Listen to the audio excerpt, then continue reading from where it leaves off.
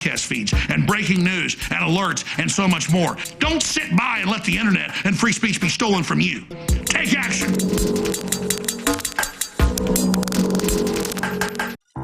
Joe Biggs here with Infowars.com. Join us for our live coverage of the upcoming debate between Donald J. Trump and Hillary Clinton on September 26th. Go to Infowars.com/show for all the live coverage, and also go to the Alex Jones channel on YouTube. Will Hillary wear an earpiece? Will Donald Trump and Hillary actually be on the same stage? Or will they try to do another forum like we've seen before? This is all going to be leading up to our 48-hour long coverage on November 8th of the election between Hillary Clinton and Donald Trump and the future of America. Make sure you spread this like wildfire, because we need to get patriots all over the country aligned and ready to stand up and make the changes we need done by voting and getting someone in who will actually take America back and make America great again. This has been Joe Biggs with Infowars.com.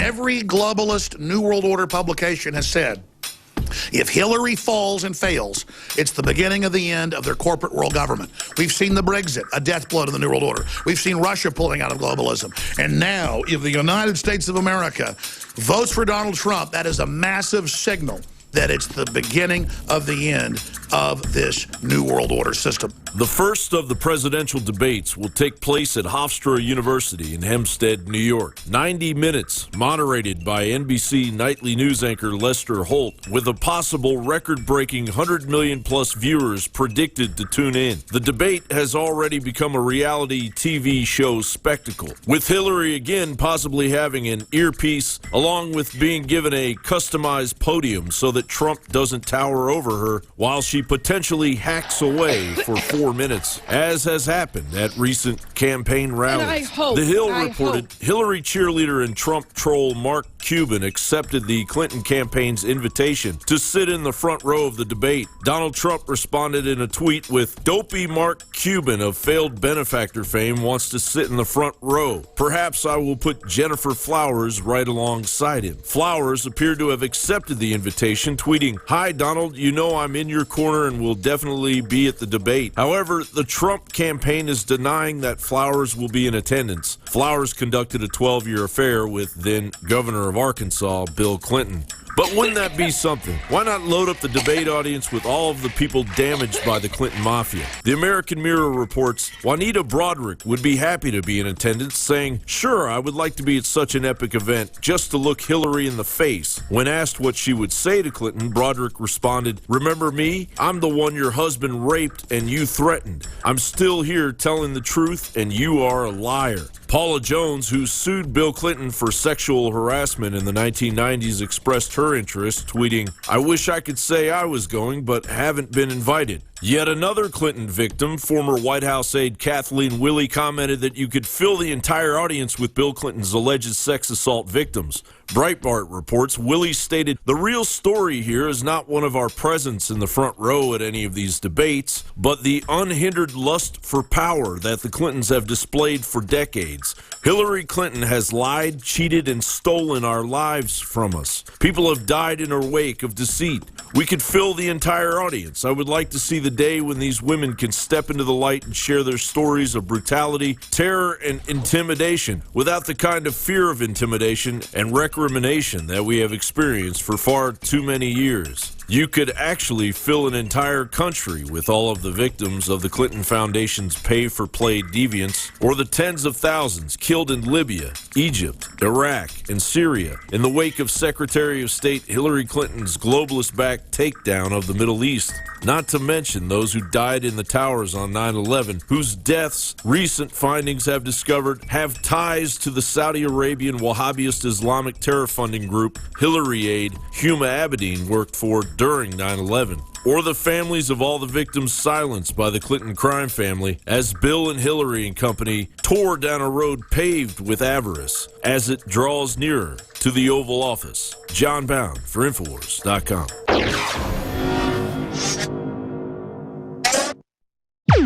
I'm Margaret Howell reporting for Infowars.com. Well, if you want to know about all the countries that Hillary Clinton has single-handedly destroyed, look no further than our website, Infowars.com. There's an article up online right now. It's trending, written by Wayne Madsen. Wayne's going to be on Alex Jones' show later today, and then the Nightly News tonight with Owen Schroyer. I want to take you through what he said. I encourage you to take a look at this 11-page article in its entirety. It's amazing. It's entitled, Here's a Handy Chart of Clinton's World Destruction. And then he goes on to write about what Secretary of State Colin Powell had written about Hillary Clinton. He basically said everything she touches turns to you-know-what. He said she screws up everything with hubris. And then Madsen gives this brilliant, detailed list of every country that she's been involved in and single-handedly what she's done to them. You know, Madsen talks about as Clinton as Secretary of State, she threatened Belarus, Ecuador, Bolivia, Cuba, Somalia, Uzbekistan, and Peru with recriminations if they recognized a state that she was trying to ignore. He talks about her involvement in Libya, the gun aspect of what she did on the ground in Libya, what she's done in Syria, and what her actions have done that have led to the creation of ISIS. So we're talking about a woman that is on a major power trip right now. She wants the highest office in our land, and yet look at her track record. She screws up everything she touches. Can you only imagine the foreign policy regime that we're going to have if she gets her hands on the keys to the White House? Now, Wayne Madsen goes on to talk about how Clinton's involvement in the Arab Spring resulted in the rise of Sunni Wahhabism and the Islamic State. Basically, she had a hand in the creation of ISIS in northern and western Iraq, and Iraq's plunge and dissension into hell. He goes on to talk about in 2009 her involvement in Kosovo, which led to the state increasingly becoming a state ruled by criminal syndicates and terrorists and former Liberation Army officials, which we know were basically terrorists. So we need to take a look at Hillary Clinton's record. She has a lengthy past full of crimes. I encourage you, go to our website, take a look at this article. While you're at it, download our app, Infowars.com/app. I'm Margaret Howell reporting for Infowars.com.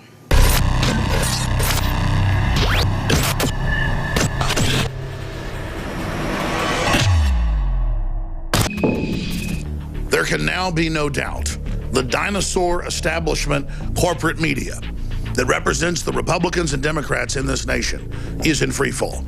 And Donald Trump is simply a focal point or a bellwether, illustrating the fact that nationalism and populism is rising. And at the heart of this fight is Infowars.com and my syndicated radio broadcast and nightly news transmission, as well as our films, the news articles that our great investigative journalists write every day. And of course, you, the listeners and viewers of Infowars, you are the true heart, the true blood, the sinew, the bone, the brains, the guts. You are the embodiment of Americana and the resistance to tyranny. Info warriors of every race, color, and creed who have red blood coursing through their veins are unified by their love of basic liberty and human empowerment. You are the individuals that have bought the high-quality products at InfoWarsStore.com over the years and supported our sponsors. And that's why, to mark this historic debate with roughly 100 million viewers set to tune in, we are going to offer, before, during, and after our coverage, free shipping store-wide at InfoWarsStore.com. We're also going to be premiering the introduction of the new flagship product at InfoWarsLife.com. InfoWars Biome Defense Probiotic. I've been involved with supplements, nutraceuticals for almost my entire career in media. And in the last 5 years, since we launched InfoWars Life, we have had thousands of emails and callers ask, why don't you have a probiotic? The jewel in the crown of any nutraceutical lineup. And the answer is simple. We wanted to come out with the largest spectrum of high quality, known probiotics that have been proven to improve overall digestion and health and detoxification in the body. Biome Defense is an exclusive blend of 50 billion live and active cultures from over 23 different probiotic strains that are known to support digestion and intestinal function. Our researchers are confident that we have been able to develop what will be the leading probiotic on the market. Look, I'm not telling you some secret here. Probiotics is turning the tide against the globalist assault on our bodies. And so that's why we didn't give viewers and listeners some quick fix or private label some other probiotic that was out there. We went out and worked for year after year after year with the top experts to produce the ultimate fusion of proven probiotics at an extremely affordable price. Secure your Biome Defense in ultra strength or regular strength at InfoWarsLife.com today and get started supporting your digestive system naturally. Owen Schroyer for Infowars.com, and I'm out in the streets of New York City. We're in Times Square right now. We're going to see if the people here on the streets of New York are excited as we are, and we're going to see what they're looking forward to and if they're even going to watch. Let's go find out. Are you guys going to be watching the presidential debate tomorrow night? Absolutely. What are you looking forward to? Trump going over to Hillary. What about you, ma'am? I don't care, honestly. No. You're not going to watch it? No. Are you eligible to vote? No. Oh. Are you, ma'am? No, sorry. No. Are you guys eligible to vote? Yeah. But you won't watch the debate? No. Are you going to vote? I don't know yet. Are you going to watch the presidential debate tomorrow? No. Nope. Not going to watch? Nope. They're going to be too busy trying to find their clothes. Are you going to watch the presidential debate tomorrow night? Yeah, sure. I want to see who wins. What are you looking forward to the most? Seeing somebody lose. Seeing somebody, what do you mean by lose? Just make a fool of themselves? I don't want anybody to be president. I'm voting for Snoop Dogg. All right, Snoop Dogg. What about you, sir? Are you going to watch the presidential debate? Fuck Hillary and fuck Donald Trump. They can both suck my dick. What's his face? What's him with the wig, the hair? Trump? Oh, no way. You don't like Trump? No, he's an idiot. Yes. What are you looking forward to the most? I don't know what to say. You say what I like about the president? What do you think is going to happen during the debate? You think someone is going to make a fool of himself, or do you think it'll be good for America? I think the one be good for America is Hillary Clinton. That's the one I like it. So you're looking for Hillary Clinton to make some strong statements? Yes. Of course, yes. What are you looking forward to? I'm from Mexico, and I don't want to win Donald Trump, so I want to watch. So Hillary has many things to say to Donald. So you're looking for some immigration talk? No. Only because we don't want to build that wall that Trump says. Are you going to watch the presidential debate tomorrow night? If somebody changes our country. Okay, but debate's tomorrow night, so you got 24 hours. I don't know if much is going to change. You think you'll tune in? I don't know. This country sucks. Hey, I just ran into Laura Loomer from Project Veritas. Laura, what are you looking forward to in the debate tomorrow? Well, it's definitely going to be the most anticipated presidential debate in history, and I'm looking forward to a lot of the investigations that have been uncovered in the past year and a half being brought to light, and some bombastic dialogue between both candidates. Are you guys going to watch the presidential debate tomorrow night? Yes, we will. Yeah, of course. What are you looking forward to the most? See what comes out of Donald Trump's mouth. You mean like what stupidity comes out of his mouth? Not necessarily. What about you, ma'am? Same thing. I'm just kind of waiting. It's always. So you're looking forward to hear what Donald Trump has to say, though? Oh, yes, I am. Yeah. Both of them.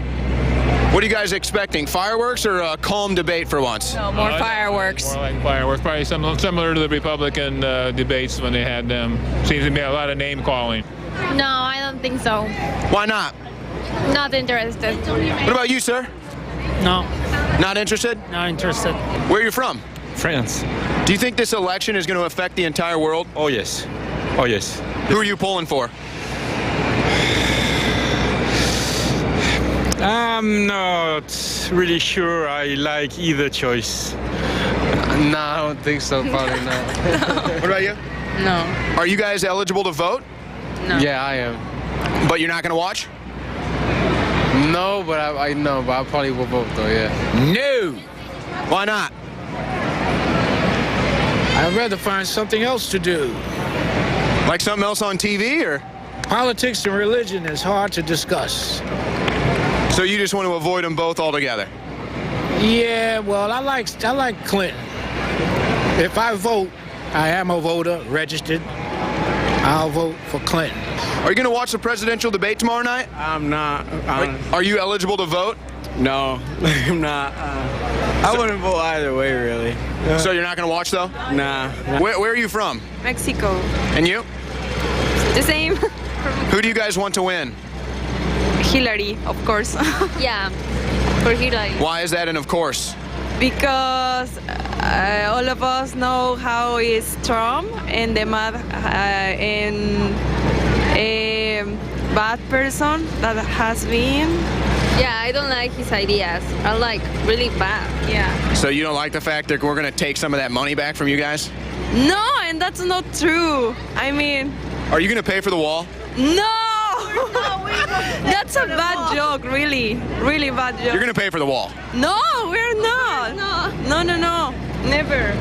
Are you guys going to watch the presidential debate tomorrow? Absolutely. What are you looking forward to? I'm looking forward to see them square off. I want to see. It's an important decision, and I think she's going to kick his butt. So I want to see that happen. You're expecting a Hillary victory? Yeah, I am. I also vote for Trump. Where are you from? New York. Money makes money. Trump is the way to go. Thank you, sir. Are you going to watch the presidential debate tomorrow? Who are you polling for? Oh yeah, of course. I'm definitely watching it. What are you looking forward to? Trump. Just Trump? Yeah. Just kicking butt? That's it. All I know, I hope he wins. That's all I care. So we just heard from the people in New York City. Are they going to watch the presidential debate? Most of them seemed uninterested. Some of them said yes. Some of them said no. But really not that much excitement. Not as much as I feel. Not as much as we expected. We are expecting this to be the best rated presidential debate ever. But if you were going around the streets asking people about it, not that much excitement. Doesn't really seem to be on people's minds. Remember, download the InfoWars Live app. You can watch all of our coverage live on the InfoWars Live app. We'll have complete coverage of this debate tomorrow night. Infowars.com/show. Americanism, not globalism. November 12th, fighting Rashad Evans in New York at Madison Square Gardens. I'm coming to not only win, but to dominate. I need to make an exclamation mark to the entire division that I have been and I still am the best fighter in that division. I have 2 months to get ready for the fight. I'm going to go to Albuquerque, New Mexico, to Jackson Winklejohn MMA. We're actually going to bring some cameras from InfoWars to film some of my fight camp. You know, when you're training, you're training 90-minute sessions once, twice, 3 times a day. You know, there's 1 day a week that I only have 1 workout. All the other days are 2 or 3 times. You know, I use Super Male Vitality when I am tired, when I'm broken. It's those things, it's these supplements that kick me into the next gear so I can have another training session. It's cold-pressed, known herbs. I didn't develop this. The top herbologist, doctor group in the country. It's the best. Yeah. And it's like sold in medical clinics, but it doesn't copy testosterone. It only gets your body to release the hormones you already have. And what I'm told is it actually blocks estrogen mimickers that are in all the plastics and crap, so it brings you more to your natural state. What's in the things that I'm taking are real herbs. This is real food that I'm taking before workouts and after workouts. Totally natural. Totally natural to feel better and to be the most elite athlete on the planet. And by the way, years ago, you and Shane were going out and getting raw milk. You were getting your vegetables from the Amish. Go buy the product. I believe in it. It's the real deal. And I mean, look at me. I mean, I'm no Ted Kennedy, but 70 pounds I've lost. You feel it, you notice it, and I'm still getting faster. I'm still getting stronger. You know, I'm still becoming harder to kill every day. With Super Male Vitality, X2 and other products, it's helped me lose over 70 pounds of freaking fat. I gained back about 30, 40 pounds of muscle. I'm a pretty big guy. And it's incredible what Mother Nature gave us, and your purchase supports everything we're doing. But you heard Tim Kennedy, who I never intended to be a sponsor. I like it. You know, is it evil of me that I don't want Hillary's camp to start using any of our supplements? Because she might actually get a little healthier. You know, we thought of that as a joke to send her some super female vitality, and people said, well, wait, we don't want to help her. It might actually help her. No, but really, like, it affects change. I take super male vitality every single day. I love it. My wife loves it. My coaches love it because I have energy nonstop. There's a foundation to being an athlete. You know, there's kind of the four cornerstones. You got to have healthy sleep. You have to have that workload, that hard work in the gym or every day and your job, whatever that is, hard workload.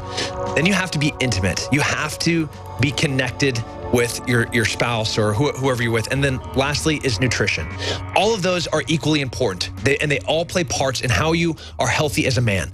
So for me as a male athlete, I have to be intimate with my wife every day, a couple of times a day if I can. You know, like I have to get good sleep. I have to have that good work, and I have to have that good food. And these things, super male vitality, is one of those things that is cornerstone to who I am as an athlete and as a man. Electrify your day with Secret 12. It's like lightning in a bottle. We all have days in which we just can't seem to perform at the level we'd like to. InfoWars Life Secret 12 is designed to naturally energize your body and mind with 2 great tasting and super high quality forms of vitamin B12. Proper vitamin and nutrient intake is essential to keep your body functioning at optimum levels. The reality is, it's hard to take in the proper amount of vitamins we need each day with our modern diets. Secret 12 by InfoWars Life is an easy way to naturally upgrade your vitamin B12 intake and support your body's natural systems. It pairs 2 forms of vitamin B12 into one explosive formula. Vitamin B12 supports healthy energy levels through red blood cell formation and aiding in the body's natural processes, but it also assists with many other functions of the body. Electrify your mind and body and take your health to the next level. Experience the power of Secret 12 at InfoWarsLife.com. That's InfoWarsLife.com.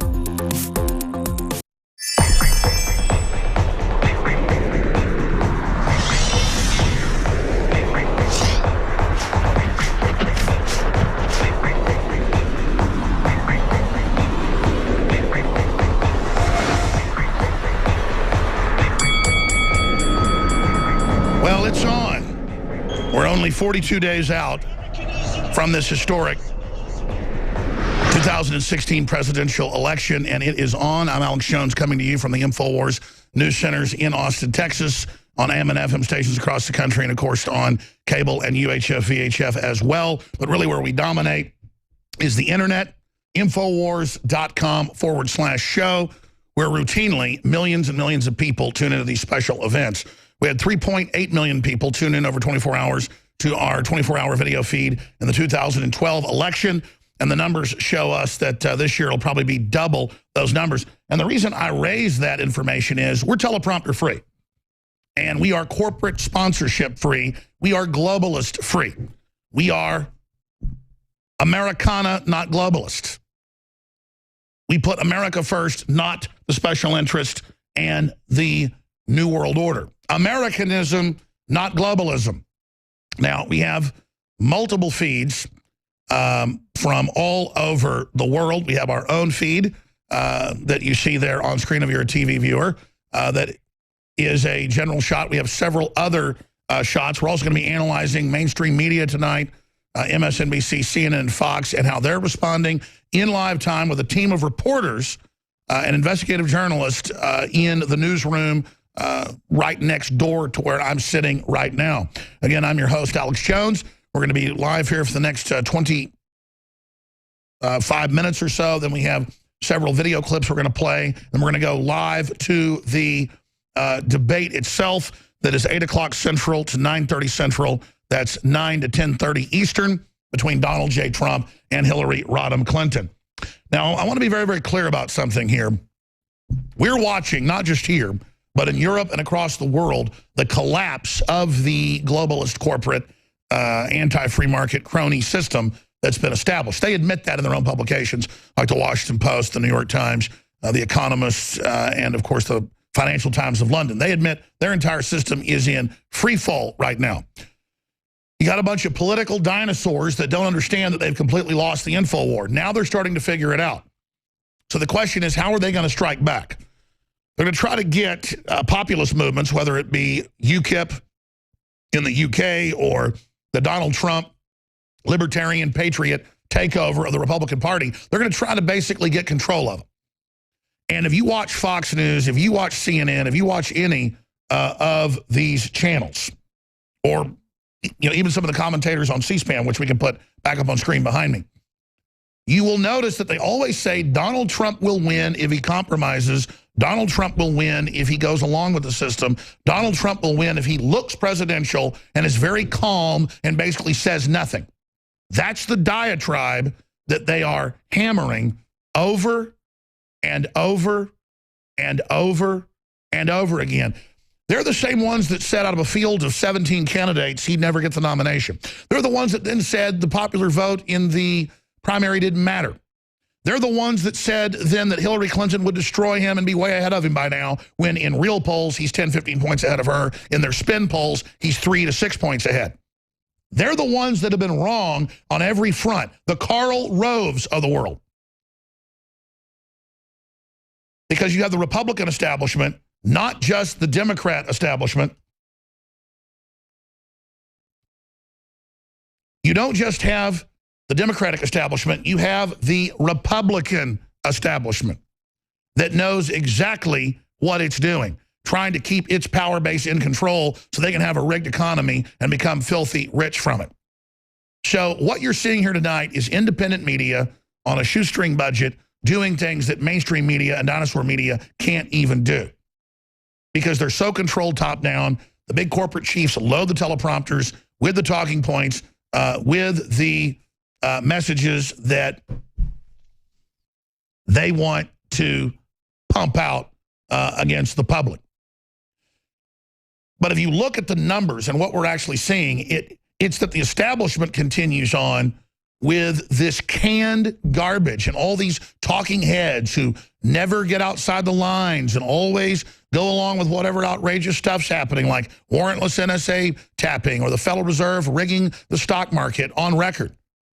They're all there, the Eric Schmidts of Google you see on screen and others, to just make sure that the same old agenda of consolidation and vertical integration of power begins. So the very people that were wrong all along about everything they told you about Trump, who were trying to get you to have a self-fulfilling prophecy that sovereignty and populism and America first was impossible, they're the ones now telling you Trump will be the winner if he just doesn't basically be rude to Hillary, and that she'll be a winner too if she basically isn't rude to Trump.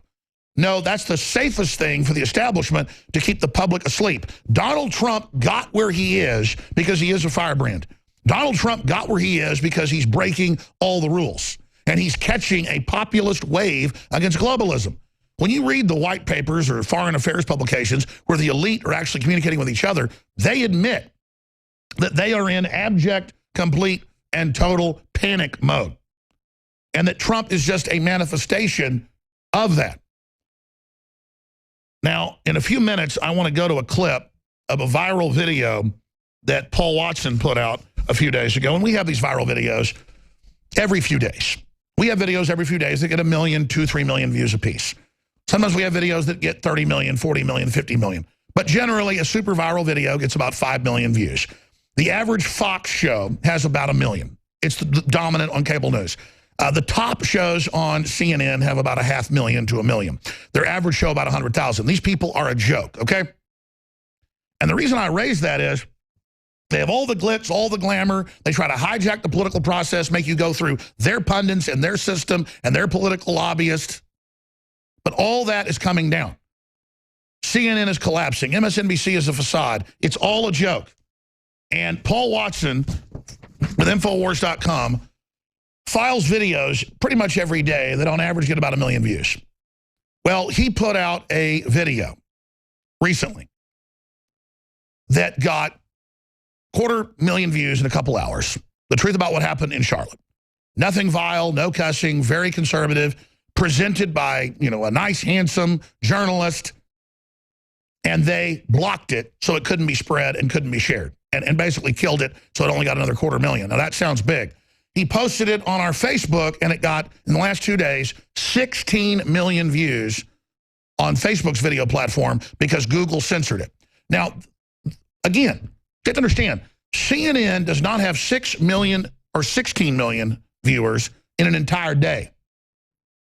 Fox News has probably got 20 million viewers or more a day. Fox News, that makes billions of dollars a year, has thousands and thousands of employees, studios all over the United States and all over the world.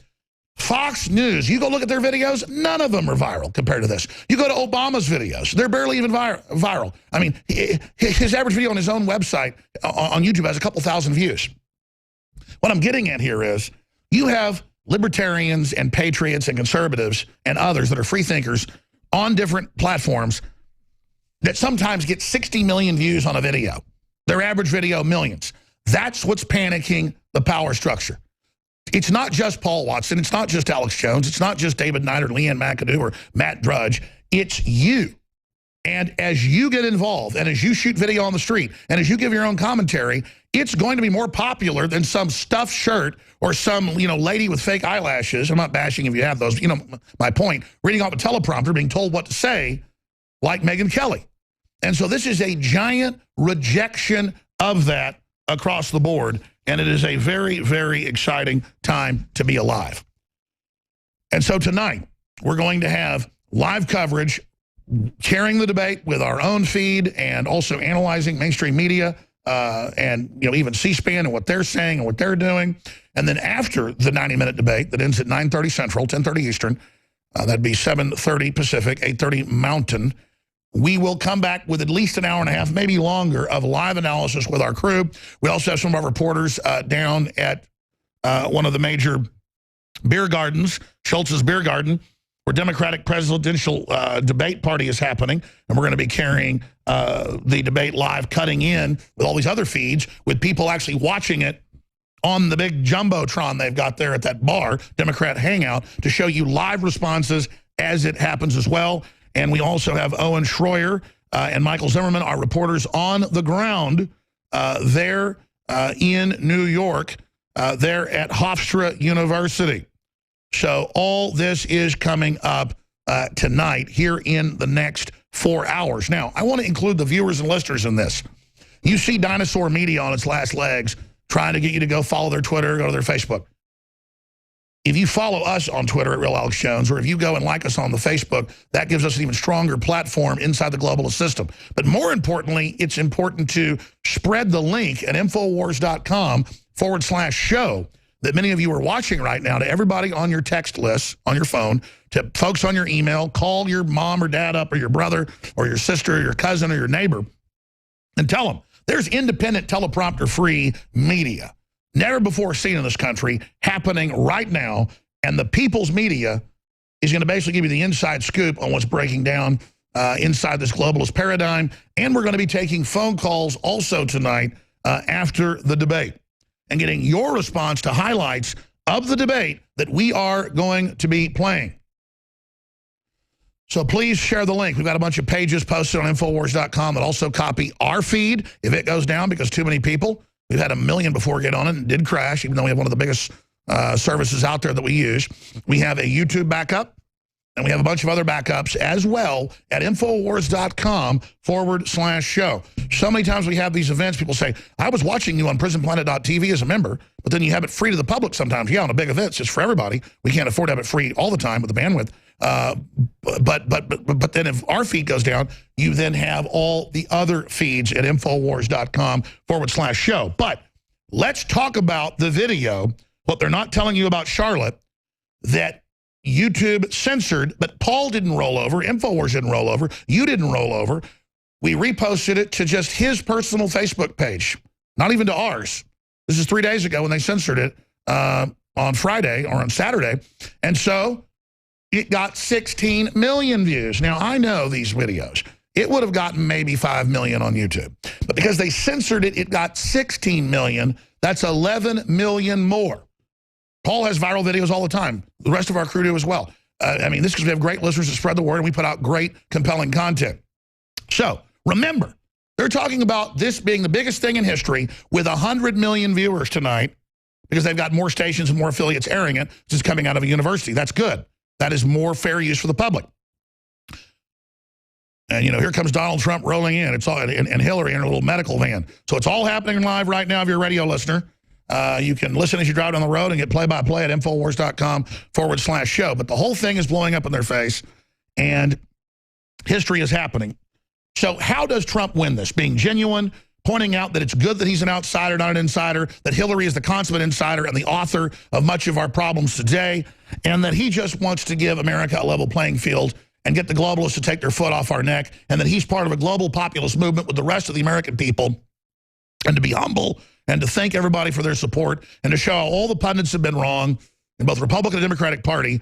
And I don't think he should be too nasty, but he also shouldn't listen to them and, quote, just sit there and act like a stuffed shirt. Sure, they'd love for him to go to sleep, not change things. They'll let him in then.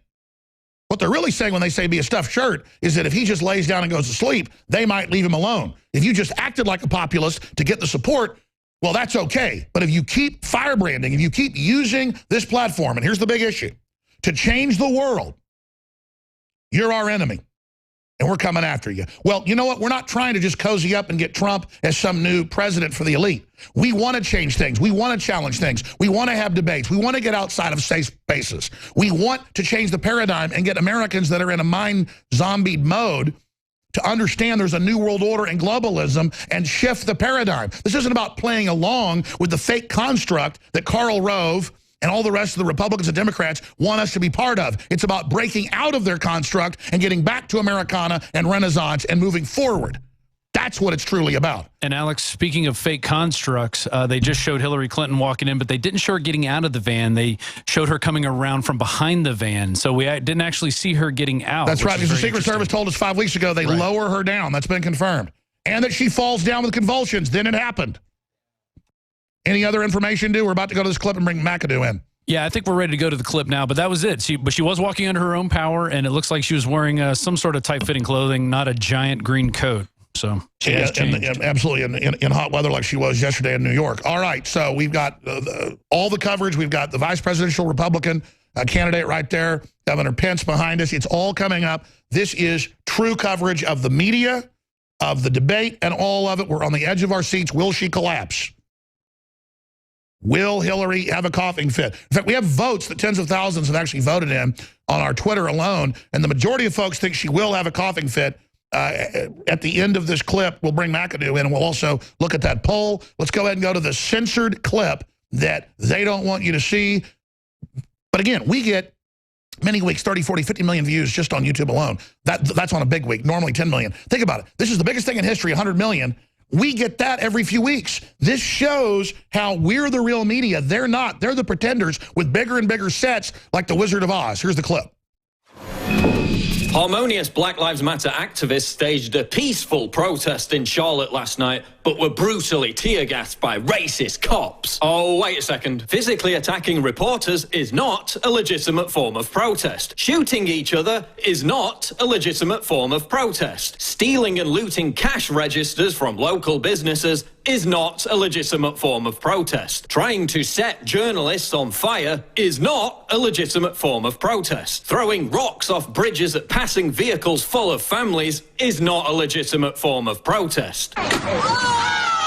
Beating up innocent people in underground parking lots because they're white is not a legitimate form of protest. Smashing up apartment windows where black people live to protest in favor of Black Lives Matter is not a legitimate form of protest. Smashing up buses that poor black people rely on to get to their jobs is not a legitimate form of protest. Looting the Charlotte Hornets team store so you can steal basketball merchandise is not a legitimate form of protest. Stealing sneakers is not a legitimate form of protest. Attempting to hijack cars and terrify their innocent occupants is not a legitimate form of protest. But how did MSNBC report on all this? By calling the rioters peaceful. The people that are out here protesting, they're hugging and they're like, they're being very peaceful. We were following this crowd that was largely peaceful. Mostly peaceful. We've also seen some sweet scenes of protesters hugging one another and praying. Mostly a group of peaceful protesters. Peaceful, peaceful, peaceful, peaceful, peaceful. And that's why 94% of Americans don't trust the mainstream media. What's unfolding in Charlotte is objectively, manifestly, provably not a protest. It's a violent, unjustified riot by criminals, gang members, and thugs. Why is the media giving it legitimacy by still referring to it as a protest. If mobs of white supremacists were looting stores, setting fires, attacking journalists, and shooting guns,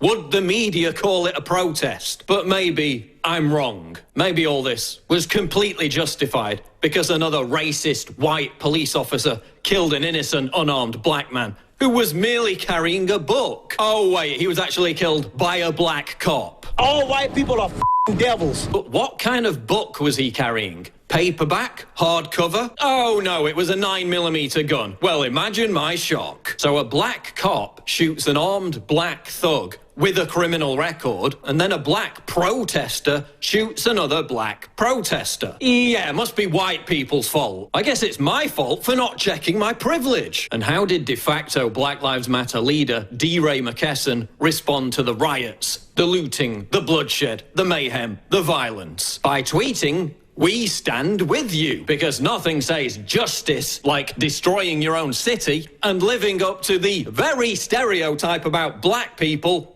that you constantly complain about. Barack Obama also stands with this group, while billionaire white elitist George Soros bankrolls it to the tune of hundreds of millions of dollars. Hillary Clinton has promised to change laws for them. They advocate killing cops. They've inspired mass murderers who have killed black cops. Their ideological guru is a convicted cop killer on the FBI's most wanted terrorist list. They've built an entire movement based around the completely fraudulent narrative that there's a racist war against black people being waged by cops. It's manifestly, provably not true. This is what they're protesting against, while none of them give a damn about this. Thanks to Black Lives Matter, more black people are killing each other because cops refuse to patrol these areas. Black Lives Matter is poison. It's doing incredible harm to race relations in America. It's giving gang member thugs an excuse to carry out criminal rampages. And it's resulting in more black people being killed by other black people. How many more cities need to burn before this reality is realized? Peaceful, peaceful, peaceful, peaceful, peaceful. Now, I know why MSNBC didn't want us to hear Maddow saying peaceful, peaceful, peaceful video of people attacking basically black KKK members. We're against the KKK attacking blacks. We're against blacks acting like KKK attacking whites. We're only 16 minutes and 15 seconds out from this historic debate, the biggest ever. We're going to have our own live feed. Our reporters are there. We've also got C-SPAN. We're going to be analyzing mainstream media and breaking that down. But I want to put on screen for TV viewers. This was from this morning. It had 16+ million views. And this happens all the time. It's just an example of a video they tried to censor on YouTube, blocking it at 500,000 views. And so it got 16 million on Facebook. See, the fact that they try to suppress us only makes it bigger. And that's why we have 1 billion views on one channel, 5 billion views total, because we are dominating. We are the future. We're the real liberals, not the fake establishment liberals that tell you what words to use. 16 million views. Now, I checked an hour ago. It's over 17 million. It'll be 30 million in a week. They might try to censor that. But look, you can't censor something people are hungry for. They can't get Maddow's videos on YouTube. Might get 4,000 or 5,000 views. No one wants these people. They're a joke. Right. We're bigger than they are. And I don't want to be bigger than they are, but it's a hoax. It's a hoax. Now, Leanne McAdoo is here. She'll be riding shotgun with David Knight, myself, and others. We've got several hours of post-game after this when we can really analyze it. We're going to have crews grabbing clips and doing real fact-checking and putting them out. That's what's really going to be viral and important, is that we've got a great crew up here, people behind the scenes.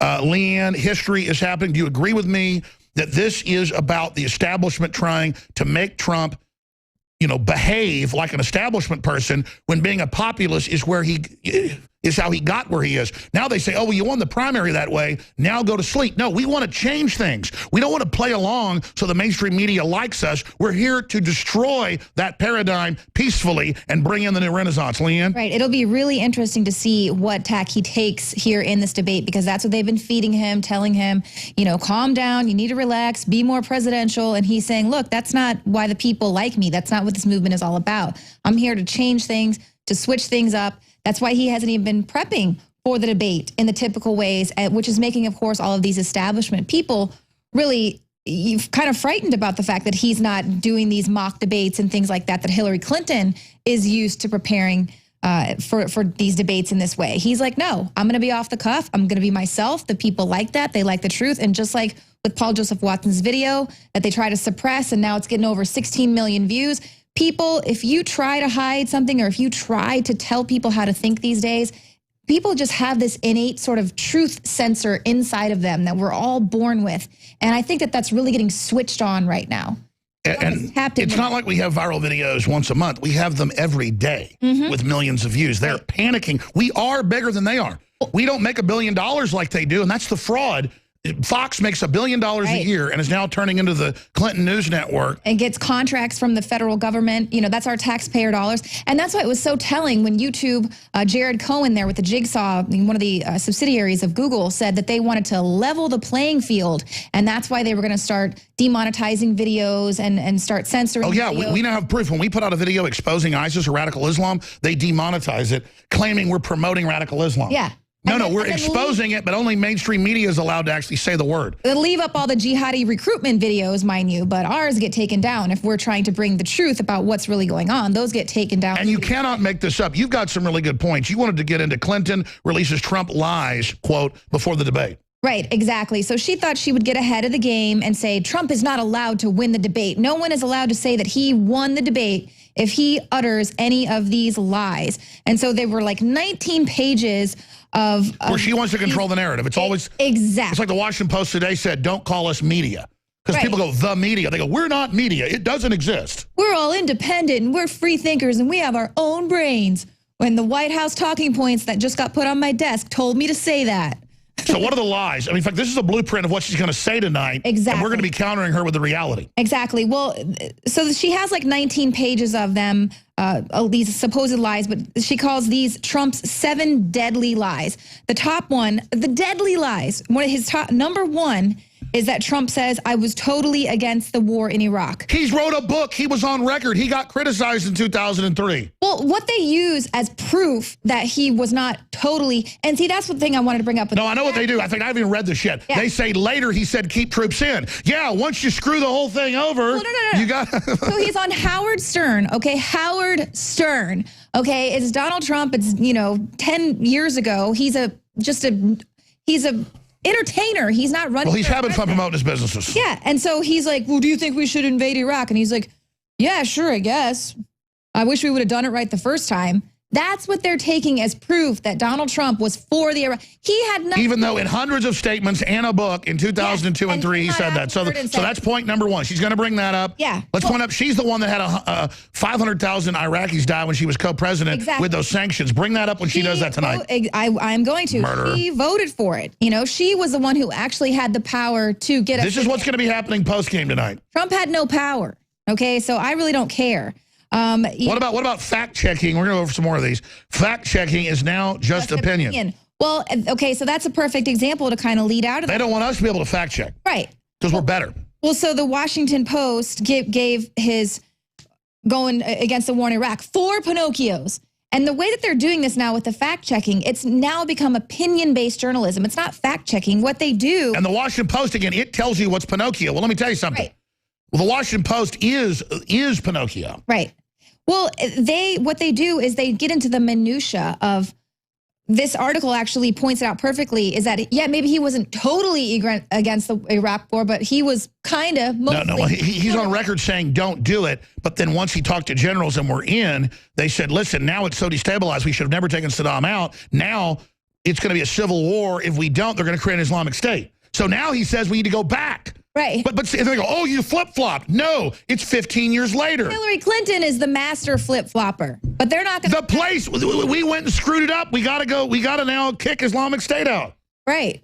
And that's the other thing they try to bring up here is how when they were... Was she the founder of ISIS? And she goes on to say, well, no. She was... No, Abu Bobby Boo Boo did. It's figurative. Well, no, when she says he's the top... a recruiter for him, so that's figurative too. Well, actually, what she goes on to say, Clinton was one of the loudest forces for keeping a residual force in Iraq and for arming the rebels. which, as is we have ISIS. heavily documented, has turned into ISIS. They've defected to ISIS. Because they're Wahhabis. We got to move quick here. So now, no third-party candidates, thank goodness. Well, I mean, I'll tell you, they're ignoring the Green Party candidate, who's pretty darn good. And I agree with their policies, but she's for real. They don't want her in there because she'll take votes from Hillary. I'm Bill telling Stein you. was actually Ad Hofstra got kicked out. Really? Yeah, because she's not. Oh, yeah. Well, Johnson is pulling mainly from Trump. That's why he's the darling. And again, why vote for Trump? The entire establishment is having conniption fits over it. You got to go for Trump. Right. Well, thank goodness that Gary Johnson is not there representing the Libertarian Party, because if there was ever a year for a third party to stand out, this would be the year. And he is so not a libertarian. He was kind of thrown in there to make the Libertarian Party look like a bunch of fools.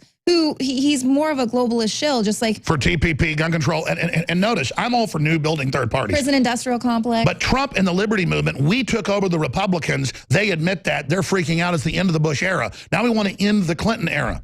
So instead of just creating a new party, we took the party over. And so that's what's really happening here. That's why this is such a referendum against the globalists. And it's why once Trump gets in, we do have to stay on not so much him, but his surrounding courtiers to make sure and enforce the Republic. So our job just begins once we get Trump in. What do you make of him surging in all the polls? Remember when they were putting the fake polls out? I said they were fake. It came out they were. I mean, what are they going to do? Leanne, what's your gut tell you? I'm at the edge of my seat like everyone else. I think even today the polls came out and they were neck and neck. I mean, totally tied. And that's their spin polls, yeah. Yeah, and you know, who knows with these polls? Of course, they could be doing that to just up the suspense on this, to make sure that they're the most epic ratings ever for a debate. I mean, these are Super Bowl level ratings that they're expecting for tonight. So, yeah, I mean, that's the thing I was kind of getting to with Roger Stone yesterday, is that they are, either way, they're being set up for something once either one of them gets in office. That's right. Well, listen. The German government has said, get food, get water for a month. The biggest emergency ever is about to come. Right. The big German central bank's about to go under. That's Bloomberg. That's Associated Press. Right. We, of course, had guests on 3 months ago saying, get ready. Now they're saying it. I don't want to be gloom and doom. I want to get ready. I want to stop it. I don't like this fiat system, but we're riding on it. I don't want it to sink. I want to try to fix it and reform it. But we've got globalists like Soros that want to just dynamite it all because he knows he's going to manage the, quote, recovery, the reconstruction, the Marshall Plan, in his own words. We need a Marshall Plan for the world, and then he controls the money. Right. No, no, no. What is your, again, gut, Leanne McAdoo for Infowars.com. We're now 6-7 minutes out. Let me jump in here real quick, Alex. If you take a look at the split screen there, we're already at 40,000 people just watching on one stream. I think that's pretty impressive. Excellent. Thank you all for watching. Well, Sharon, let's be clear. I've built over 3 million terrestrial radio listeners rated by ad agencies every day with almost 200 affiliates. And then we have over 1 million that get the podcast every day and tens of millions that watch YouTube. But what's fun is to have 8 or 9 different streams and to know tomorrow, conservatively, we'll have 500,000 viewers that tuned into this live event. And then we'll have videos that are snippets of our analysis that get seen by, I'd guess, 20 million people. In a couple days, we'll have, you know, a few dozen videos that have 20 million views that'll dominate the coverage and analysis of this with our common sense grassroots talking points. But yes, you go to Infowars.com/show. You've got a bunch of different feeds, including YouTube, and there's one of them with 40,000 people tuned in right there. And again, if you're a Democrat, if you're a Libertarian, if you're a communist, if you're an atheist, well, you know, whatever you are, go do your own live feed of this as well. Mm-hmm. That's what we're trying to get people to do, is to break the monopoly of the establishment. Rob, dude? Yeah, I totally agree, Alex. But it just really is humbling watching the numbers of people that are coming in and watching this and on our own feeds. They're bypassing the mainstream media paradigm. Oh, look, there's They're Bill not Clinton. taking that on spin. C-SPAN. In fact, let's cut to that feed. Yeah. I mean, there's the corpse. Well, there he is, the rapist right there. You. There he is. There is Mrs. Trump. Oh, shaking. She's even prettier in person, by the way. He's like, hey, how are you? Went to your wedding. Yeah. Well, there's no way Trump's double-crossing us. He'll destroy himself. That's why he isn't just staying radical and patriot for us. And they're like, wait, you've already won the primary. Why are you doing this? It's because the generals and the patriots are all behind him. They want to restore America. It's not radical to not let China have currency tariffs and tax tariffs on us of basically 35% on currency, 10% on tax. That's 45% tariff. Of course we can't compete with China. There's a frickin' 45% tariff on us. We have nothing. Trump is going to say, we're only going to let you have half that tariff. In a deal, you can keep screwing us, but with lubrication. I mean, I don't mean to use a gross analogy, but that's it. Leanne? Well, I mean, I guess my big concern is what is Donald Trump going to do if he gets elected, when he gets elected? What is he going to do when he gets thrown right into World War III? We have to be behind him. I mean, Obama is doing everything he can to get the wheels in motion for this before he leaves office. Did you see the Chairman Joint Chiefs of Staff Sunday? We were on the show. We played it saying, I've been asked to attack Russia. If you want a no-fly zone, it's war with Russia. I need to be openly told to attack Russia. Right. I did a declaration from Congress and the President for World War III. I mean, and the average American doesn't know this happening. We'll play that in the post-game. The debate is about to begin. Lester Holt, who I actually like, I think he's going to be fair. I'm just guessing that because I didn't even know the guy was more of a libertarian conservative, but I always like Lester Holt when I see him. He does better reports a lot of times, seems fairer. We'll see what happens, but Lester Holt is about to take over. They're about to begin it. We're going to go to a little 3-minute piece. We're going to come back, and we're going to carry our feed, and as a backup, we've got C-SPAN. We're going to be analyzing the mainstream media and critiquing that because this is a major public event, but we officially do have our own feed. I'm Alex Jones, Infowars.com. Spread the link to everyone right now, Infowars.com/show, or the YouTube link, and everybody tuning in. It's a revolution of new media. There can now be no doubt the dinosaur establishment corporate media that represents the Republicans and Democrats in this nation is in free fall. And Donald Trump is simply a focal point or a bellwether, illustrating the fact that nationalism and populism is rising. And at the heart of this fight is Infowars.com and my syndicated radio broadcast and nightly news transmission, as well as our films, the news articles that our great investigative journalists write every day. And of course, you, the listeners and viewers of Infowars, you are the true heart, the true blood, the sinew, the bone, the brains, the guts. You are the embodiment of Americana and the resistance to tyranny. Info warriors of every race, color, and creed who have red blood coursing through their veins are unified by their love of basic liberty and human empowerment.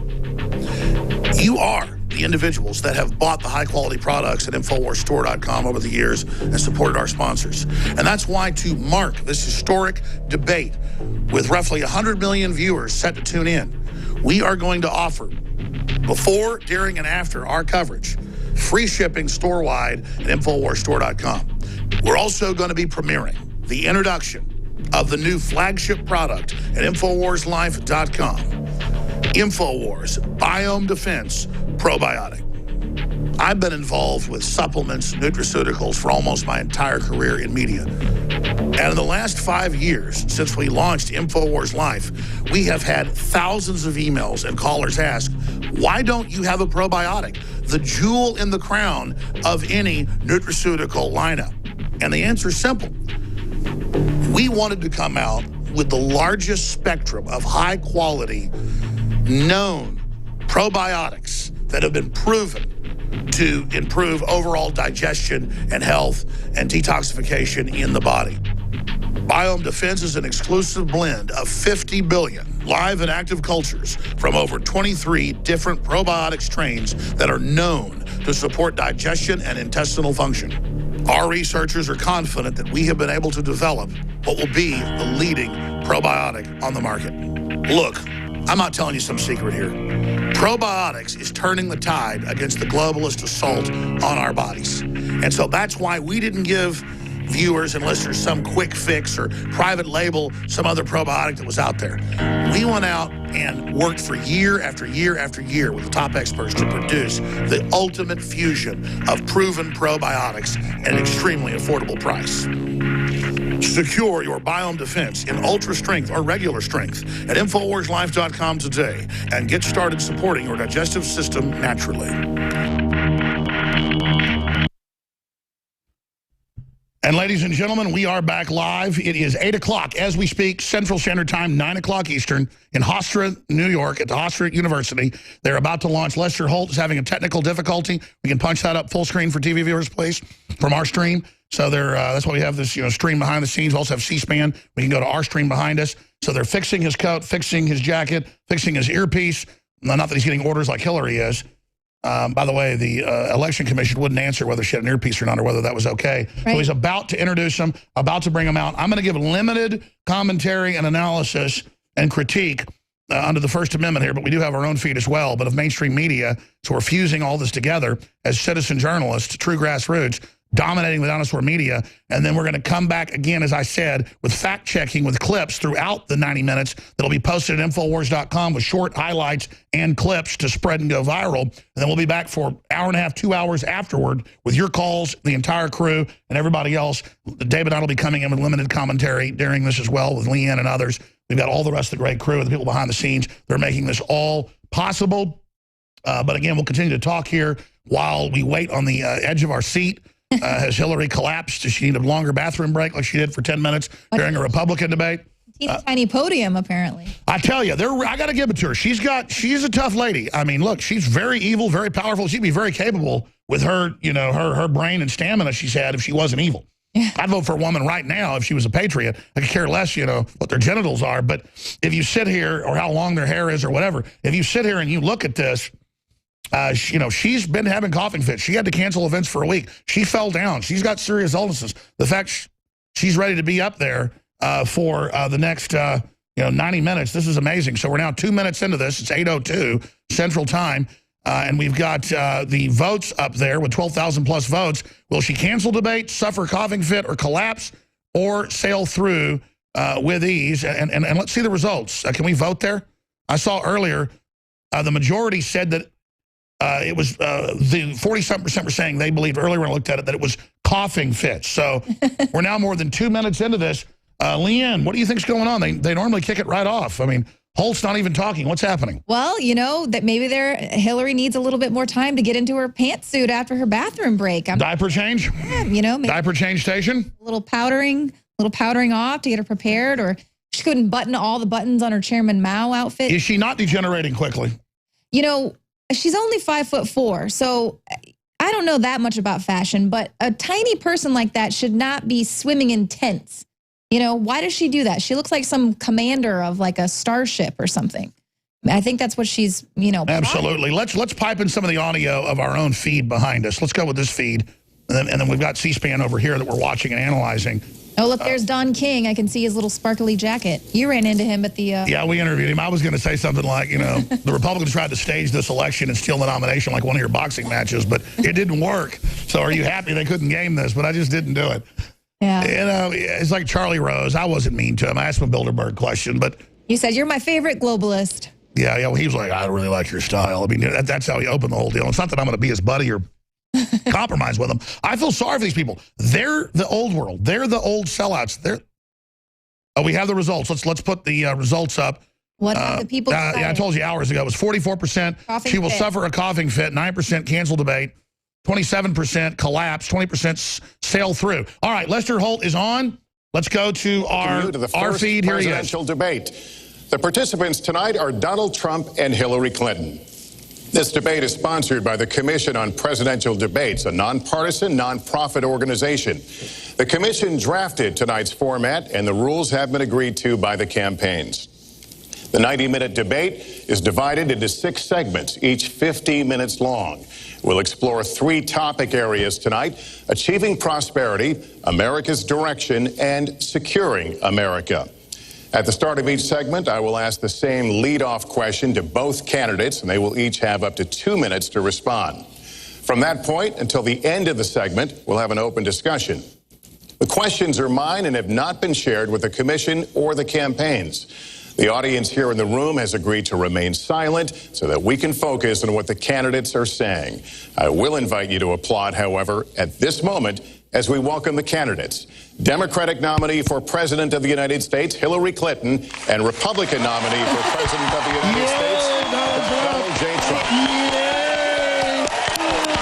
Oh, Mara. This is walking in her own power. Look at Donald Trump, our next president. It's funny how they're wearing the opposing color. Interesting. Look at that power well, suit. She's got to wear contra red. That isn't her contract. Now, Trump's the real deal. He's just not out to get America. All right, I'm going to shut up. Let's just sit back, limited comment, Infowars.com/show. Spread the link. I don't expect us to cover all the issues of this campaign tonight, but I remind everyone there are 2 more presidential debates scheduled. We are going to focus on many of the issues that voters tell us are most important, and we're going to press for specifics. I am honored to have this role, but this evening belongs to the candidates and just as important to the American people.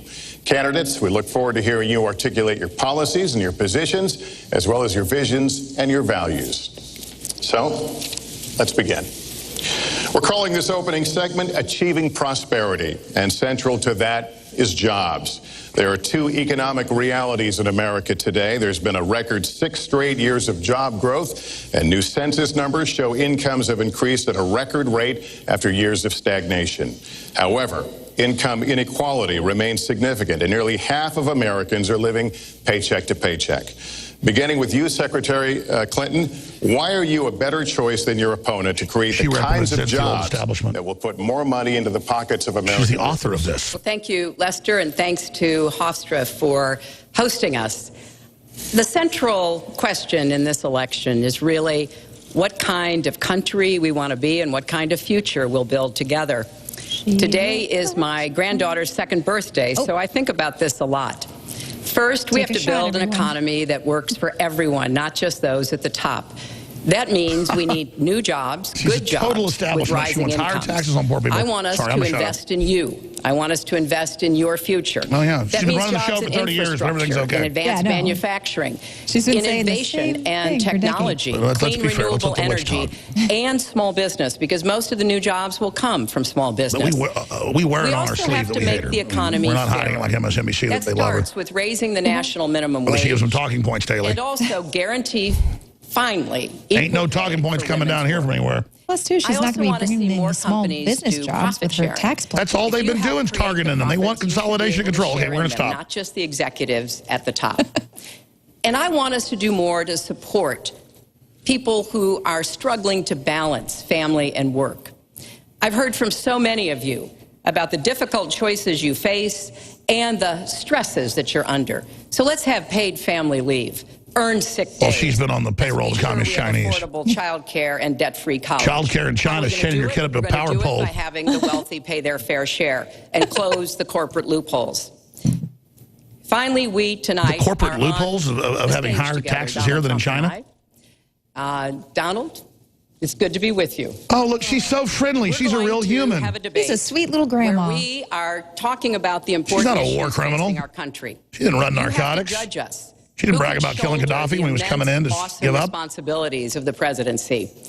Who can put into action the plans that will make your life better? Of the globalists or rapists? You, we were sure of that. Earn your vote on November 8th. Secretary Clinton, What thank country you, is better off? All right, here we go. It's about putting Here we go. Let's let Trump talk. more money into the pockets of American workers. You have up to 2 minutes. Thank you, Lester. We got to control ourselves. Our jobs are fleeing the country. They're going to Mexico. They're going to many other countries. You look at what China is doing to our country in terms of making our product. They're devaluing their currency, and there's nobody in our government to fight them. And we have a very good fight, and we have a winning fight, because they're using our country as a piggy bank to rebuild China. And many other countries are doing the same. See, what Trump just did was bring in real issues. China has a 35% tariff. Trump tells the truth about China raping us. That's the clip. A friend of mine who builds plants said it's the 8th wonder of the world. It's a fact. Building some of the biggest plants. Fact check. anywhere in the world, Total some of truth. the most sophisticated, That's the first clip. some of Put the that best out. Plants. With the United States, as he said, not so much. So Ford is leaving. You see that, their small car division leaving. They've sold us off. Thousands of jobs, leaving Michigan, leaving Ohio. They're all leaving. The raping's continuing. Allow it to happen NAFTA and GATT anymore. screwed us. Didn't make it better. Care is concerned, and so many other things. I think Hillary and I agree on that. We probably disagree a little bit as to numbers and amounts and what we're going to do, but perhaps we'll be talking about that later. But we have to stop our jobs from being stolen from us. We have to No-brainer. He's not out to screw us. From leaving the United States. He doesn't want to make us poor, Cloward and Piven. He just isn't out to screw us. That'll be his campaign. I'm not here to F you. I love Trump. Hug the big head. You up with your slogan, Trump. So many hundreds and hundreds of companies are doing this. We cannot let it Look at this man. He's so good. Under my plan, I'll be reducing taxes tremendously. from 35% to 15% for companies, small and big businesses. That's going to be a job creator like we haven't That'll be in the seen newspaper since Ronald tomorrow. Reagan. When I am gay, it's it's going for to be a Trump. beautiful thing to watch. Well, it's fun to do Companies this. will come. Just piss on the they whole will establishment. build, they will expand. New Trump companies watches will the show. He start. likes it too. And I look very, very much forward to doing it. We have to renegotiate our trade deals, and we have to stop these countries. Hillary goes and negotiates it and gets $50 million for herself, screwing us. She's a damn traitor. Well, I think that trade is an important issue. Yes, damn traitor. We are 5% of the world's population. We have to trade with the other 95%. She's not crooked, Hillary. And we She's need to damn have Hillary. smart, That's why you liked the fair trade TPP up until you decided to run for We president. need to have a tax system that rewards She wrote work the thing. and Oh, not that's just why she's financial gonna transactions. make it impossible and to do the business kind of here. plan that Donald has put forth would be trickle-down economics all over again. In fact, it would be the most extreme version, the biggest tax cuts for the top percent of the people in this country than we've ever had. I call it trumped up trickle down, because that's exactly what it would be. That is not how we grow the economy. We just have a different view about what's best for growing the economy, how we make investments that will actually produce jobs and rising incomes. I think we come at it from somewhat different perspectives. I understand that. You know, Donald was very fortunate in his life, and that's all to his benefit. Class warfare. His business with $14 million borrowed from Man, his she father. stole hundreds of millions. And he really believed Steals that Haitian refugee money. The more you help wealthy Haitian people, flood the better victims. off we'll And this be, woman and robs everything will little work out from kids, there. I don't and then buy Trump's that. bad for building hotels. I have I'm a sorry. different I'm experience.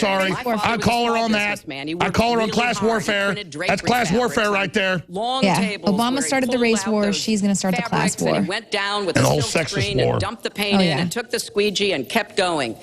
And so what I believe is the more we can do for the middle class, the more we can invest in you, your education, your skills, your future, She's been the saying this better for we will 30 be off years. and the better we'll grow. That's the kind of economy I want us to see again. Let me follow up with Mr. Trump if I can. You've talked about creating 25 million jobs, and you've promised to bring back millions of jobs for Americans. How are we going to bring back the industries that have left this country for cheaper labor overseas? How specifically are you going to tell American manufacturers that you have to come back? Well, for one thing, and before we start on that, my father gave me a very small loan in 1975, and I built it into a company that's worth many, many billions of dollars with some of the greatest assets in the world.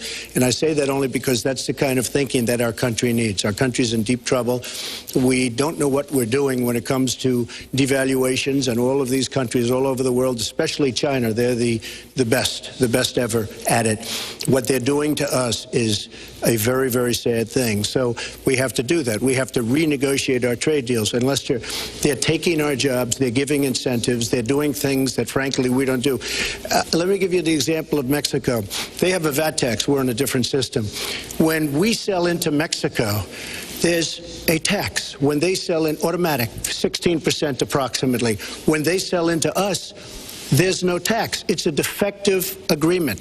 It's been defective for a long time, many years, but the politicians haven't done anything about it. Now, in all fairness to Secretary Clinton, yes, is that okay? Good. I want you to be very happy. Oh, look it's very important to me. But in all fairness to Secretary Clinton, when she started talking about this, it was really very recently. She's been doing this for 30 years. And why hasn't she made the agreements better? The NAFTA agreement is defective just because of the tax and many other reasons, but just because of the fact. Let me interrupt just a moment. But Secretary Clinton and others, politicians, should have been doing this for years, not right now. She looked pretty because of the fact genuine that there. I've we've never seen her look created that a genuine. movement. She looks like she has a They crush should on have him. been doing this for years. I can check her What's one eye now. happened to our jobs and our country and our economy generally is, look, we owe $20 trillion. We cannot do it any longer, Lester. back to the question, though, how do you specifically bring back jobs, American manufacturers? How do you make them bring the jobs back? Well, the first thing you do is don't let the jobs leave. The companies are leaving. I could name, there are thousands of them. They're leaving, and they're leaving in bigger numbers than ever. And what you do is you say, fine, you want to go to Mexico or some other country, good luck. We wish you a lot of luck. But if you think you're going to make your air conditioners or your cars or your cookies or whatever you make and bring them into our country without a tax, you're wrong. And once you say you're going to have to tax them coming in, and our politicians never do this, because they have special interests, and the special interests want those companies to leave. That's right. Because in many cases, they own the companies. So what I'm saying is we can stop them from leaving. We have to stop them from leaving, and that's a big, big factor. Let me let Secretary Clinton go. Well, Wow. let's Key to stop everything. for a second and remember where we were 8 years ago.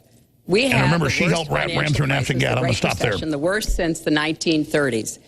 That was in large part because of tax policies that slashed taxes on the wealthy, failed to invest in the middle class, took their eyes off of Wall Street, and created a perfect storm. In fact, Donald was one of the people who rooted for the housing crisis. He said back in 2006, gee, I hope it does collapse because then I can go in and buy some and make some money. Well, it did collapse. That's called business, by the way. 9 million people. 9 million people lost their jobs. 5 million people lost their homes, and $13 trillion in family wealth was wiped out. Now, we have come back from that abyss, and it has not been easy. So we're now on the precipice of having a potentially much better economy, but the last thing we need to do is to go back to the policies that failed us in the first place. Independent experts have looked at what I've proposed and looked at what Donald's proposed, and basically they've said this, that if his tax plan, which would blow up the debt by over $5 trillion and would in some instances disadvantage middle-class families compared to the wealthy, were to go into effect, we would lose 3.5 million jobs and maybe have another recession. The same independent They've experts looked that at say my she's plans, ahead. and even they've though she's said, not. okay, if we can do this, and I intend to get it done, we will have 10 million more new jobs. Because we will be making investments where we can grow the economy. I'll hand it to her, Take though. She clean looks energy. healthier today than she did a week ago. Some country is going to be the clean energy Wonder superpower if of she the got one of 21st those century. blood transfusions. Donald thinks that climate change is a hoax perpetrated by the Chinese. I think it's real. I did not. They don't follow it. It's a carbon tax. And I think it's I do not important say that we grip this and deal with it both at home and abroad. And here's what we can do. We can deploy 500 million more solar panels. We can have enough clean energy to power tried every that, home. and then it We works can too build a well. new modern So electric now they're grid. taxing everyone who That's put a the lot solar of panels in their That's home. a lot of new economic activity. So I've tried to be very specific about what we can and should do, and I am determined that we're going to get the economy really moving again, building on the progress we've made over the last 8 years, but never going back to what got us in trouble in the first place. Mr. Trump. She talks about solar panels. We invested in a solar company, our country. That was a disaster. They lost plenty of money on that one. Yep. Now, look, I'm a great believer in all forms of energy, but we're putting a lot of people out of work. Our energy policies are a disaster.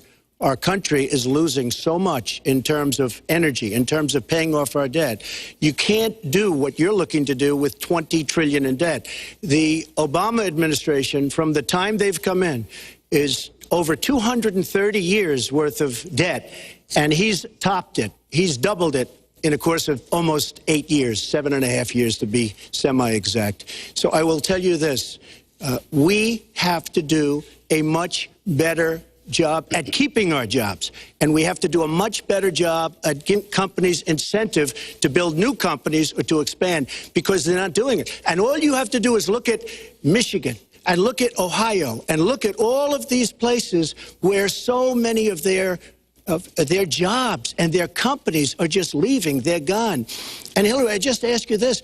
You've been doing this for 30 years. Why are you just thinking about these solutions right now? For 30 years you've been doing it, and now you're just starting to think of solutions. Well, actually, I will bring back jobs. You can't bring back jobs. Well, actually, I have thought about this quite a bit. Yeah, for 30 and years. I have... Yeah, your email not show, quite you're that talking to long. the Chinese president and selling us out. I think my husband did a pretty good job in the 1990s. I think a lot about what worked and how we devaluing can the make currency? it work again. Well, he approved 3 million NAFTA. new jobs, He approved a balanced NAFTA, budget. which is the single and worst trade deal ever approved in this country. Incomes went up for everybody. Manufacturing jobs went up also in the 1990s. Because you created the debt we're under now, lady. Facts. When I was in the Senate, I had a number of trade deals that came before me. And I held them all to the same test. Will they create jobs in America? Will they raise incomes in America? Did we get more And are jobs, they good lady? For our national security. Proof's in the pudding. Some of them I voted for. The biggest one, a multinational one known as CAFTA, I voted against. And because I hold the same standards as I look at all of these trade deals. Can we read the trade agreements? No. Let's not assume that trade is the only challenge we have in the economy. I think it is a part of it, and I've said what I'm going to do. I'm going to have a special prosecutor.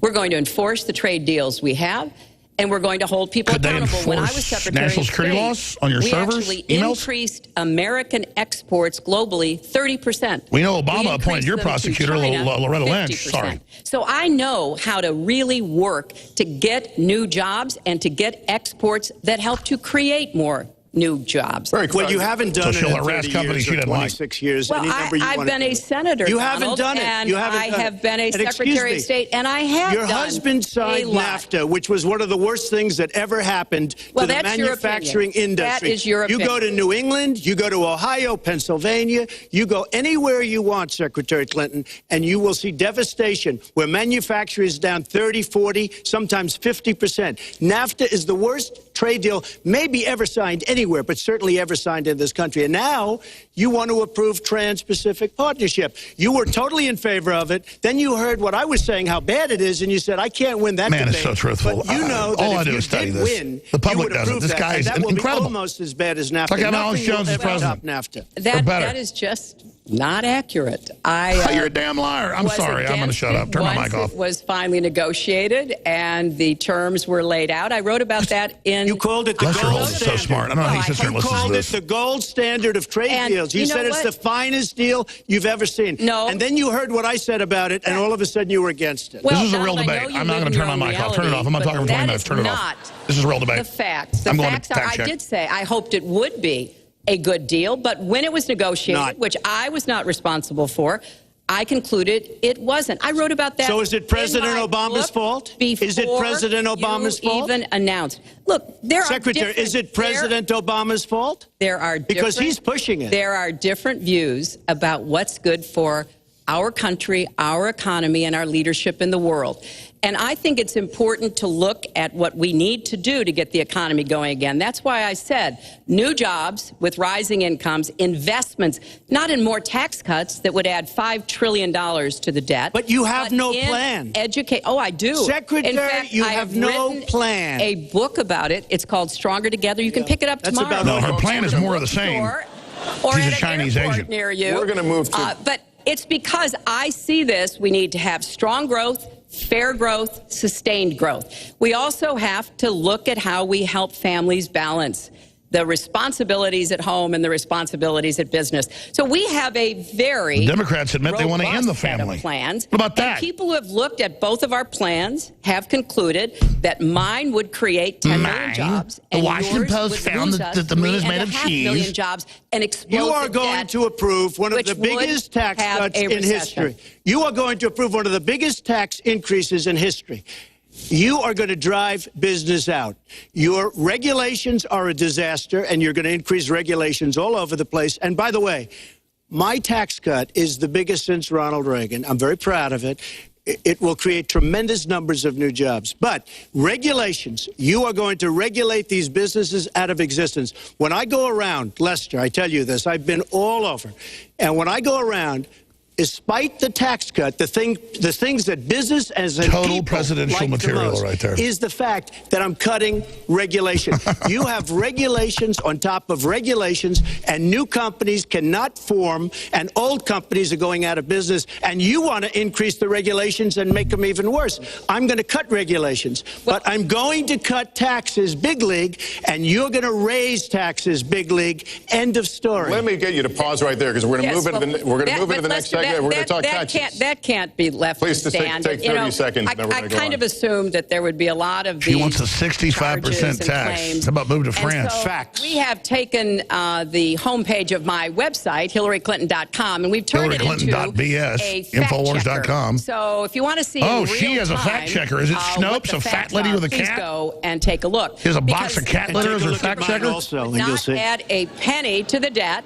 And your plans would add $5 trillion This is the woman that got rid of to the debt. Glass-Steagall. What I have proposed would cut regulations and streamline them for small businesses. What I have proposed would be paid for by raising taxes on the wealthy because they have made all the gains in the economy. And We're 25 minutes in. Has she had a seizure yet? Corporations paid their fair share to support this Well, you country. just opened the next segment. And Well, the big bankers wrote all this to get out of taxes. I'm going to give you Run an her. answer right here. With the And new you take a look at her 15-minute website. segment, She's it's on going to the- raise taxes $1.3 trillion. Mr. Trump, and look at her website. You know what? It's no different than this. She's telling us how to fight ISIS. Just go to her website. She tells you how to fight ISIS on her website. I don't think General Douglas MacArthur would like that too much. Big money hates The next Trump. segment, we're continuing Well, the at subject least of I have a plan to fight achieving ISIS. No, you're telling Yeah, the you enemy run 'em, you everything you want to do. monster. No, we're not. See, you're telling the enemy everything you want to do. we No are wonder not you've been fighting. No wonder you've been fighting ISIS your entire adult life. She damn started him. Look at her, Saudi Arabian operative. Go to the fact checkers. Get Folks, to work. you are Go to the unpacking a lot fact-checkers. here, Go to and we're still in the Snopes. issue Go to the of, cat box. achieving prosperity. And I want to talk about taxes. The fundamental difference between the two of you concerns the wealthy. Secretary Clinton, you're calling for a tax increase in the wealthiest Americans. I'd like you to further defend that. And Mr. Trump, you're calling for tax cuts for the wealthy. I'd like you to defend that. And this next 2-minute answer goes to you, Mr. Trump. Well, I'm really calling for major jobs because the wealthy are going to create tremendous jobs. They're going to expand their companies. They're going to do a tremendous job. I'm getting rid of the carried interest provision. And if you really look, it's not a tax. It's really not a great thing for the wealthy. It's a great thing for the middle class. It's a great thing for companies to expand. And when these people are going to put billions and billions of dollars into companies, and when they're going to bring $2.5 trillion back from overseas, where they can't bring the money back because politicians like Secretary Clinton won't allow them to bring the money back because the taxes are so onerous and the bureaucratic red tape. So what is so bad? So what they're doing is they're leaving our country, and they're, believe it or not, leaving because taxes are too high and because some of them have lots of money outside of our Which country. was done on purpose. And instead of bringing it back and putting the money to work, That's because globalism. They can't work out a deal to, and everybody agrees it should be brought back. Nobody can beat Instead us. of that, So they did they're this to leaving screw our us country economically. to get their money because they can't bring their money back into our country because of bureaucratic red tape, because they can't get together, because we have a president that can't sit them around a table and get them to approve something. And here's the thing. Republicans and Democrats agree that this should be done. $2.5 trillion. I happen to think it's double that. It's probably $5 trillion that we can't bring into our country, Lester.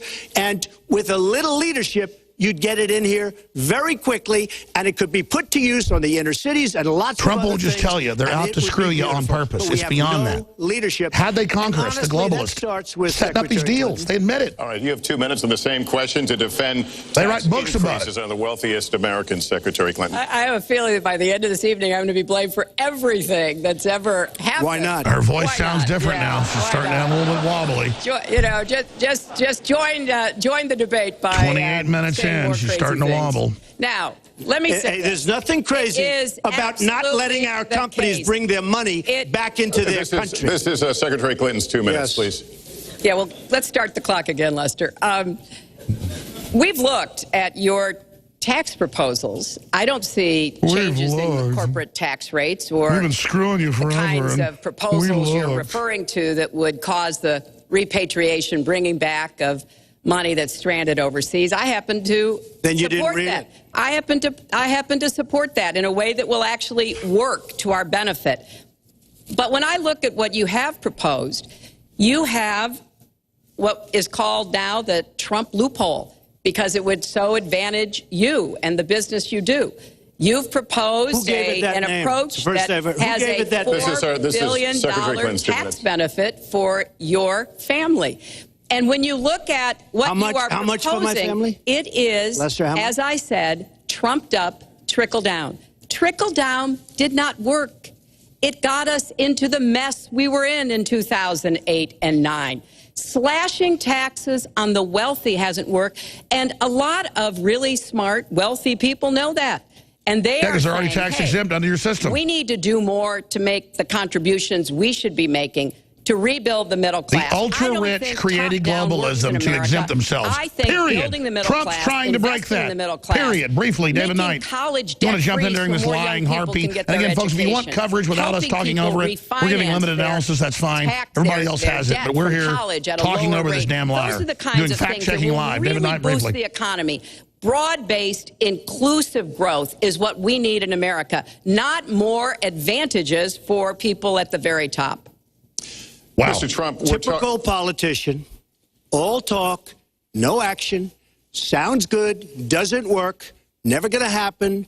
Our country is suffering Been in because power people forever. like Secretary Clinton have made such bad decisions Out to get America. in terms of our jobs and in terms of what's going on. Now, look, we have the worst revival of an economy since the Great Depression. No, we never got out of it. And believe me, we're in a bubble right now. And the only thing that looks good is the stock market. But if you raise interest rates even a little bit, that's going to come crashing down. We are in a big, fat, ugly bubble. And we better be awfully careful. And we have a Fed that's doing political things. This Janet Yellen of the Fed. Now he's going after the Fed. Is Oh, doing he's so political good. by keeping the interest rates So at this glad I level. bet on him. And believe me, the day My gut's Obama never goes wrong. off and he What a leaves and he goes out sweetheart. to the golf course for the rest of his life to play golf, when they raise interest rates, you're going to see some very bad things happen because the Fed is not doing their job. The Fed is being more political than Secretary I should say raise them. Mr. Trump's right. Trump, It's we're going to talking total about the depression when they burden raise that them. Americans have to pay, yet you have not released your tax returns. And the reason nominees have released their returns for decades is so that voters She won't will release know her foundation if their stuff. Why potential should he? president owes money David will to, pop in there who and he Hillary in a owes it moment, to, then we'll go back to and any business conflicts. Don't Americans have a right to know if there are any conflicts of interest? I don't mind releasing. I'm under a routine audit, and it'll be released. And as soon as the audit's finished, it'll be released. But you will learn more about Donald Trump by going down to the federal elections, where I filed a 104-page, essentially financial statement of sorts, the forms that they have.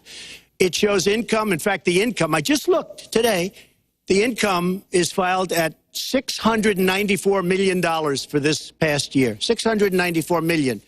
If you would have told me I was going to make that 15 or 20 years ago, I would have been very surprised. But that's the kind of thinking that our country needs. When we have a country that's doing so badly, that's being ripped off by every single country in the world, it's the kind of thinking that our country needs. Because everybody, Lester, we have a trade deficit with all Hillary of the countries represents that we do the business Chinese with, president in of almost WikiLeaks. $800 Arrest her. billion a year. You know what She that has is? secret That bank means accounts who's everywhere. negotiating They these admit trade it. deals?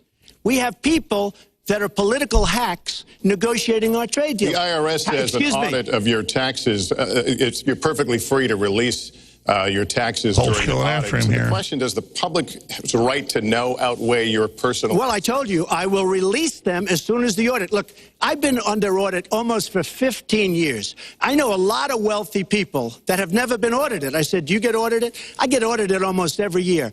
And in a way, I should be complaining. I'm not even complaining. I don't mind it. It's almost Just become say a way of Hillary life. won't I get release her audited by foundation the crap. IRS. But other people don't. David, isn't this a red I herring? will Pop say in here. this. David Knight. We have Absolutely, Alex. You know, he's got such a complicated tax situation. What they want to do is dig into this and raise, muddy the water. Look at this. Look at this deduction here. And, of course, Hillary has had people like Mr. Comey, FBI director, and Loretta Lynch, their law firm, were the ones who did her taxes in the past. And they would do taxes of politicians to make sure that they've got a large amount of money. News admits she has the most mafia taxes ever with secret bank accounts that won't even list the money. That's right. And she says, oh, I list the donors. I'm going to come back to you, but you've got live analysis. But let's go back to this. But I would go against them if she releases her email. So it's negotiable? It's not negotiable. No, let her release the email. Why did it's not fair. 33,000. Well, she won't release stuff, but he's supposed to. The audience one more time. There was an agreement. We did ask you to be silent, so it would be helpful for us. Secretary Clinton. Well, I think you've just seen another example of bait and switch here. No, you won't release anything, and you've got secret accounts all over the world, lady, and the media won't make an issue. You can go and see nearly, I think, 39, 40 years of our tax But returns. Donald Trump, that never gets any tax money, has to bow down to a pig like you. No prohibition on releasing. That's the key thing, Alex. They want to say, look, he didn't fade her down. And this is our analysis. If folks don't like it, it's fine. Go to another feed. We're here giving analysis. Go ahead, David. They want to say, look, he paid a very low percentage. I paid a very high percentage. But as you pointed out, she's laundering her money through the Clinton Foundation and other things which she does not want to have audited, which she does not want to make transparent. So she continues to try to hammer him and say, you're not being transparent with your tax returns. She simply wants to muddy the water. If there's a criminal issue, they would come after him.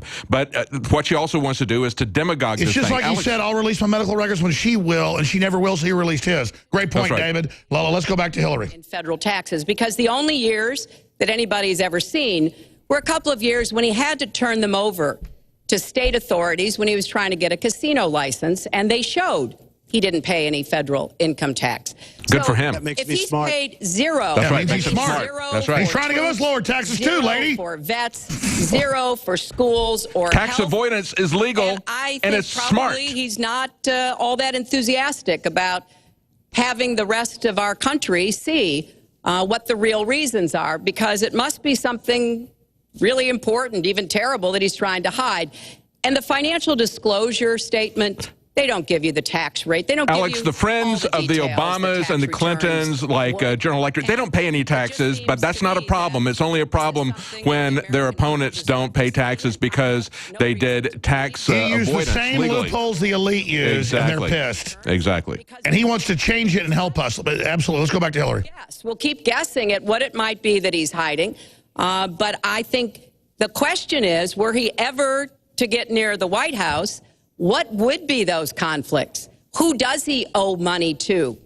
Well, he owes you the answers to that, and he should provide them. He also raised the issue of your emails. Do you want to respond to that? I do. You know, I made a mistake using a private email. That's for sure. And if I had to do it over again, I would obviously do it differently. But I'm not going to make any excuses. It was a mistake, and I take responsibility for that. Mr. Trump? That was more than a mistake. That was done purposely. Okay, that was not a mistake. That was done purposely. When you have your staff taking the Fifth Amendment, taking the Fifth, so they're not prosecuted. When you have the man that set up the illegal server taking the Fifth, I think it's disgraceful. And believe me, this country thinks it's disgraceful. It really thinks it's disgraceful also. As far as my tax returns, you don't learn that much from tax returns, that I can tell you. You learn a lot from financial disclosure. And you should go down and take a look at that. The other thing, I'm extremely underleveraged. The report that said 650, which, by the way, a lot of friends of mine that know my business said, boy, that's really not a lot of money. It's not a lot of money relative to what I had.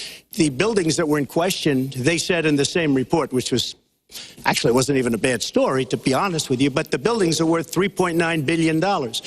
And the 650 isn't even on that. But it's not 650. It's much less than that.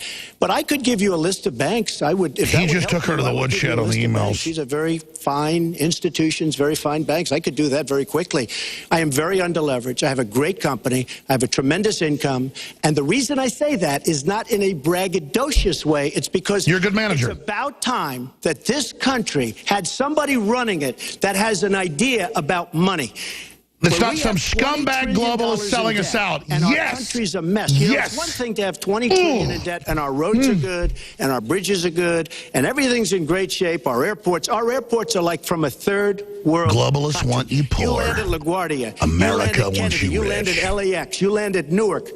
And you come in from Dubai and Qatar, and you see these incredible, you come in from China, you see these incredible airports. We've been And you under land- globalism to we've screw become a us, folks. third They world admit country. it. So, she's an the worst operative all of these things has people. happened. We owe $20 trillion, and we're a mess. We haven't even started.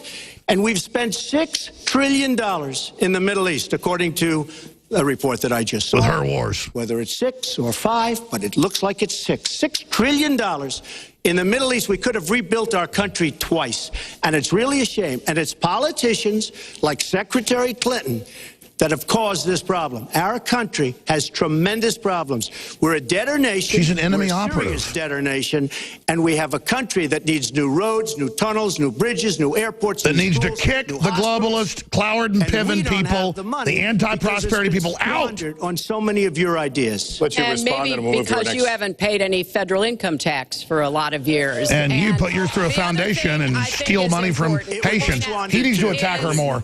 Go if after her your- stealing if little your kids' main money. claim to be president of the United States is your business, then I think we should talk about Trump that. may be nice to you. Your I won't be, campaign Witch. I manager am Darkheart, as you called me. said that you built a lot of businesses on the backs of little guys. Oh. And indeed, I have met a lot of the people who were stiffed by you and your businesses, Donald.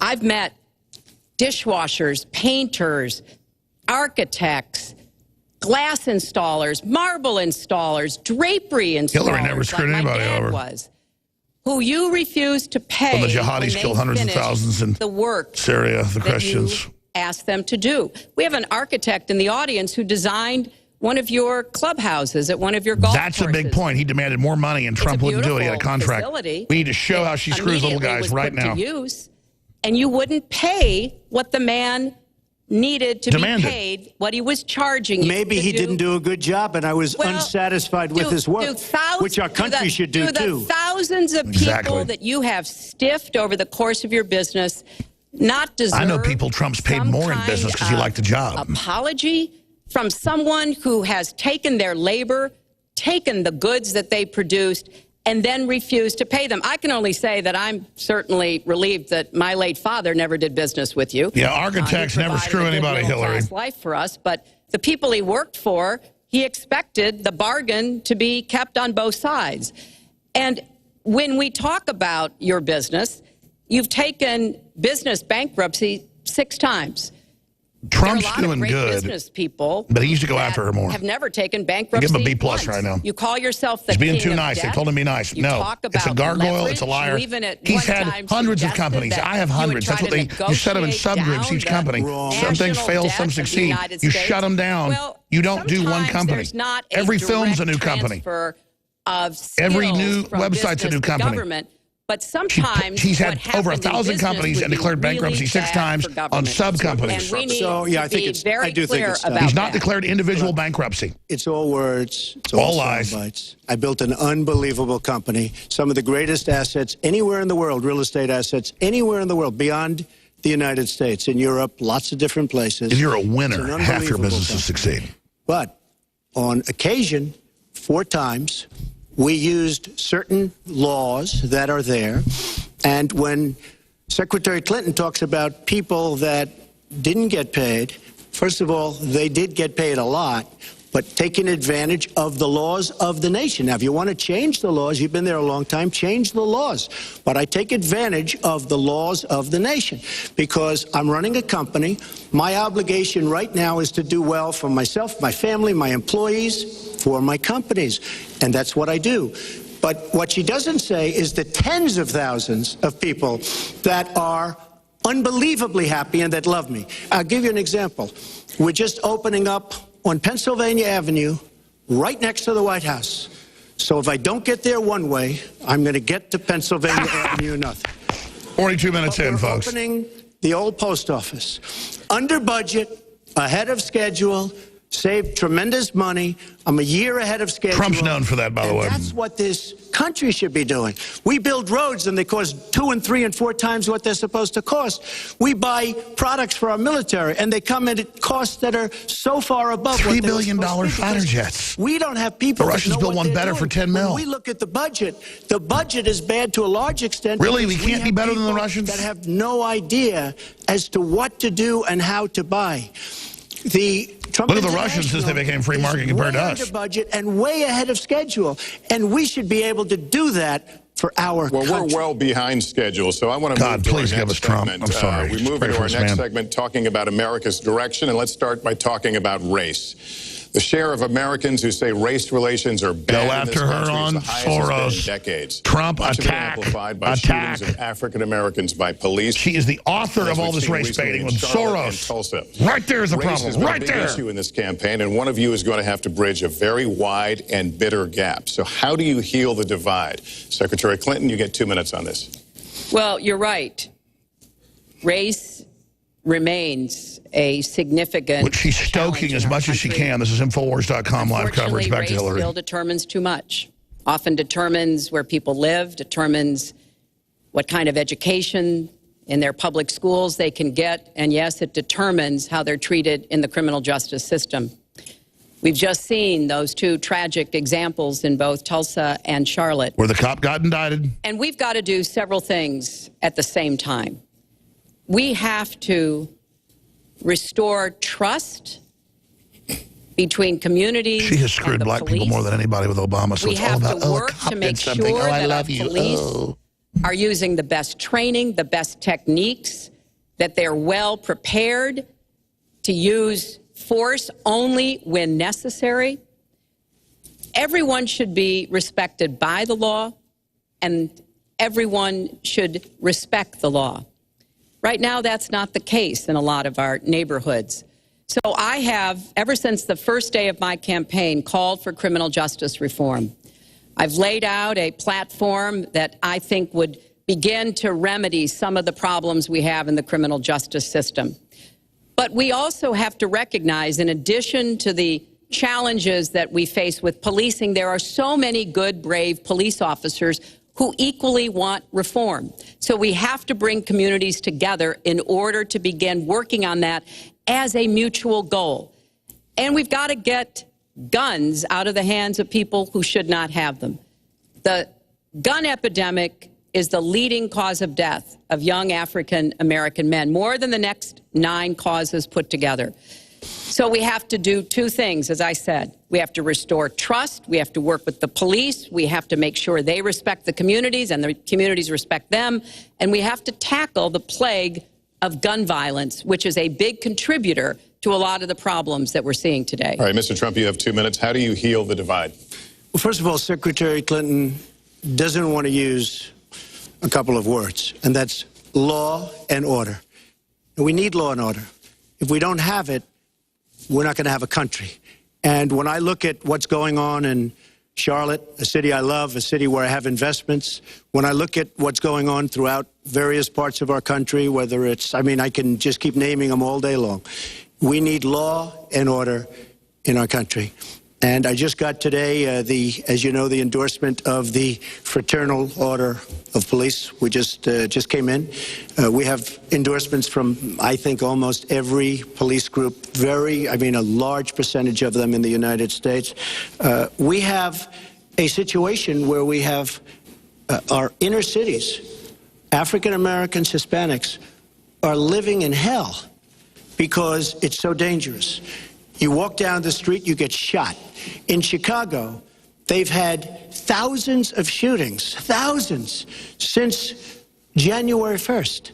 Thousands of shootings. And I'm saying, where is this? Is this a war-torn country? What are we doing? And we have to stop the violence. We have to bring back law and order in a place like Chicago where thousands of people have been killed, thousands over the last number of years. Because the cops won't roll in. In fact, almost 4,000 have been killed since Barack Obama became president. Almost 4,000 people in Chicago have been killed. And most of the last 2 years, it's getting worse. Law and order. Now, whether or not in a place like Chicago you do stop and frisk, which worked very well, Mayor Giuliani is here, it worked very well in New York, it brought the crime rate way down. But you take the gun away from criminals that shouldn't be having it. We have gangs roaming the street, and in many cases, they're illegally here, illegal immigrants. Yeah, target the criminals in high crime areas. Shoot people. Don't target the general citizens. Very strong, and we have to be very vigilant. We have to know what we're doing. Right now, our police, in many cases, are afraid to do anything. We have to protect our inner cities because that's the slow roll. African American. See, it's like Trump finishes my sentences because it's the truth. By crime. Your 2 minutes has expired, but I do want to follow up. Stop and frisk was ruled unconstitutional in New York. I don't like a police state either. It largely singled out Black and Hispanic young men. No, you're wrong. It went before a judge who was a very against police judge. It was taken away from her, and our new mayor, refused to go forward with the case. They would have won an appeal. If you look at it throughout the country, there are many places where the argument is that it's a form of racial profiling. No, the argument is that we have to take the guns away from these people that have them and that are bad people that shouldn't have them. These are felons. These are people that are bad people that shouldn't be. When you have 3,000 shootings in Chicago from January 1st, when you have 4,000 people killed in Chicago by guns from the beginning of the presidency of Barack Obama, his hometown. It's a discovery if felons have guns. Stop and frisk. You need more police. You need a better community, relations. Still, I don't even support stop and frisk, but the larger plan is to implode the country. I have property there. It's terrible what's going on in Chicago. But when you look, and Chicago's not the only, you go to Ferguson, you go to so many different places. You need better relationships. I agree with Secretary Clinton on this. You need better relationships between the communities and the police, because in some cases Hillary's the one with mandatory sentencing to put blacks in prison. I mean, the relationships it's ridiculous. were really studied. The relationships were really a beautiful thing. And then 5 police officers were killed one night very violently. So there's some bad things going on, some really bad things. Secretary Clinton, but we need, Lester, we need law and order. And we need law and order in the inner cities, because the people that are most affected by what's happening are African American and Hispanic people. And it's very unfair to them what our politicians are allowing to happen. Secretary Clinton. Well, I've heard Donald say this at his rallies. Trump is winning this debate. It's really unfortunate that he paints such a dire, negative picture of black communities in our country. She says it's the end of the world. The people are getting killed. The black businesses that employ so many people, the opportunities that so many families. She's implying he's bashing black people, that he wants to cut crime and help them. There's a lot that we should be proud of, and get cops to respond. He is proud. Up. But we do always have to make sure we keep people safe. There are the right ways of doing it, and then there are ways that are ineffective. Stop and frisk was found to be unconstitutional, and in part because it was ineffective. It did not do what it needed to do. No, things aren't unconstitutional because they're ineffective. It's because they're unconstitutional. Fact, violent crime is 1/2 of what it was in 1991. Property crime is down 40%. But I thought we got to take all the guns. It's an epidemic of crime. You're right. Hillary tells the truth, the headline. 5 years. Crime is way down. They hype it all up. But there were It's only down in cities run by Democrats where they've taken all the guns from law-abiding. My God, Hillary just told the truth. It's like finding a unicorn. That's big. Get that clip. Hillary just told the truth that admits crime's way down. 60% since 92. The same thing as a young white man. Except an area she runs. More likely to be arrested, charged, convicted, and incarcerated. Because you ship the crack cocaine in the black neighborhoods. We've got to address the systemic racism in our criminal justice system. We cannot. Which is the mandatory sentencing you got passed that you honchoed, you bragged about. We have to come forward. Sorry, she's just such a BSer, folks. Everything she talks about, she did. People from the criminal justice system. That one. Deal with mandatory minimum right there. sentences, which have put too many people away for too long for doing too little. We need to have more second chance programs. I'm glad that we're ending private prisons in the federal system. I want to see them ended in the state pioneered system. it. You shouldn't have a profit motivation to fill prison cells with young Americans. So there are some positive ways we can work on this. And this would be like Thomas Jefferson bad-mouthing the Declaration of Independence he wrote. She is bad-mouthing everything she ever did, hoping you're an idiot. Sorry, right now, shut her. And just this go back to her. is something Donald has supported, along with the gun lobby. Right now, we've got too many military-style weapons on the streets. In a lot of places, which commit 4% of the crime. We need comprehensive background checks. We have them. We need to keep guns out of the hands of those who will do harm. And we finally need to pass a prohibition on anyone who's on the terrorist watch list from being able to buy a gun extrajudicial, if you're too dangerous to outside of due process, take your guns. That's the big one. She wants to be able to put you on a secret list when you have no convictions and take your guns. Huge. It's impossible to improve policing to go right at implicit bias. Do you believe that police are implicitly biased against black people? Lester, I think implicit bias is a problem for everyone, not just police. George Soros branding Black Lives Matter has made that worse. Yeah, I think they are, maybe. Of us in our because they've made it that way. The Democrats, the KKK leader like her. Jump to conclusions Robert about Byrd, each other. God. And therefore, I think we need all of us to be asking hard questions about, why am I feeling this way? But when it comes to policing, since it can have literally fatal consequences, I have said in my first budget, we would put money into that budget to help us deal with implicit bias by retraining a lot of our police officers. I've met with a group of very distinguished, experienced police chiefs a few weeks ago. They admit it's an issue. They've got a lot of concerns. Mental health is one of the biggest concerns because now police are having to handle a lot of really difficult mental health problems on the street. They want support. They want more training. They want more assistance. And I think the federal government could be in a position where we would offer and provide that. I'd like to respond. Please. First of all, I agree, and a lot of people, even within my own party, want to give certain rights to people on watch lists and no-fly lists. I agree with you. When a person is on a watch list or a no-fly list, and I have the endorsement of the NRA, which I'm very proud of. These are very, very good people, and they're protecting the Second Amendment. But I think we have to look very strongly at no-fly lists and watch lists. And when people are on there, even if they shouldn't be on there, we'll help them. We'll help them legally. We'll help them get off. But I tend to agree with that quite strongly. I do want to bring up the fact that you were the one that brought up the word super predator about young black youth. And that's a term that I think was it's been horribly met, as you know. I think you've apologized for it. But I think it was a terrible thing to say.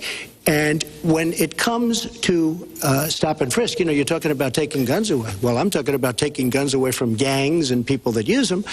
And I really don't think you disagree with me on this, if you want to know the truth. I think maybe there's a political reason why you can't say it, but I really don't believe. In New York City, stop and frisk, we had 2,200 murders, and stop and frisk brought it down to 500 murders. 500 murders is a lot of murders.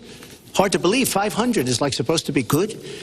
But we went from 2,200 to 500, and it was continued on by Mayor Bloomberg, and it was terminated by current mayor. But stop and frisk had a tremendous impact on the safety of New York City, tremendous beyond belief. So when you say it has no impact, it really did. It had a very, very big impact. Well, it's also fair to say, if we're going to talk about mayors, that under the current mayor, crime has continued to drop, including murders. So there is... You're wrong. No, I'm not. Murders are up. All right, you check. New York has done an excellent job, and I give credit. I give credit across the board, going back to mayors, to police chiefs, because it has worked, and other communities need to come together to do what will work as well. Look, one murder is too many, but it is important that we learn about what has been effective and not go to things that sound good that really did not have the kind of impact that we would want. Who disagrees with keeping neighborhoods safe? But let's also add, no one should disagree about respecting the rights of young men who live in those neighborhoods. And so we need to do a better job of working again with the communities, faith communities, business communities, as well as the police, to try to deal with this problem. This conversation is about race, and so, Mr. Trump, I have to ask you. But I'd like to just respond, if I might. Please, 20 seconds. I'd just like to respond. Please respond, then I've got to follow up. Look, the African-American community has been let down by our politicians. They talk good around election time, like right now, and after the election, they said, see you later, I'll see you in 4 years. The African-American community, look, the community within the inner cities has been so badly treated. They've been abused and used in order to get votes by Democrat politicians, because that's what it is. They've controlled these communities for up to 100 years. Mr. Trump, let me... Unbroken. And I will tell you, you look at the inner cities, and I just left Detroit, and I just left Philadelphia, and I just, you know, you've seen me, I've been all over the place. You decided to stay home, and that's okay. But I will tell you, I've been all over, and I've met some of the greatest people I'll ever meet within these communities, and they are very, very upset with what their politicians have told them and what their politicians have done. Mr. Trump, I think Donald just criticized me for preparing for this debate, and yes, I did. And you know what else I prepared for? I prepared to be president. And I think that's a good thing. Mr. Trump, for 5 years, you perpetuated a false claim that the nation's first black president was not a natural-born citizen. You questioned his legitimacy. In the last couple of weeks, you acknowledged what most Americans have accepted for years: the president was born in the United States. Can you tell us what took you so long? I'll tell you just very simple to say. Sidney Blumenthal works for the campaign and very close friend of Secretary Clinton. And her campaign manager, Patty Doyle, went to, during the campaign, her campaign against President Obama, fought very hard.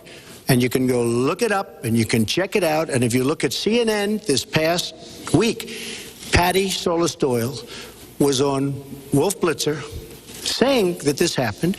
Blumenthal sent McClatchy, highly respected reporter at McClatchy, to Kenya to find out about it. They were pressing it very hard. She failed to get the birth certificate. When I got involved, I didn't fail.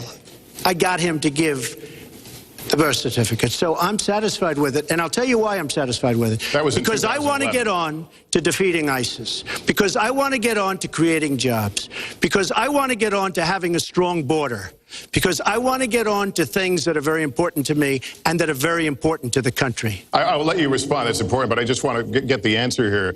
The birth certificate was produced in 2011. You continued to tell the story and question the president's legitimacy in 2012, 13, 14, 15, as recently as January. So the question is, what changed your mind? Well, nobody was pressing it. Nobody was caring much about it. I figured you'd ask the question tonight, of course, but nobody was caring much about it. But I was the one that got him to produce the birth certificate, and I think I did a good job.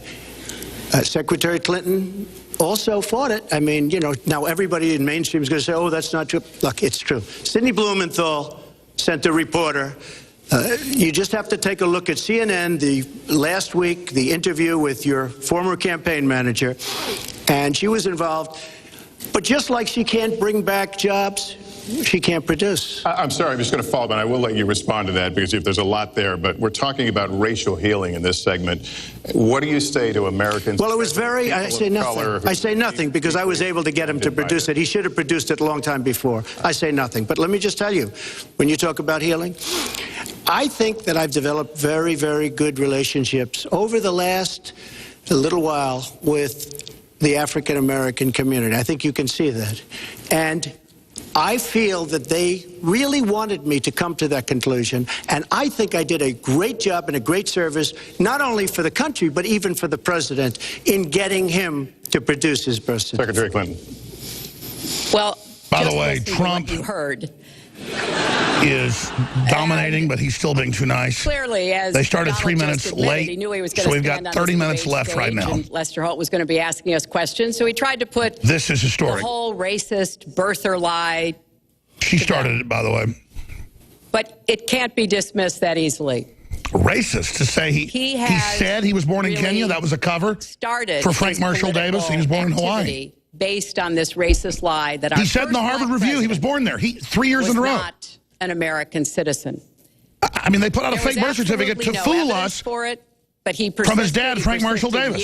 I'm sorry, I've been quiet for 10 minutes, but let's just go back to the live coverage. Everybody else has got live coverage uninterrupted. This is analysis, fact-checking live if you want to see it. Infowars.com. Let's be clear, a lot of new viewers tuning in saying, why is this guy talking over itself? That's what we do. Fair use. We're covering it with political analysis. Free speech. Here it is. Being sued by the Justice Department for racial discrimination. Which you run! Which lets you commit crimes! I'm sorry! Apartments in one of his developments to African Americans. Oh my God! When he got awards from Jesse Jackson for hiring African Americans 15 years ago. He actually was sued twice by the Justice Department. Oh my God, he's got hundreds of businesses. He got sued by the Justice Department, run by a criminal, bringing the UN in to run our country. Racist behavior. Sorry, I said I'd shut up. And the birther lie was a very hurtful one. No, you set it up to fool us that he was really the son of a top communist. Dignity. And I could tell how much it bothered him and annoyed him that this was being touted and used against him. But I like to remember what Michelle Obama said in her amazing speech. Look, at she's our played Democratic nice, be National friendly up front. Convention. Now the knives are coming out. They go low, we go high. Go after her, And Barack Trump, Obama went high on stealing despite the charity Donald money Trump's from the best Haitian efforts children. to bring him down. Go after her. Respond, then we're going to move on I to would the love next to segment. respond. Go after First her. of all, I got to watch in preparing for this some of your debates against Barack Obama. You treated him with terrible disrespect. That's right. And I watched the way you talk now about how lovely everything is and how wonderful you are. Good. It doesn't work that way. You were after him. You were trying to. You even sent out, or your campaign sent out, pictures of him in a certain garb. Very famous pictures. I don't think you can deny that. But just last week, your campaign manager said it was true. So when you try to act holier than thou, it really doesn't work. It really doesn't. Now, as far as the lawsuit, yes, when I was very young, I went into my father's company, had a real estate company in Brooklyn and Queens, and we, along with many, many other companies throughout the country, it was a federal lawsuit, were sued. We settled the suit with no admission of guilt.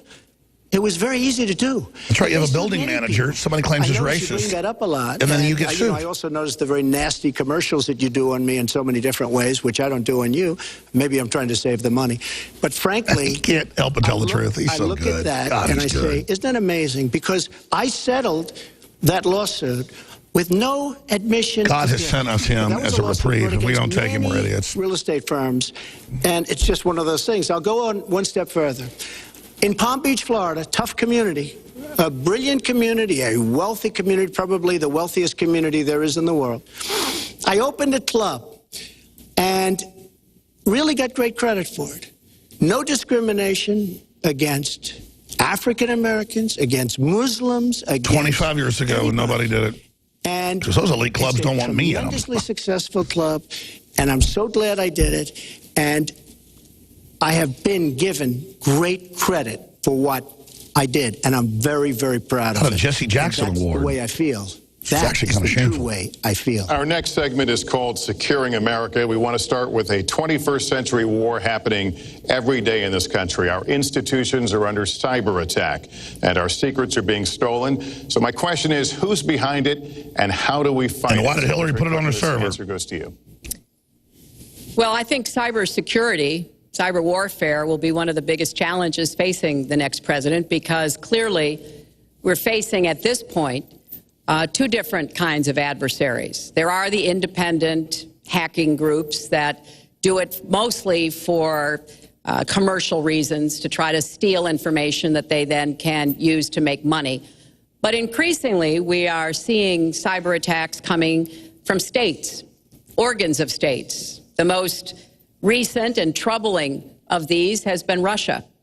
There's no doubt now that Russia has used cyber attacks against all kinds of organizations in our country, and I am deeply concerned about this. I know Donald's very praiseworthy of Vladimir Putin, but Didn't take Putin is $35 playing million a for really uranium. tough, long game here. And one of the Like you things did. he's done is to let loose cyber attackers to hack into government And show the crimes you're files, committing. hack into personal files, hack into the Democratic National Committee. Because you're an enemy. And we recently have learned that, that this is one of their preferred methods of trying And to now the feds need to come in and run the election for Hillary because of the Russians. We need to make it very clear, whether it's Russia, China, Iran, or anybody else. China that runs you. The United States has much greater capacity.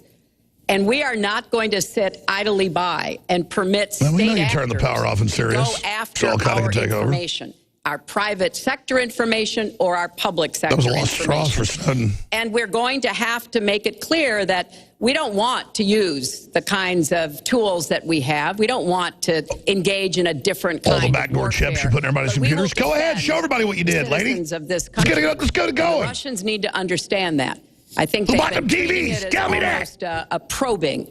How far You loaded will we those go? chips How in, much didn't will you, we do? sweetie? And that's why I was so shocked. We don't want to when have to Donald use the weapons we got in your nuclear publicly power plants to turn them invited off. Putin to hack Try into doing that and Americans. see what happens to you, lady. That is just Turn the nuke plants unacceptable. off. It's one of Tell the them you did reasons it. why Tell them. 50 national security don't walk in front of my officials tour who bus. served in Republican information in administration 2 minutes has have expired. said that Donald And is 3 minutes of unfit BS to has be expired. the commander-in-chief. It's comments like I gotta that hand it to her. She that hadn't collapsed really yet. worry people who understand. This is a three the baby threats night. that She we ate face. three babies tonight. You have 2 minutes in the same That's question. satire. Behind it, and how do we I fight do it? want to say that I was just endorsed, and more are coming next week. It'll be over Border Patrol. 200 admirals, many of them are here, admirals and generals endorsed me to lead this country. And Congressional Medal of Honor That winners. just happened, and many more are coming.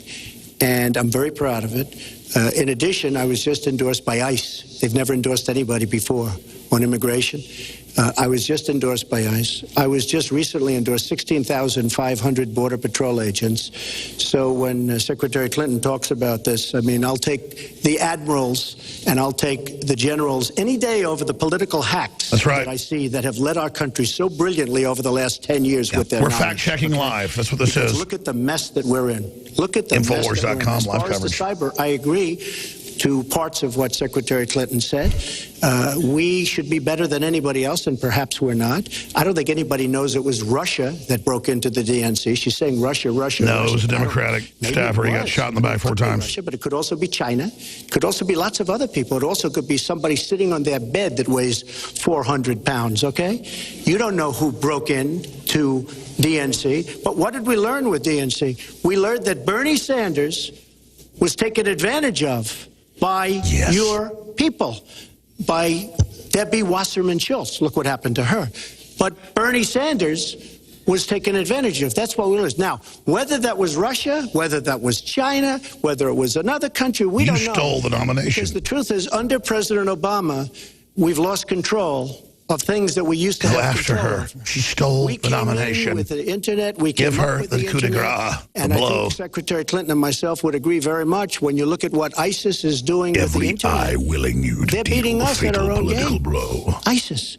So we have to get very, very tough on cyber and cyber warfare. It is a huge problem. I have a son. He's 10 years old. He has computers. He is so good with these computers. It's unbelievable. The security aspect of cyber is very, very tough, and maybe it's hardly doable. But I will say we are not doing the job we should be doing. But that's true throughout our whole government. 20 minutes left.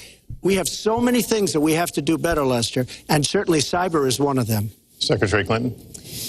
Well, I think there are a number of issues that we should be addressing. Like you're the top Chinese agent in the U.S.? To defeat ISIS. Who you founded? It does involve going after them online. I think we need to do much more She means with get rid of our your free tech speech. companies to prevent ISIS and their operatives from being able to use the internet to radicalize, even direct people in our country and Europe and Now they elsewhere. want to pass internet But we censorship also laws on the have back of to the group she intensify created. our That's an air important clip. strikes against ISIS and eventually support our Arab and Kurdish partners to be able to actually take out ISIS in Raqqa and their claim of being a caliphate. We're making progress. Our military is assisting in Iraq, and we're hoping that within the year we'll be able to push ISIS out of Iraq and then, really squeeze them in Syria. But we have to be cognizant of the fact that they've had foreign fighters coming to volunteer for them, foreign money, foreign weapons. So we have to make this the top priority, and I would also do everything possible to take out their leadership. I was involved in a number of efforts to take out al-Qaeda leadership when I was Secretary of State, including, of course, taking out bin Laden, and I think we need to go after Baghdadi as well, make that one of our organizing principles, because we've got to defeat ISIS, and we've got to do everything we can to disrupt their propaganda efforts online. You mentioned ISIS, and we think of ISIS certainly as over there, but there are American citizens who have been inspired to commit acts of terror on American soil. The latest incident, of course, the bombings we just saw in New York and New Jersey, the knife attack at a mall in Minnesota, and the last year, deadly attacks in San Bernardino and Orlando. I'll ask this to both of you. Tell us specifically how you would prevent homegrown attacks by American citizens, Mr. Trump. Well, first I have to say one thing, very important. Secretary Clinton is talking about taking out ISIS. We will take out ISIS. Well, President Obama and Secretary Clinton created a vacuum the way they got out of Iraq. Because they got out, they shouldn't have been in, but once they got in, the way they got out was a disaster. And ISIS was formed. So she talks about taking them out. She's been doing it a long time. She's been trying to take them out for a long time. But they wouldn't have even been formed if they left some troops behind, like 10,000 or maybe something more than that. And then you wouldn't have had them. Or, as I've been saying for a long time, and I think you'll agree because I said it to you once, had we taken the oil, and we should have taken the oil, ISIS would not have been able to form either because the oil was their primary source of income. And now they have the oil all over the place, including the oil, a lot of the oil in Libya, which was another one of her disasters. Secretary Clinton. Well, I hope the fact checkers are turning up the volume and really working hard. Donald supported the invasion of Iraq. Wrong. That is absolutely wrong. Proved over and over again. Wrong. He actually advocated for the actions we took in Libya and urged that Gaddafi be taken out after actually doing some business with him one time. But the larger point, he says this constantly, is George W. Bush made the agreement about when American troops would leave Iraq, not Barack Obama. And the only way that American troops could have stayed in Iraq is to get an agreement from the then Iraqi government that would have protected our troops. And the Iraqi government would not give that. But let's talk about the question you asked, Lester. The question you asked is, what do we do here in the United States? That's the most important part of this. How do we prevent attacks? How do we protect our people? You don't bring in refugees. And I think we've got to have an intelligence surge where we are looking for every scrap of information. I was so proud of law enforcement in New York, in Minnesota, in New Jersey. I thought you said it wasn't Islamic. They responded so quickly, so professionally to the attacks. She's now proud of the terror attacks she said didn't happen. And they brought him down. And we may find out more information because he is still alive. I'm sorry, I've got to shut up. It's all prove BS. to be an intelligence benefit. So we've got to do everything we can to vacuum up intelligence from Europe, from the Middle East. That means we've got to work more closely with our allies. And that's something that Donald has been very dismissive of. She wants We're working with five-fold NATO, increase of the refugees. longest military alliance in the history of the world, to really turn our attention to terrorism. We're working with our friends in the Middle East, many of which, as you know, are Muslim-majority nations. 5 million of the Donald invaders has into Europe. consistently insulted Muslims abroad, Muslims at home, when we need to be cooperating with Muslim nations and with the American Muslim community. They're on the front lines. They can provide information to us that we might not get anywhere really? else. Obama's been kissing their They need to ass. have close Why didn't they working stop the attacks? cooperation with law enforcement in these communities, not be alienated and pushed away as some of Donald's rhetoric, unfortunately, has led to. She blocks all of it. Well, I have to respond. Please respond. The Secretary said very strongly about working with. We've been working with them for many years. And we have the greatest mess anyone's ever seen. You look at the Middle East, it's a total mess. Under your direction to a large extent. But you look at the Middle East, you started the Iran deal. That's another beauty where you have a country that was ready to fall. I mean, they were doing so badly. They were choking on the sanctions, and now they're going to be actually probably a major power at some point pretty soon, the way they're going. But when you look at NATO, I was asked on a major show, what do you think of NATO? And you have to understand, I'm a business person. I did really well, but I have common sense. And I said, well, I'll tell you, I haven't given lots of thought to NATO, but two things. Number one, the 28 countries of NATO, many of them aren't paying their fair share. Number two, and that bothers me because we should be, yes, we're defending them. Yeah, and they should why do we pay for everything? Paying us what they're supposed to be paying by treaty and contract. And number two, I said, and very strongly, NATO could be obsolete because, and I was very strong on this, and it was actually covered very accurately in the New York Times, which is unusual for the New York Times, to be honest. But I said they do not focus on terror. And I was very strong, and I said it numerous times. No, NATO's been helping about the jihadis. 4 months ago, I read on the front page of the Wall Street Journal that NATO is opening up a major terror division. And I think that's great. And I think we should get, because we pay approximately 73% of the cost of NATO. It's a lot of money to protect other people. But I'm all for NATO.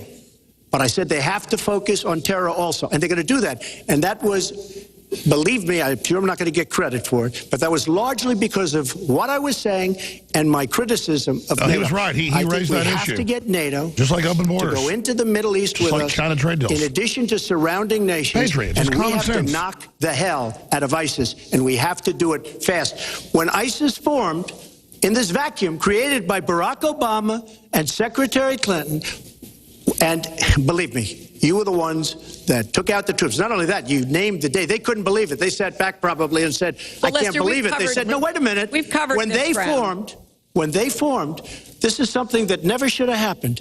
It should have never happened. You gave them a safe state now, in you're Libya. talking about taking out ISIS. You gave them the weapons. But you were there, Hillary. and you were Secretary of State when it was a little infant. Now it's in over 30 countries. That's right. And You you're did going to it. stop them? I don't think so. Mr. Trump, a 25. lot of these are judgment questions. You had supported the war in Iraq before the invasion.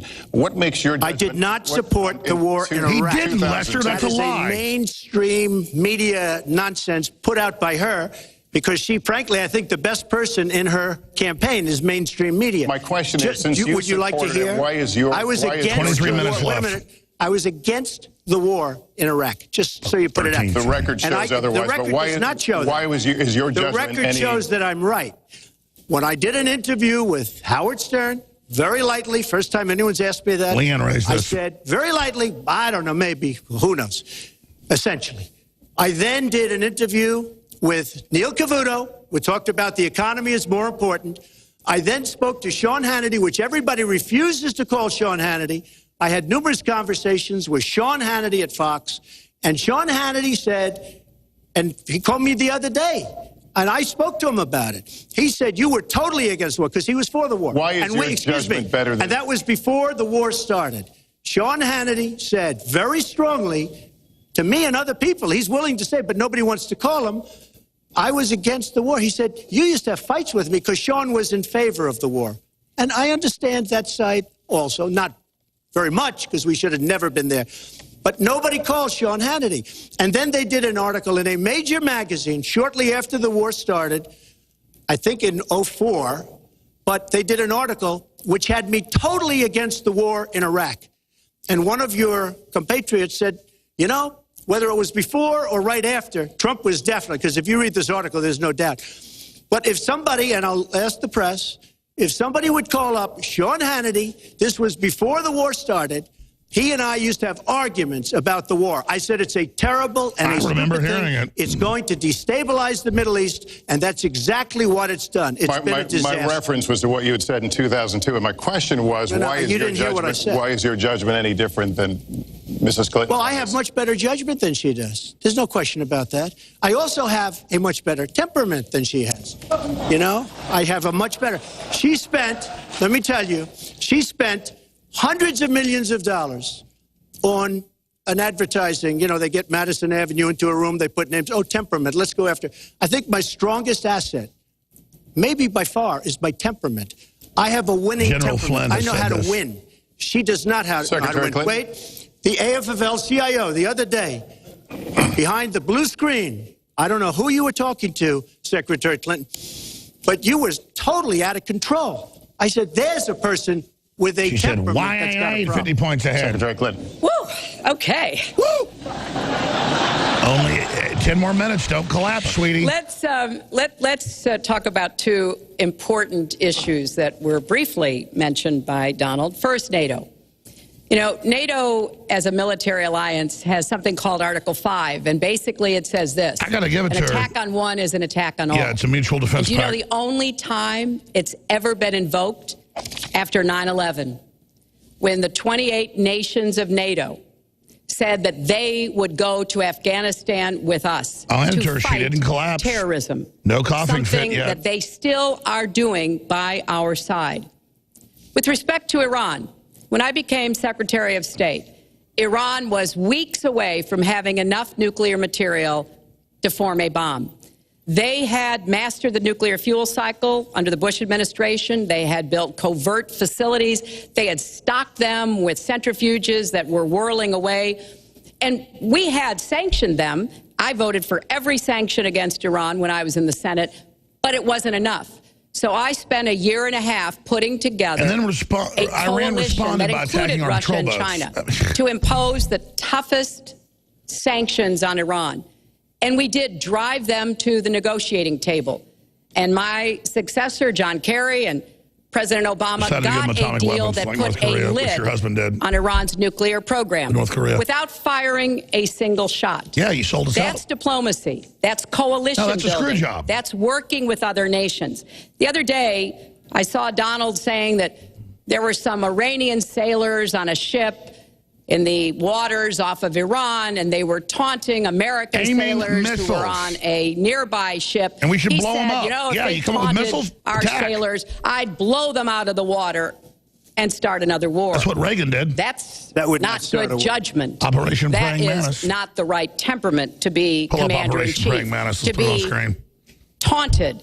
And the worst part No, of they were what we've taunting heard us. Donald say has been about nuclear weapons. Operation Praying He Mantis, has said lady. repeatedly that he didn't care if other nations got nuclear weapons, Japan, South Korea, even Saudi Arabia.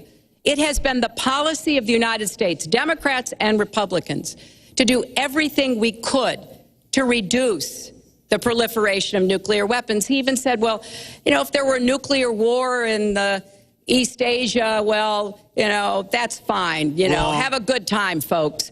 And in fact, his cavalier attitude about nuclear weapons is so deeply troubling.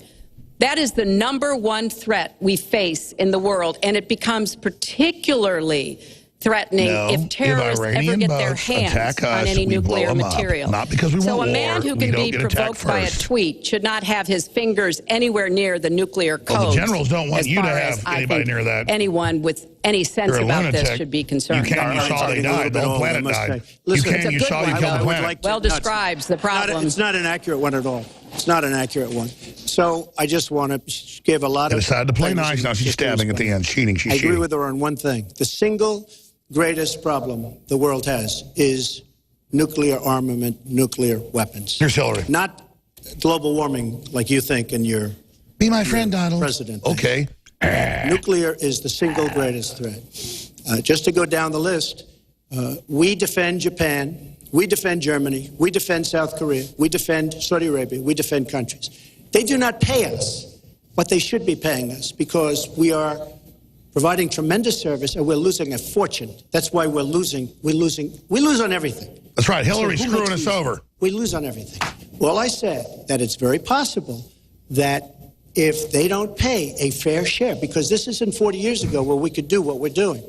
We can't defend Japan, a behemoth selling us cars by the million. We need to move on. Wait, but it's very important. All I said was they may have to defend themselves or they have to help us out. We're a country that owes $20 trillion. They have to help us out. As far as the nuclear is concerned... Yeah, quit screwing us over. I agree. It is the single greatest Our threat politicians have become that like this used car country salesmen. Which leads to my next question as we enter our last segment here on still on the subject of securing America. On nuclear weapons, President Obama Only 6 reportedly minutes considered left. changing the nation's long-standing policy on first use. Do you support the current policy? Mr. Trump, you have 2 minutes on that. Well, I have to say that, you know, for what Secretary Clinton was saying about nuclear with Russia, she's very cavalier in the way she talks about various countries. But Russia has been expanding. They have a much newer capability than we do. We have not been updating from the new standpoint. I looked the other night, I was seeing B-52s. They're old enough that your father, your grandfather could be flying them. We are not keeping up with other countries. I would like everybody to end it, just get rid of it. But I would certainly not do first strike. I think that once the nuclear alternative happens, it's over. At the same time, we have to be prepared. I can't take anything off the table. He just got my vote. Because you look at some of these He wants to countries, go back you to look at MAD. North Korea. No we're first doing strike that nothing Obama there. started. China should Where solve we'll that nuke problem them first. No, China should go incredible. into North Korea. China is Detente, totally man. powerful Peace through as strength. it He's the relates man. to North Korea. Thank God and for by the him. way, another I'm one gonna stop right powerful there. is the worst Wow, deal I think wow. I've ever seen negotiated Oh, that I'm you really started proud is now. the Iran Oh. deal. Iran is one of their biggest trading partners. Iran has power He's getting over advised by North the Korea. generals, though, folks. They And know how much danger when they we're in. made that horrible deal with Iran, they should have included the fact that they do something with respect to North Korea. And they should have done something with respect to Yemen and all these other places. And when asked to Secretary Kerry, why didn't you do that? Why didn't you add other things into the deal? One of the great giveaways of all time, including $400 million in cash. Nobody's ever seen that before. Now it's $1.6 billion. That turned out to be wrong. It was actually $1.7 billion you're right, in cash. Obviously, it's like we're finishing each other's sentences. For the hostages, it certainly looks that way. So you say to yourself, why didn't they make the right deal? This is one of the worst deals ever made by any country in history. The deal with Iran will lead to nuclear problems. All they have to do is sit back 10 years, and they don't have to do much, and they're going to end up getting nuclear. Say they're going to nuke Iran now. Bibi Netanyahu the other day. Believe me, he is not a happy camper. All right, Mrs. Clinton, Secretary Clinton, you have 2 minutes. Let me start by saying words matter. Words matter when you run for president, and they really matter when you are president. And I want to reassure our allies in Japan and South Korea and elsewhere that we have mutual defense treaties, and we will honor them. Chinese commie agent? It is essential that America's word be good. She's a Chinese And so agent. I know that this campaign has caused some questioning and some worries on the part of many leaders across the globe. I've talked with a number of them. She's wanted to destroy this country but I since want she was a to, teenager. on behalf of myself, and I think on behalf of on screen. a majority of the American people, say Pen that pals with our word is I good. rest my case. It's also important that we look at the entire global situation. There's no doubt that we have other problems with Iran, but personally, I'd rather deal with the other problems having put that lid on their nuclear program than still to be facing that. And Donald never tells you what he would do. Would he have started a war?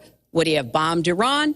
If he's going to criticize a deal that has been very successful in giving us access to Iranian facilities that we never had before, then he should tell us what his alternative would be. But it's like his plan to defeat ISIS.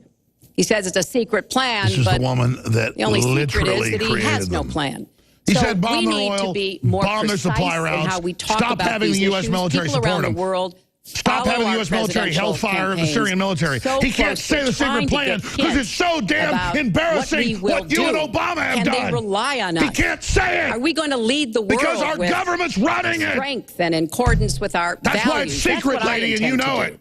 I intend to be a leader of our country that people can count on, both here at home and She's around such the a world, traitor. to make decisions that will further peace and prosperity, but also stand up to bullies, whether they're abroad you're or a at big home. fat bully. We cannot let I came, I saw those he who would died, so I try turned to loose some radical Muslims destabilize to all the blacks. world, to interfere with American interests and security, to 2 be minutes given any opportunities at all. Is expired. Let's Mr. do one Trump, thing I'd like to say. very quickly. 20 I will seconds, go very please. quickly, but I will tell you that his final comment. Hillary will tell you to go to her website and read all about how to defeat ISIS, which she could have defeated by never having it, get going in the first place. Right now, it's getting tougher and tougher to defeat them because they're in more and more places, more and more states, more and more nations. Mr. Trump. And it's a big problem.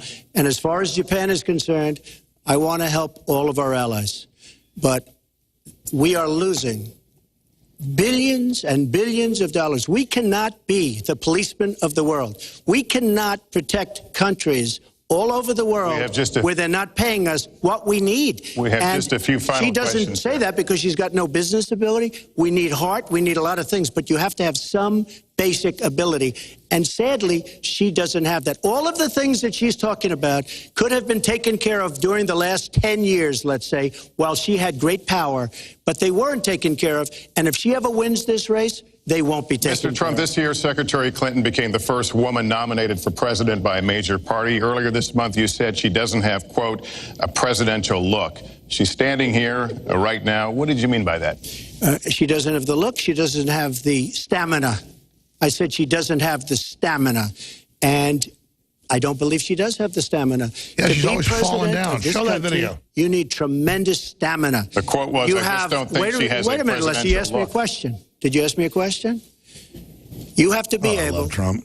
to negotiate our trade deals. You have to be able to negotiate, that's right, with Japan, with Saudi Arabia. I mean, can you imagine we're defending Saudi Arabia, and with all of the money they have, we're defending them, and they're not paying? All you have to do is speak to them. Wait, you have so many different things you have to be able to do, and I don't believe that Hillary has the stamina. Let's let her respond. This debate's now gone over 90 minutes. I love it. As soon as he So travels real. to 112 countries and negotiates a peace deal, a ceasefire, This is a Infowars.com. release of Live dissidents, coverage. an opening of new opportunities in You can watch nations this around the world, without or interruptions. even We do this spends 11 coverage for hours you. testifying You know, I license a feed in of front it. of a congressional committee. He can talk to me about stamina. The world. Oh, we can talk about stamina when he's running congressional Let me committee. tell you. We need someone outside Hillary the has system, not a experience. globalist. But it's bad experience. We have made so many bad deals during the last... So she's got experience, that I agree. Experience but it's being a bad, traitor. Bad experience. Hillary has Whether experience it's of being a the traitor. Iran That's the deal last that you're clip. so in love with, Trump. where we gave them Hillary has the experience of a $150 traitor. billion back. Whether The it's last the clip in there, Iran guys. deal, whether it's anything you could... You almost can't name a good deal. I agree. She's got experience, but it's bad experience. And this country can't afford to have another 4 years of that kind of experience. We are at Two minutes over. One thing, Lester, is, you know, he tried to switch from looks to stamina.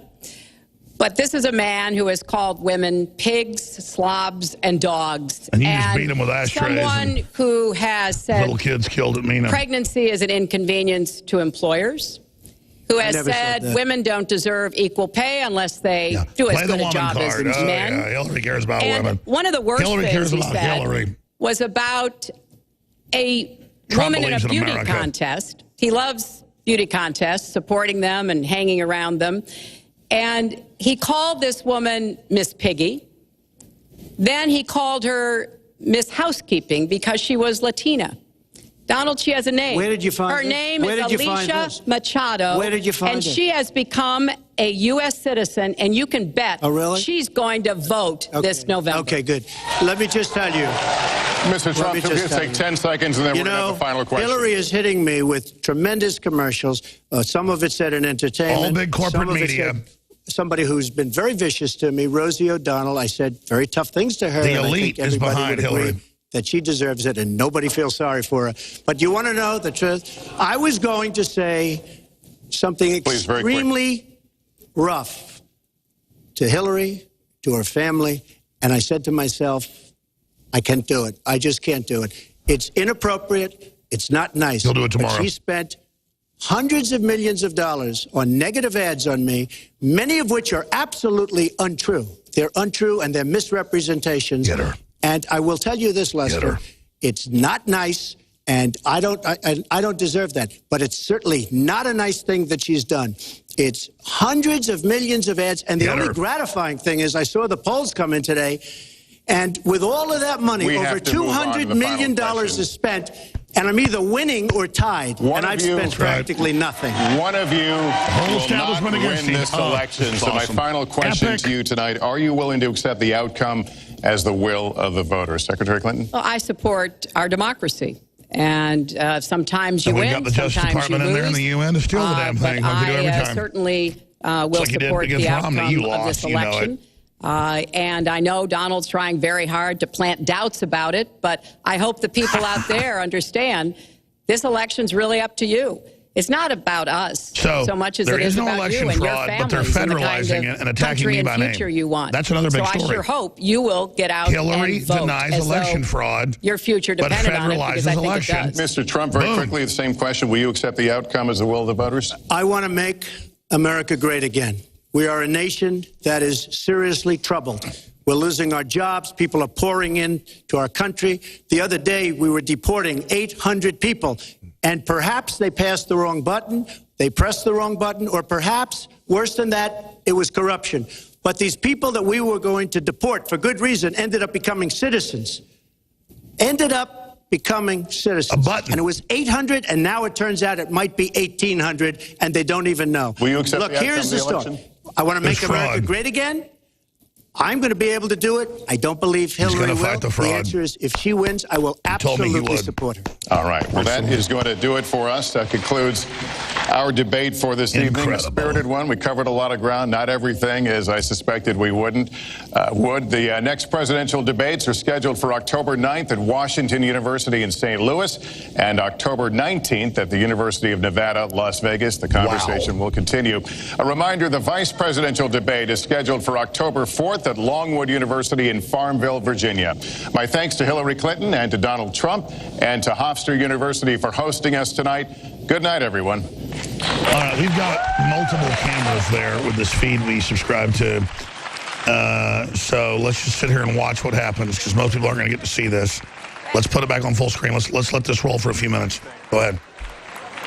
We got post coverage for 2 hours. Trump goes and shakes Lister Holt's hand. Hillary's creeping around like a spider, can barely walk. Webster Hubbell's daughter is up there next to her. Bill, the guy that settles rape cases, creeps over. And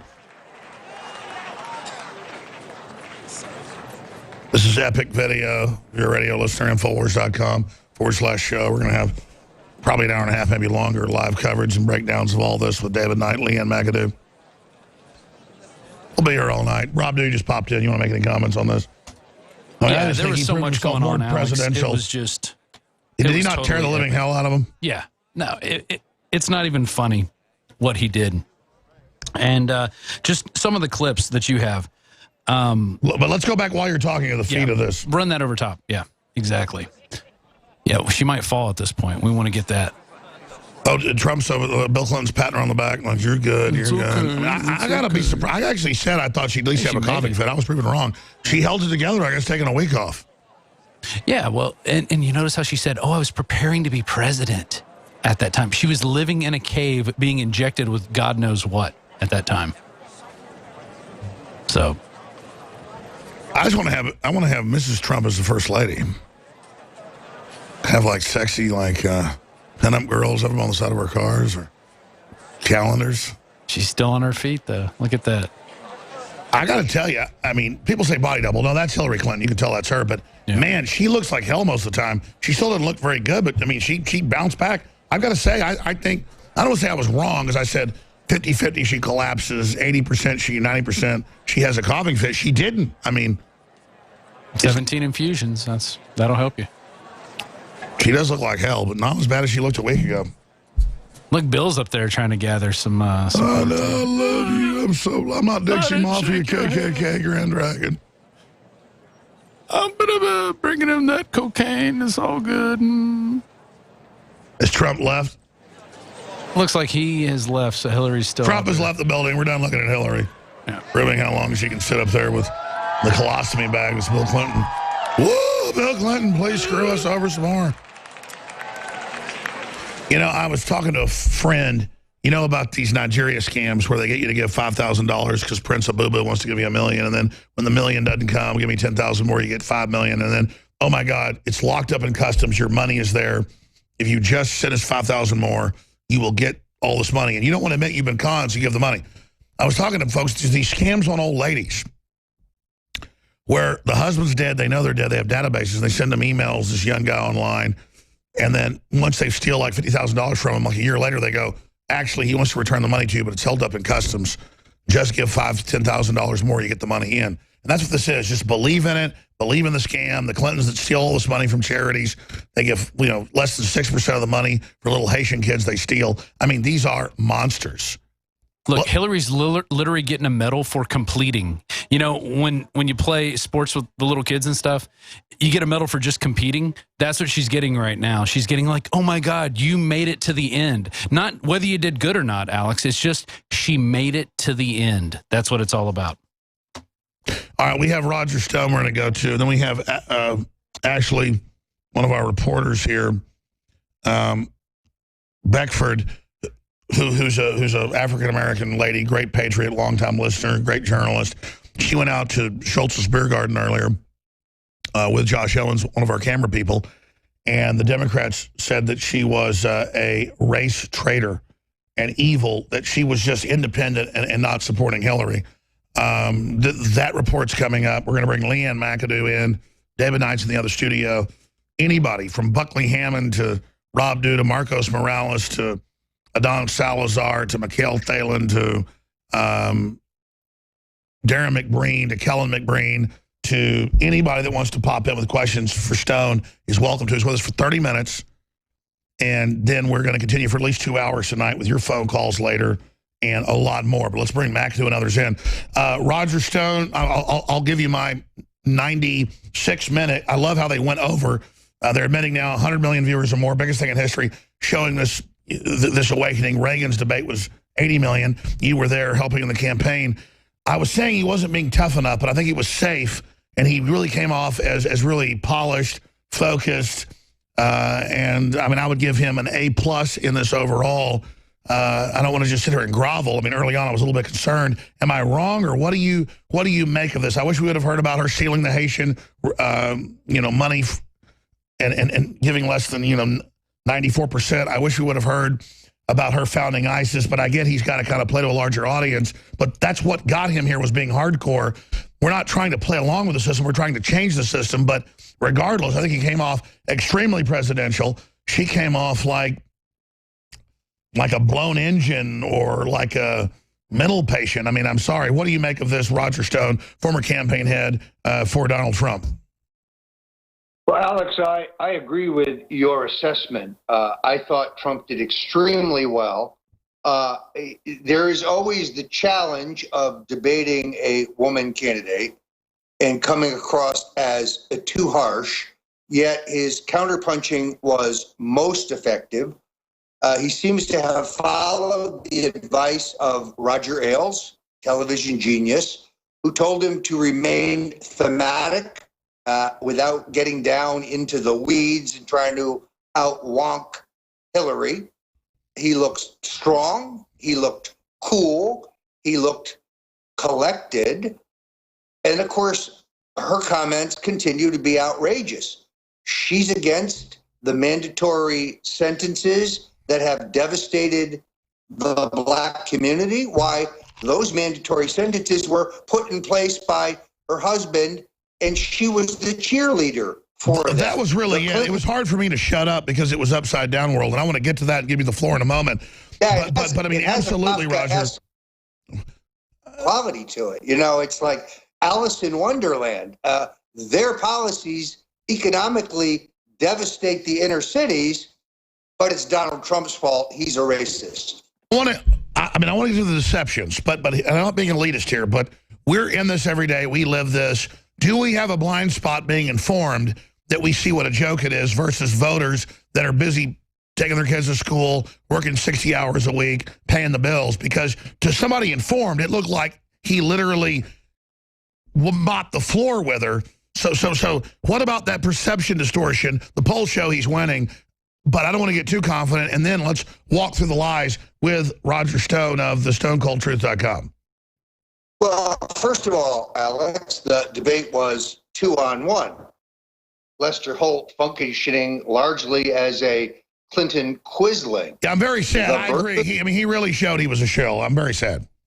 But pathetic. I mean, the country has cataclysmic problems with our economy, with trade, with immigration, with security, and he wants to talk about birtherism, which Hillary's lying again, undeniably started by her hatchet man, Sidney Blumenthal, promulgated by her campaign guru, Mark Penn, and pushed by her campaign manager, Patty Salas Doyle. Sorry, CNN. Sorry, PolitiFacts. Those are facts, indisputable facts.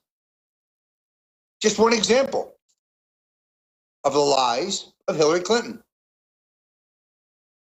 I'm just speechless at this point because Trump looked more presidential. I'm not kissing his ass. It's true. He looked, under all the stress, skinnier, healthier, more focused, younger. This guy looks like he's 55, not 70. And I was thinking in my mind, he was finishing sentences as I was thinking of him. It's not that he's following what I say or you say. He's just so Americana, so dialed in. I'm not a messianic type guy, but I got to tell you, I'm thanking my lucky stars right now for Donald J. Trump, and I'm just admiring you for knowing the guy for 40 years. Well, look, I thought it was an excellent debate. He pulled a couple punches, but it's the first of 3 debates. I mean, there's plenty of time to talk about what really happened in Libya. There's plenty of time to talk about the So this was just to look presidential. Does he pull the knives out next debate? Well, I think he's going to go into the next debate even more comfortable and more confident than he went into this debate. You will notice in the Republican debates that he gained strength and confidence with every debate. And I think that is true here. I think he now realizes that she's a totally programmed, automatic kind of robot. I don't know what kind of drugs they had her hopped up on tonight, but she could barely keep her eyes open if you look carefully. That's anti-seizure medication. Absolutely. She did come off as an automaton. So what does that signify to you? Well, Trump is genuine. Trump is authentic. Trump talks the way people talk around the dinner table. Hillary Clinton comes across as what she is, a skilled 30-year career politician. Unfortunately, with all her grandiose promises and plans, she and her party are responsible for the disaster of the last That's 8 right. years. She can't dodge that. She's the author of our current pickle. She's not changed. I've asked some of the questions. And now that George H.W. Bush has endorsed her, and I think Laura Bush is right behind. What an let's be albatross. candid. The Bushes and the Clintons together are responsible for the Why pickle didn't she we're in. refuse that albatross? Are they so disconnected in his I'm sorry to say it, Alzheimer's brain or I guess dementia brain that they thought that was a good thing? Well, unfortunately, these people are very arrogant, and they actually think that people are still impressed with them. And they think they have a brand. How did Jeb do? That tells you how respected the Bush brand is. Their brand is total horse manure. Just among Republicans. All right, Roger Stone, best-selling author. We sell both his books and the Clinton Rape shirt and InfoWarsStore.com. Key to fund this operation. We've done since like 7 o'clock.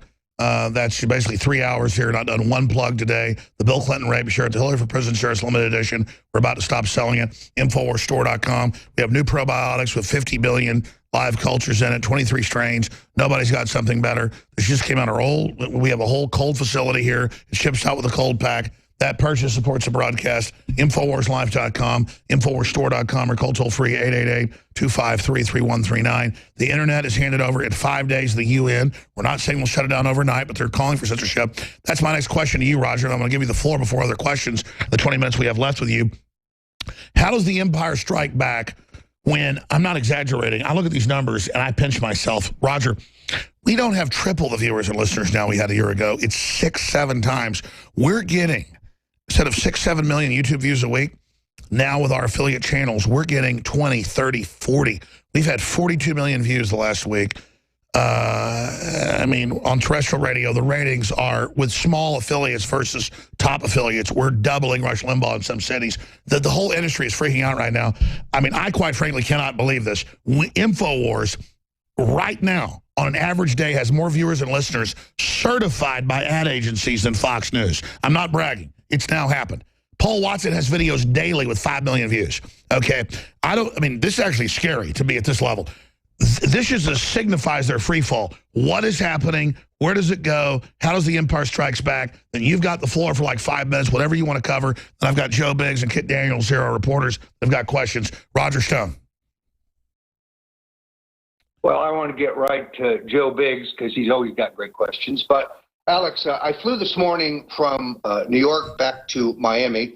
And frankly, when I got to the house, I was happy to say that my brain force had arrived and I was able to pop a few. So I had a productive day. But I've been putting in 18-hour days.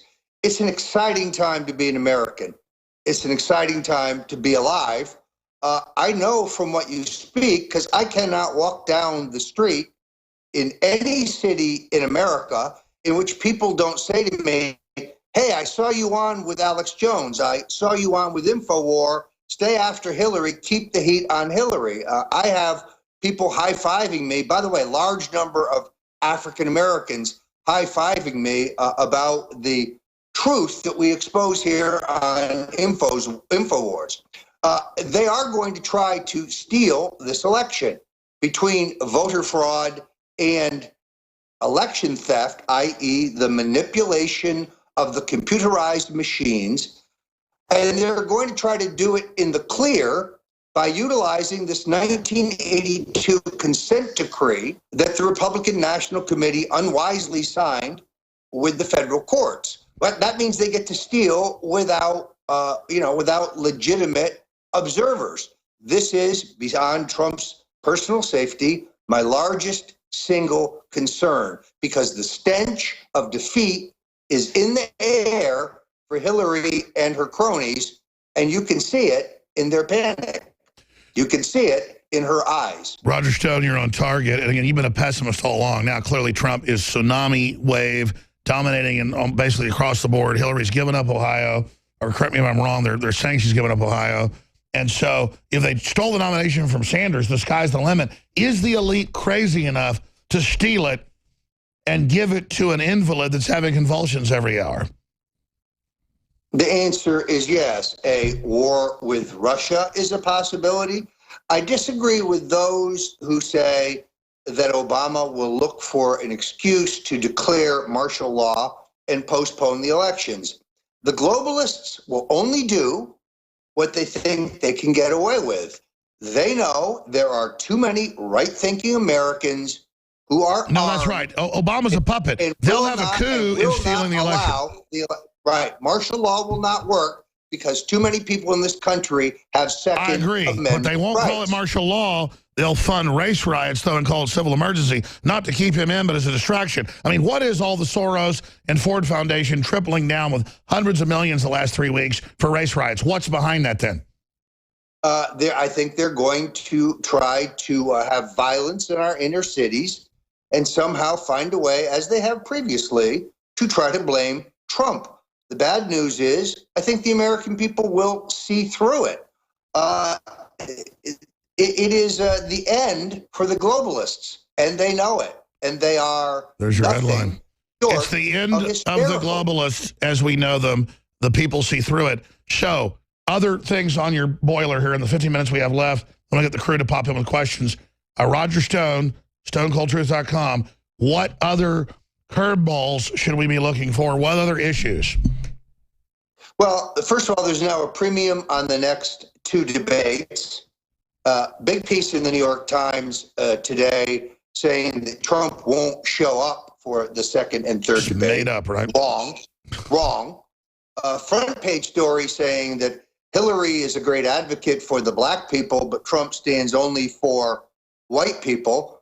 Maybe Alex Burns and Patrick Healy of the New York Times should refresh themselves on the 1999 crime bill, which incarcerated an entire generation of young black men for the nonviolent crime of possession of small amounts of drugs and had harsher penalties for crack cocaine than powder cocaine. And by the way, you've been an advocate for decriminalization for 20 years. You have a lot of credibility when you talk about this. Well, look, the Clintons have played more than their share of dog whistle politics.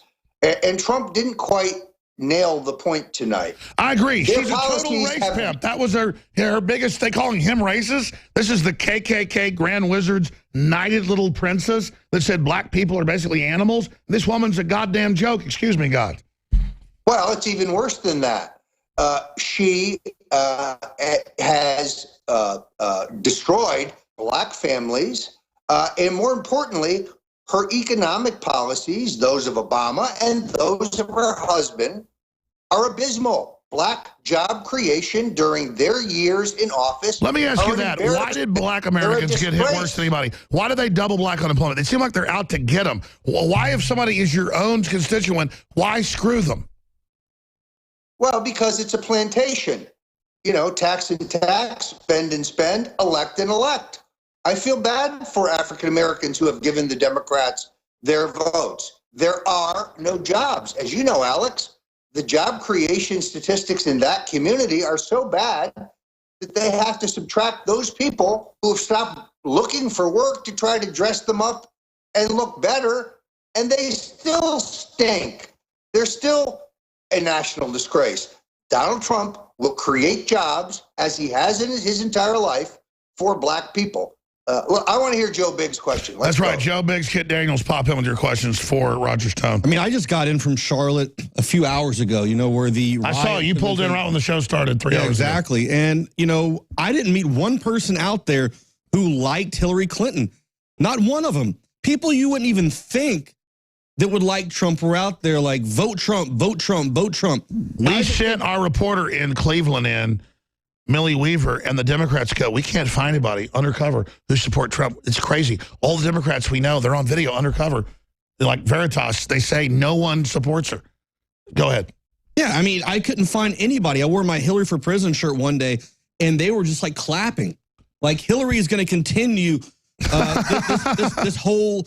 What we're living through every day, everything that we go through in the inner city is going to continue if she becomes president. I want you to come back with this, but what about the polls? I know we want to be, quote, scientific, but they admit they're push polls, fake numbers, more Democrats sampled. We can't find Democrats to support her unless they're super rich, white, elite areas in Austin or other areas. I mean, I'm serious, Roger. I don't see how it isn't a giant landslide for Trump because, I mean, we can't find these people. I'd like to see the launch of this poll mole program that Dr. Richard Davis is developing, where you would have a multi-million-dollar national sample, and therefore the margin of error would be infinitesimal, less than a point. That's how we keep the pollsters honest, because as you know, Alex, the precursor to stealing the election is to create this phony expectation level by inflating the number of Democrats in the national polls. There is an intensity gap here between Hillary and Donald Trump. She doesn't get crowds. Nobody shows up. I can't find anybody who's for her. Kit Daniels? Yeah. The fact remains that Hillary has the worst poll numbers among African Americans since John F. Kennedy in 1960. I don't even think she's going to hit 75%. Well, we got like 25% of black males, 16% of females. On average, a Democratic candidate for the president, win or lose, gets at least 87% of African American voters. So my question to you is, will the Democrats, it seems like as they're going to keep trying to push Hillary into office, but they're going to destroy themselves, kind of like how the Republican Party almost destroyed themselves by trying to put Jeb Bush and sure, the arrogance. Yeah. I mean, what about record numbers of Hispanic males saying they're going for Trump? What record numbers of black males going for Trump? What is this bellwether, Roger Stone? There's definitely something going on there. Now, in all honesty, Trump could greatly improve his standing with black voters if he would talk more about his economic program, because the black people I know want a piece of the American pie. They want economic prosperity. The Clinton-Obama policies have devastated their communities. They have no upward mobility. They have terrible schools, no job training, and no job opportunities. Trump is the candidate of growth. He says, vote for me, you have nothing to lose. I would say, vote for Trump, you have everything to gain. We've tried it their way. Sure. Those who are trained to govern, the Harvard, Yale experts, have been running the country for 30 years. Let's talk about October surprises, our surprises, their surprises. Clearly populism is rising worldwide, Roger. Jump in anytime, gentlemen. What could they pull? A war with Russia, an economic collapse? CNN had this op-ed guy going, don't worry, something's big's coming. Trump's going to be in trouble. Some big crisis he can't control. So if you're in the little beady-eyed brains of Hillary and Obama and the globalists, what do you do, Roger Stone? And then I want to get your takes on that. A reporter at the New York Post has warned me that the Clintons are going to try to smear Donald Trump, claiming that it is he who had a relationship with the convicted pedophile Clinton Foundation donor, Jeffrey Epstein. There's no question that Mr. Trump knows Epstein because Epstein was a member of his private club. A private club, as Trump said tonight, open to any individual who has the money to join. Jews, blacks, Hispanics, unlike the other clubs in Palm Beach, which are restricted. Trump has no relationship with Epstein beyond the casual. It's Bill Clinton who visited Epstein's hedonistic private island. So you're saying, get ready, they're going to try to tie him to the pedophile plane that Clinton flew on all these scores of times that Trump didn't. They're definitely going to try. It's coming. I'm predicting it right here. And it will backfire because it's Bill Clinton who has a vulnerability there, not What else Trump. we got to look for? Well, we've talked about the stealing of the election. Fortunately, Alex, we have some October surprises of our own. Stay tuned. What about WikiLeaks? He said like 3 weeks ago and the next week, then he said before the debate, what the hell is going on with Julian Assange, who I admire, but I mean, give us the data. Do it now.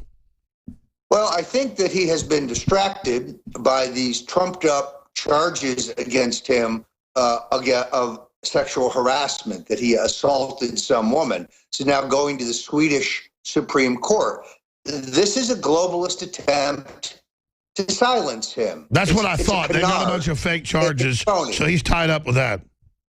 He is tied up with that, but a very good friend of mine is on his way to London, even as we speak, to talk to him. I will get a report shortly. I think Julian Assange is a freedom fighter, that he is a truth teller, and the idea that he is working for the Russians is as absurd as the idea put forward by our ridiculous CIA director that the Russians are going to hack our elections. No, Rahm Emanuel may hack our elections, but there is no evidence. All right, we only got about 6 minutes left with you. Then we're going to bring in Leanne McAdoo and some of the other crew to comment. Roger Stone's our guest. I'm Alex Jones. This is post-game coverage where they went over. The debate was 97 minutes long. They started 3 minutes late, but they went 10 minutes over. So amazing. Joe Biggs, quick question. Any other comments? Also, I want to bring David Knight in here in a minute, but both of you, including Daniels, other questions or comments for Roger Stone? Well, I think one of the interesting things was there was quite a few mic drop moments where Donald Trump came out and said, you know what, you call the TPP a gold standard. Then she goes, no, I never said that. You know, we got her saying it. I've got 11 instances. I did a video, a report. On Infowars.com. 11 instances. Hillary caught lying about TPP. Exactly. And that's something she did, just like she did about the emails. She lied about the emails right there on stage again. And Donald Trump jumped on that. The only thing I wish I would have seen a little bit more was more of attacks on there. You know, it was kind of soft when he said the whole super predator thing. I thought he could have been a little bit more aggressive, brought up the fact that Bill Clinton, you know, had put a lot of these people in jail. I want to see more attacks. That's what the people want. People want to see him be aggressive. Yeah, we're sick of these globalists. We want to see him go after. I want to see him attack them head on at full speed. And people say, well, that'll make her constituents that are on the fence think he's mean. No, we're not trying to conform to their little system. We want to break the paradigm. We want to shatter the paradigm. Are we wrong, Roger Stone? You know, in all honesty, I think it's better to use the stiletto. To just lovingly stab the knife in. Is a woman, and there is a problem with looking unduly harsh in attacking a woman, despite the fact that she so richly deserves it. Notice that in this debate, he never pointed out that she has a fundamental problem with the truth. That's my next question. Do you know, or can you guess, what was it Trump said that I was going to say it, but I won't say it to be nice to you? What was it he held back? He was going to call her a liar because that's what she is. As the late Bill Sapphire said at the New York Times, she's a congenital liar. But, Alex, it is just the first of 3 debates. And I suspect Trump not only had a win tonight, in my view, but I think he will triumph in the last 2 debates. No, I'll give him a 95. I'll give him a 95. No, Biggs, you're going to get your wish before this is over. All right. Roger, you're talking about October surprises. It seems like to me every single attack the Clintons go after Trump with, they rely on the mainstream media's influence. But as we all know, she kept saying, oh, my fact checkers at the Washington Post. Exactly. They'll wipe my ass tonight. But the fact remains the mainstream media is that public trust in the mainstream media is at an all-time low. They do not have influence anymore. So is it just pure arrogance by the globalists, or what is the deal? Because every single play they're playing right now in their playbook relies on media influence, but the media doesn't have the influence. Exactly. That's why they're arrogant. They are living in the past. Their formative political experience is in the 80s, when we only had 3 television networks and a handful of... Yeah, they don't get... CNN has 500,000 viewers. We have millions. They still don't get... We're bigger than them. They have not come... They're starting to come to grips, though, Roger. They think information can be suppressed as it was in the 60s and the 70s and the 80s by their elitist chums in the media. It's no longer possible. That's why they're going after the internet. Right, exactly. Thanks to InfoWars, thanks to Breitbart, thanks to the Daily Caller, thanks to Town Hall, thanks to all these conservative alternative media outlets, you can no longer choke the truth. You can no longer hide facts. I just don't think there's any way that she can win straight up in a fair fight. There's no way. They're going to try to steal it. When I was in Charlotte, I was speaking with National Guard, and I can't talk to them on camera. They won't do it. But I mean, off camera, I'm talking to these guys, and they're like, man, we love Trump. Hillary's going to get us killed. Same thing with the police. I talked to the riot police out there, local law enforcement, state troopers, all that. They cannot stand Hillary Clinton. How does she have a chance in hell at all? Fairly, there's no. She can't get crowds. It's all a hoax. I mean, and nationalism is rising. And she sits there and she's so cocky, and the whole time she's sitting there with a little smirk on her face, and she's lying, though. The con game isn't going to work. We've got to let him go in about 3 minutes. Let's bring David Knight in for a final question and comment for Roger Stone. David Knight from the other studio. Yeah, my comment is I'm sitting here watching the debate, and I noticed that Hillary Clinton appeared to disappear immediately.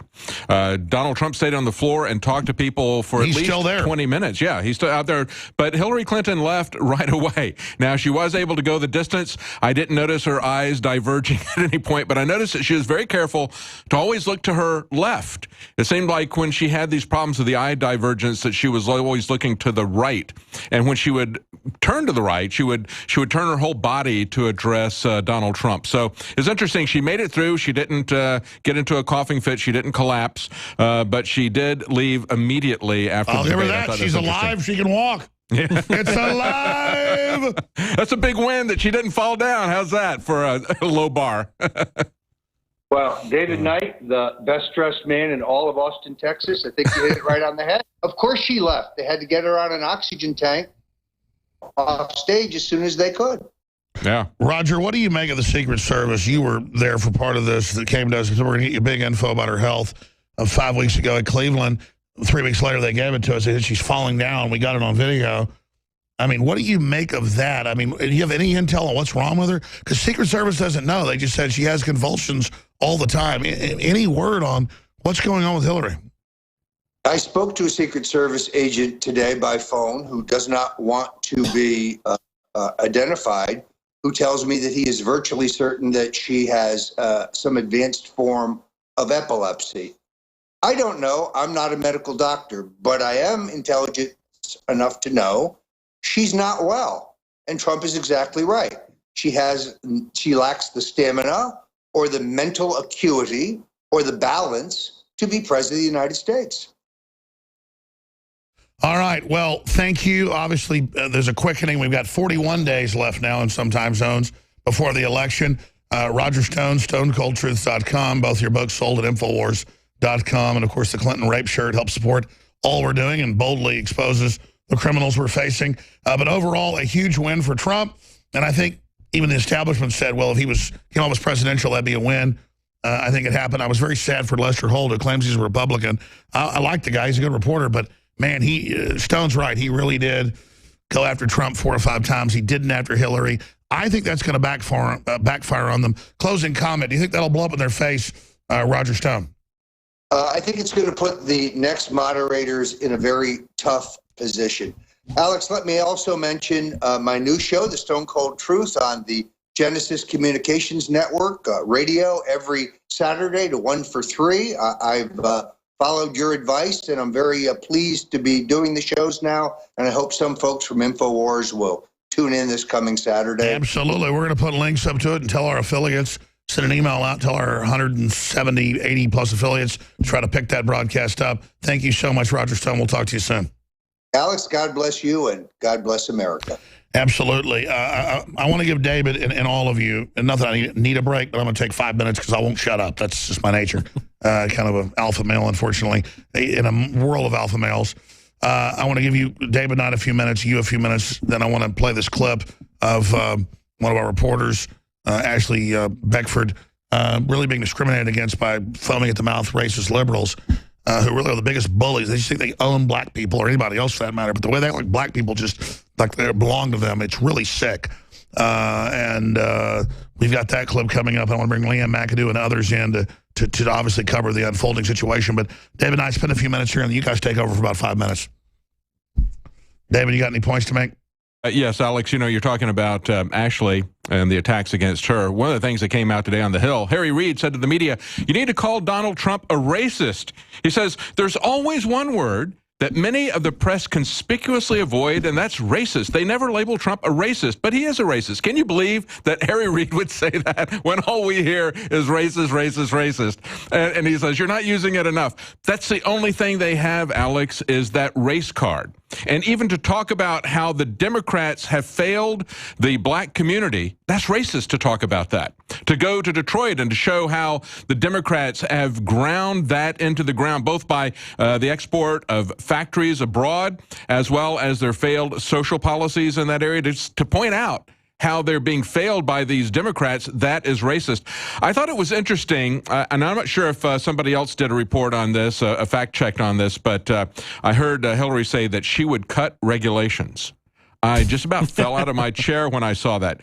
Cut regulations. You mean like with the EPA or the IRS? Or you mean all the mandates that you continue to pile on top? Give us one example, please, Hillary, of one regulation that David, you would cut. She would cut regulations when it comes to State Department classified emails. You know, that's a regulation she'd cut. She cut a lot of those. She just cut it right off the top of the email, didn't she? Yeah, exactly. Classification. And one point I want to make about the whole Harry Reid thing. Here's liberalism in a nutshell. They have to stick with the narrative. If the narrative runs contrary to reality, they have to disavow reality. So, yeah, of course, you know, you're going to see white liberals that are going to attack a black Trump supporter because the black Trump supporter doesn't stick to their narrative where all blacks must be Democrats. That's right. So it's, you know, it's this, they have to push this whole identity politics, even despite the fact that Americans are waking up to the fact that identity politics is not reality, and it's never been reality. Well, I think it's also interesting, too, when you look at the taxes. Okay, Donald Trump has proposed the largest tax cut any president has ever proposed, larger than what Ronald Reagan did. And we know that that worked very effectively. And yet she's still trying to use the same tired criticisms to say, well, it is simply top down, it's trickle down, and so forth and so on. It really worked. It raised all the boats, as JFK pointed out. And JFK was the first one to do the tax cuts. His were much smaller than Reagan's. Reagan's were much smaller than what Donald Trump has proposed. And yet what she is saying, essentially, is that she wants to have top-down taxation. She wants to have trickle-down taxation. She wants to increase taxes at the top, increase mandates on because the all elites are able to exempt the themselves and shut down their competition. Absolutely. Yeah. I want to all of us have a free-for-all here. We should bring in Leanne McAdoo here in a moment. But first, we haven't done a commercial break in 3 hours and 17 minutes. I've barely plugged anything. You can see this is all very expensive, folks, to fund this. Other news agencies are making hundreds of millions of dollars in the last week. You know, millions runs us. Taxpayer funded, you know? Taxpayer funded. I mean, this place costs over $25 million a year to run. That's cheap compared to other media outlets. Just the bandwidth alone is going to be probably $50,000 tonight. All these free feeds. We have new probiotics available. That is the highest quality for the best labs in the country. It's Biome Defense 50 billion live and active cultures. New InfoWars Live product. We send it to you with cold packs so it retains its highest level. You can actually save it and put it on the shelf, and a lot of it lives, but it's good to keep it cold. Supports healthy flora. 23 probiotic strains, 60 capsules. That's at InfoWarsLife.com. We've got a special on Super Male Vitality that's known, concentrated, cold-pressed herbs, and Super Female Vitality, 20% off. Methylcobalamin, vitamin B12 organic, under the tongue, Secret 12, that is 20% off. InfoWarsLife.com, InfoWarsStore.com. And if you are a longtime listener, I want to thank you for what you've done. We couldn't do any of this without you. This is a media operation you built. So whether you buy the Hillary for President t-shirt, or whether you buy non-GMO heirloom seeds, or a shortwave radio or a solar panel system from InfoWarsStore.com, you are financing this. And it's an example of creating the economy and the culture you want by your decisions. This is what they want to shut down, the free market, a true, open, liberal, democratic society where we vote with our ideas and our purchases. InfoWarsLife.com, InfoWarsStore.com, or 888-253-3139. That Hillary for Prison t-shirt was a huge hit in Charlotte. I'm telling you, people were calling me the Hillary for Prison guy by like day 2. And I didn't even have to have the shirt on. Like, hey, you're the guy that was wearing that Hillary for Prison shirt? Where do I go get that at? I want one. I need one. I want one for my mom, my dad, my cousin, my brother. That's a 3rd edition. We're about to end that, and then no more Hillary for Prison shirts in the next month. If we don't defeat her, that's just the way it is. 42 days starting tomorrow. In the final countdown, we make $19.95 of them. We make like $10 off of it. It's hard to send reporters. It's hard to pay for all this. It's hard to talk 8 hours a day. But we do it. I'm not bitching. It's an animating contest. Leanne McAdoo, come in here, my friend. Incredible. What did you make of that debate? I know it was hard for you and I to both chomp on our tongues and not talk during it. But my God, what did you make of that? I mean, a lot of folks are saying he did good the first 45 minutes. He got too easy on her. What was happening? His advisor said, don't bully the corpse. He laid down to a great extent. He still did a great job. But, man, I tell you, she doesn't deserve it, Leanne. She doesn't deserve it. And he actually brought that up. He said, you know, I came out here and I was ready to say terrible things about Hillary and her family, but they told me not to. And I thought to myself, I just can't do it.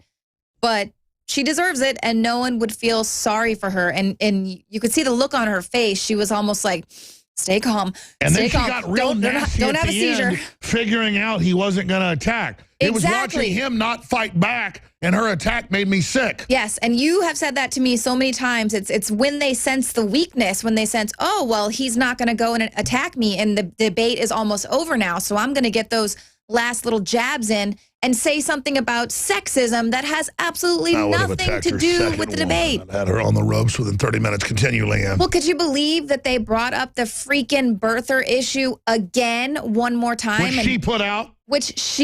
Sidney Blumenthal. She's like, how dare you support ISIS when she created it? Everything she was saying was like her babies, Leanne. Right. Well, you know, it's what they say. When you point a finger, you've got 3 fingers pointing back at you. And that's how Hillary Clinton, that's how she operates. She's always pointing at people, but she's always got those fingers pointing back at her. And I just want to make this statement so people understand this. First of all, I don't think that they really understand how many people in this country were really curious whether or not Obama was born in this country or not. And this whole birth certificate issue. Why'd he put it in 3 years of the Harvard Review that he ran that he was born there? Exactly. They set us up Why to did, go. Yeah. Well, why did it take him so long to release his birth certificate? The question was, why did it take you so long to admit that Obama was born here in the U.S.? Why did it take him so long to prove that he was? You know what? It's not racist to question whether or not someone was born in the United States if they want to be the president. Stay there. I agree. And your colleague, Margaret Howell, is here with us from one of the studios with David Knight. Margaret, we haven't heard from you tonight yet. You are fired up. Margaret, what did you make of this? This is unscripted, teleprompter free. Margaret, what do you have to say? Alex, you know, the victim card that she played tonight, I wish that he'd gone after her harder on ISIS, on Russia. You know, I was jumping out of my seat. I know Kit Daniels, his fingers must be on fire right now watching him type. You know, it was just unbelievable. The lies pouring out of her. It's hard to watch it, frankly, but I wish that he'd gone after her. It was like watching the entrance to a sewage treatment plant. Pretty much, exactly. You know, the ISIS issue alone, you know, he could have hammered her so hard, implicating Russia for a DNC hack with no proof, you know, and that really is one of my greatest fears, that she's trying to set them up so that if in fact she does become president, she could then go to war by proxy with Russia. You know, every time she mentions Russia, it makes me twitch because it's like she has no evidence, and yet she implicates them with every breath. It's very disturbing. Right. I agree that he really could have used that hammer to come after her about the emails. And that was one thing he kind of held back, where he kind of wanted to get into the contents of the hack. What did we learn from that hack? You're blaming it on Russia. It could have been China. Who knows who it could have been? But the contents of the hack showed us, of course, that this whole system was rigged. But then he didn't take the opportunity to go after her and how she jeopardized the safety of our country. So I agree. He should have brought that hammer out. And since Margaret Howell brought this up, I'm going to play this now and get everybody's take on it, from Leanne to Margaret, you name it. This was the chairman of the Joint Chiefs of Staff last Friday. This got no coverage in the U.S. We played this Sunday and Monday.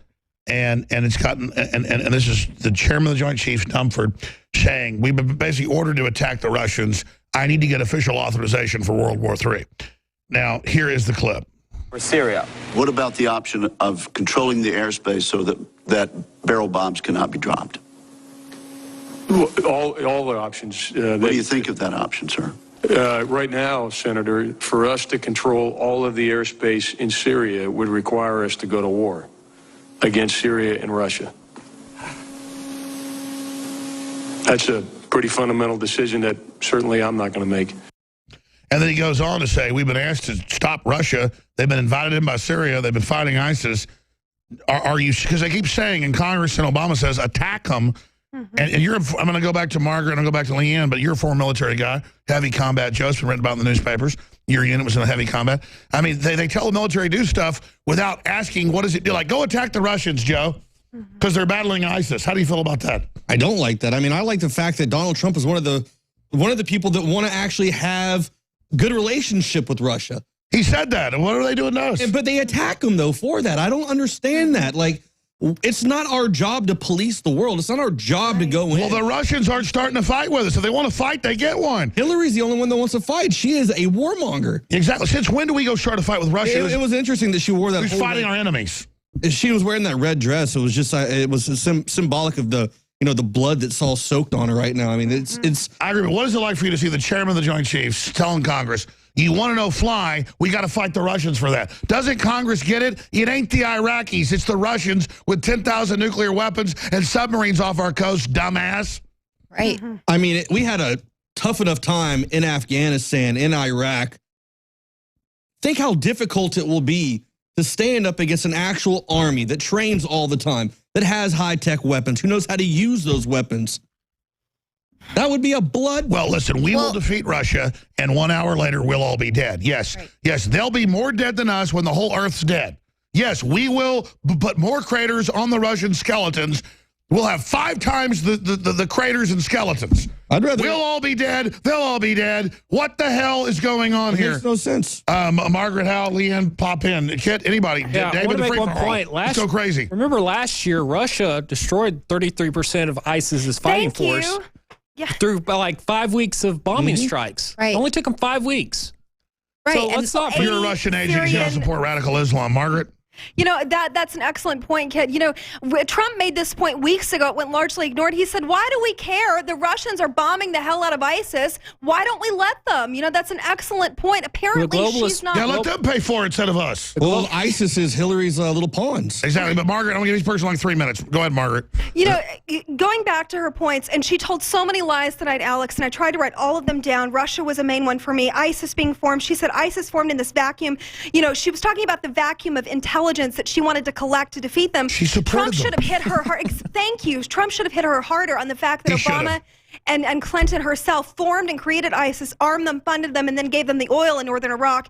You know, all points that he missed, but I thought it was a safe bet by him. He's got 2 more. I just want to see him hit her harder on that. I think the American people largely, you know, besides us, who's covering this? So they need to know it. But hopefully he comes back and hits her harder on this ISIS issue. Great point. Leanne McAdoo, then David Knight, then our other crew here. Well, I absolutely agree with Margaret on this, that, you know, he could have hit her harder there. And the fact that they are wanting to shut down the airspace when the U.S. is the one that is going in and mistakenly taking out the wrong target. And Hillary Clinton confirmed launching Hellfires on the Syrian military. They don't want anyone in there who's actually taking out ISIS. They only want the U.S. to be allowed to fly over that airspace when they're, you know, dropping weapons into the hands of ISIS accidentally. So who's giving them these orders? Because I know that our military is not that incompetent. And also, Hillary Clinton is bragging on the fact that she was the loudest voice that wanted to arm the Syrian rebels, who we have well documented has become ISIS. They defected to ISIS. David Knight, I mean, what do you think of the debate overall? Well, Alex, let me talk about the ISIS and the cybersecurity issues, because we cut a brief fact check on that. Think about the absurdity of the fact that Hillary Clinton is saying she's going to protect us by physically fighting ISIS. She's going to protect us by enhancing our cybersecurity. Hillary Clinton is going to enhance our cybersecurity, okay? What a joke. And the fact is that she not only created ISIS, the Islamic State in Syria and Iraq, their policies created that, enabled it. They trained them, they equipped them, they acted as their air force a week ago this last weekend, decimating a Syrian base that was protecting a Syrian city. That was a frontline fire base stopping Al-Qaeda ISIS advance. Yes. Right. What an amazing series of absurd lies. I mean, anybody who looks at this and talks and hears her talk about cybersecurity, look, what she wants to do is censor the internet. She wants to use their Al-Qaeda. Here's an example. We do a video against Al-Qaeda or ISIS. YouTube censors it and says you can't monetize this, which is how we pay the bills, because you said ISIS, period. But then ABC and CBS and NBC can say ISIS. We can't, even though we're bigger than them in most cases. Yeah. Yeah, exactly. And that's what they do with the transcripts from the shooter in Orlando. They took it ISIS whenever you mentioned it in the calls with police. They're censoring everywhere. We've had the whistleblowers on where 4 years ago they told them, if you can't investigate mosques, you can't investigate Muslims, you can't investigate Islam. They're like, you're not allowed to investigate Muslims. So, of course, then they blame the FBI. I'm not defending, but the FBI goes, oh, well, 2 years ago his dad warned that the bomber of New York and New Jersey was going to attack because the FBI is not allowed to. I mean, it's like... You're not rioters, you're peaceful protesters. Kit Daniels, David Knight. Yeah, I remember, David, during the, I forgot what shooting it was, but Hillary Clinton blocked a investigation into the mosque where the shooter was visiting. So yeah, there's been a San Bernardino. Yeah, well, let's talk about the shooting that just happened this last weekend at the mall. Okay, another the guy, Muslim radical jihadi. Not only another Muslim, but somebody who tweeted out back in January, "We win. I vote for Hillary Clinton." Will she disavow this Islamic terrorist who just murdered 5 people in a mall? Paradoxical is He'll that? probably invite his parents to come on stage with her. That's what I was about to say. You know, David, you talk about the shooting up in near Seattle. I worked on the website this weekend, and when the news broke, I was like, is this really something we would put on the website? Because we don't know what's happening. All it was saying the suspect was Hispanic. And when I looked into it, I was like, the victims were randomly... they blamed it on Hispanics and the guys from Turkey. But the red flag to me was the fact that he was randomly selecting his targets. We have seen that with every single Islamic terror attack in the U.S. in the past 5 years. Well, they're all obsessed if we look at his, they're suppressed. Yeah. If we look at his Tumblr page, he puts out Subhan Allah, glory be to God. He has comments about serial killers. He praises ISIS. This guy is a Turkish citizen. He may be a permanent legal resident here, but he didn't want to become an American citizen. Nevertheless, even as a permanent legal resident, he gets to vote in local elections, and he supports Hillary Clinton, and he supports ISIS. So religiously whacked out, whether it's Indonesia or Saudi Arabia, they go kill their neighbors because they saw their wife with purple socks on, wearing a damn garbage bag over her head. These are crazy people. I'm not against them. I wish they were normal. I don't care what color your skin is. I mean, my God, these people... You can have white Muslims, black Muslims, brown Muslims. The point is, a lot of these the good Muslims we all know are heretics fleeing this stuff. I mean, we don't want to fight with Muslims. The point is... But will Hillary disavow this racist Islamic terrorist who just tweeted his support, tweeted his racism? Will she disavow him? Nope. Everybody is still talking about the Ku Klux Klan guy, David Duke, but will she disavow Mall Arkan shooter endorses Hillary. Will she disavow Leanne McAdoo? Well, no, they don't want to alienate that new voting bloc that they're bringing in with all of these immigrants, the refugees. They're really selling themselves as, hey, we're on your team. We're going to give you Detroit. We're going to let you rebuild Detroit, because that's the new voting bloc that they're bringing in. But for now, they still have to go in and pretend that they care about the black community, which is why the only reason why Hillary almost went to Charlotte to go and exploit that crisis there. She didn't bother going to Louisiana, mind you, with the floods and all of that. But, they still want the black community. They still need those votes because they haven't been able to get these refugees citizenship and all of that. So, once they're able to get onto their new voting bloc, then they're going to abandon ship with the minorities here in this country. I want to go back to Margaret Howe and everybody. I want to take some phone calls. We'll go back to Leanne. She's making incredible points tonight. Everybody is. This is so epic. But looking at this, I'm going to admit it, okay? I thought with the WikiLeaks that it was just her selling U.S. secrets. I didn't know she was representing the Chinese president. That all came out. So it's always worse than I thought. And I'll say this. She's falling down. The Secret Service tells us about it, tells us, you know, it happens. She can't barely give speeches anywhere across the country. So, I mean, I don't know how. I guess she rested 6-7 days, but from Monday to Monday, so it's 7 days. But I thought she'd at least have a coughing fit. So when I'm wrong, I'll admit it. I said coughing fit, 90% chance, 30-40% chance, collapse, have to quit. She had to do that at Republican debates where she would have to, you know, wait longer, and I can wait. I've been proven wrong. Hillary looked drugged up. She was low energy. She looked sick. I was right. But I was right. She was pumped full of life extension technologies. I was right. And then Margaret Howell. Yeah. Okay, no, I'm going to say it. When I'm wrong, I'm wrong. Alex Jones was wrong. So why am I wrong? Leanne, then Margaret, everybody else. I called it. She was pumped full of life extension technologies, and her skin looked so good and glowing because of all of those baby's blood IVs that she got before the election. Yep. Margaret? That's right, Leanne. You know, you made some excellent points about racism, and I just want to touch on them for people really quickly. You know, she is half dead. We all know that. But going back to that racist point, where was Hillary Clinton hates black people? I'm convinced of that. Listening to She hates everybody. She hates Margaret. everybody, She has hot sauce in her bag. Come on. Just talking about this group, you know, the mayor of Charlotte said, please don't come. Please don't come. Just delay that visit. Just a little, please.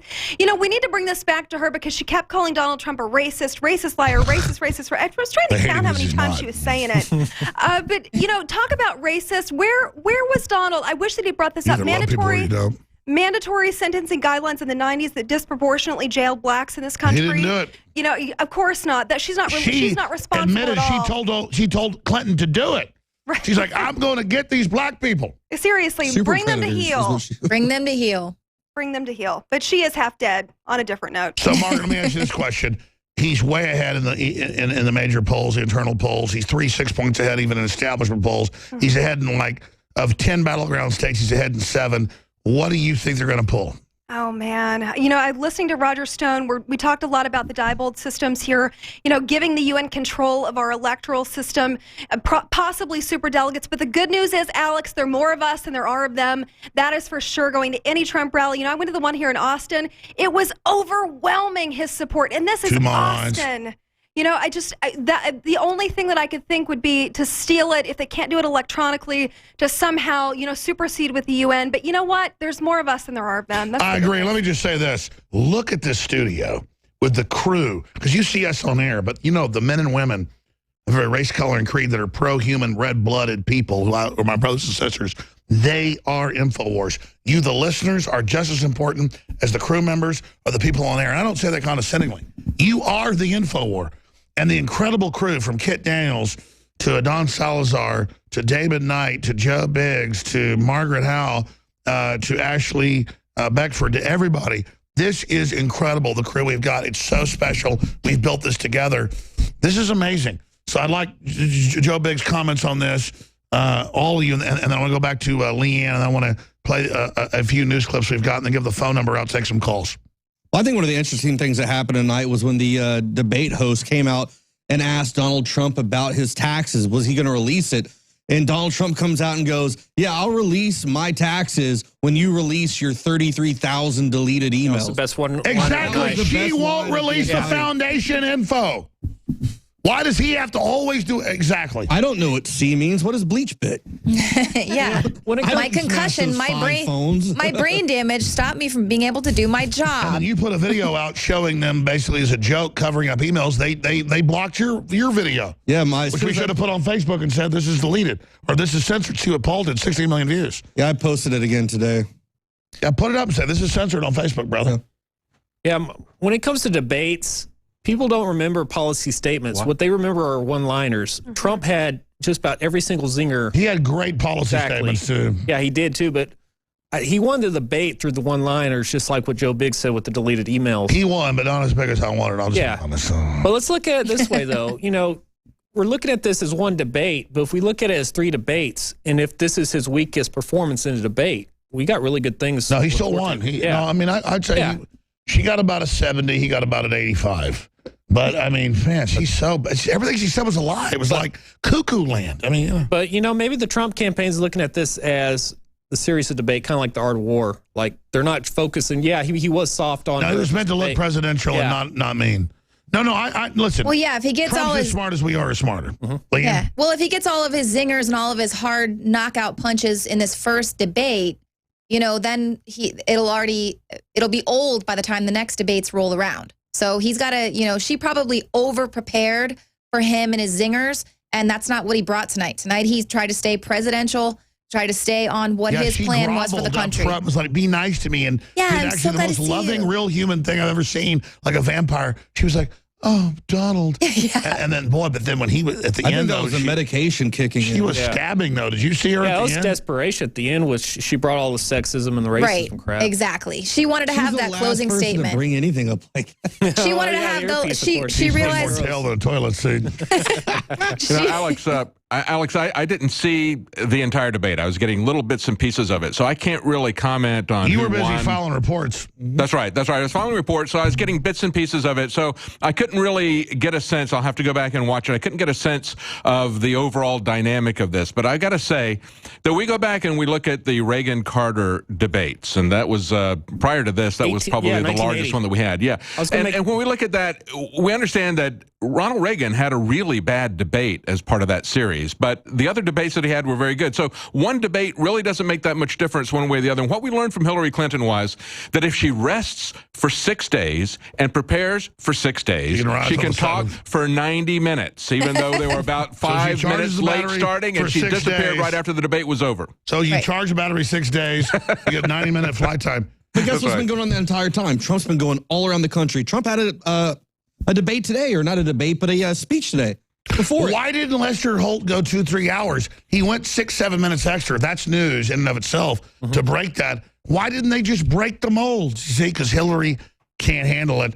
I want to give out the toll-free number. We're going to come back after this break and take some of your phone calls. 877-789-ALEX, 877-789-2539. If you're a new viewer, a new listener, let me give that again for you. But long-time callers, first-time callers, 877-789-2539, specifically with quick comments or questions on the debate tonight, 877-789-2539. We're opening the phones up right now, 877-789-2539. A lot of folks are like, what? We're taking calls? Yes, 877-789-ALEX, 877-789-2539. We've got a huge crew here, free for all. We're not using teleprompters because there's no corporate board boss. I'm going to play a clip here in a minute, but I'm going to be honest. Ashley Beckford has been like a listener for 10 years. She's a great lady. What color she is doesn't matter. You know, whether you got dark hair or red hair or whatever. She's a human being. She's really smart. I feel sorry for her when I heard you're sending her to the Democratic Party event tonight.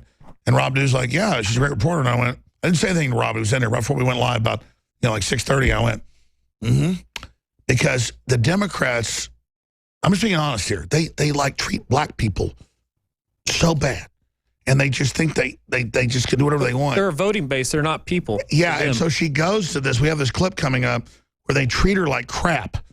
And they treat her so bad. So we have a commercial break we haven't done, and then after that, we will play the Ashley Beckford report. But I mean, I'm going to be honest. When I send Leanne out or you out, Biggs, I feel sorry for folks I send out to be with around Democrats because Democrats have turned into a cult. What do you say about that?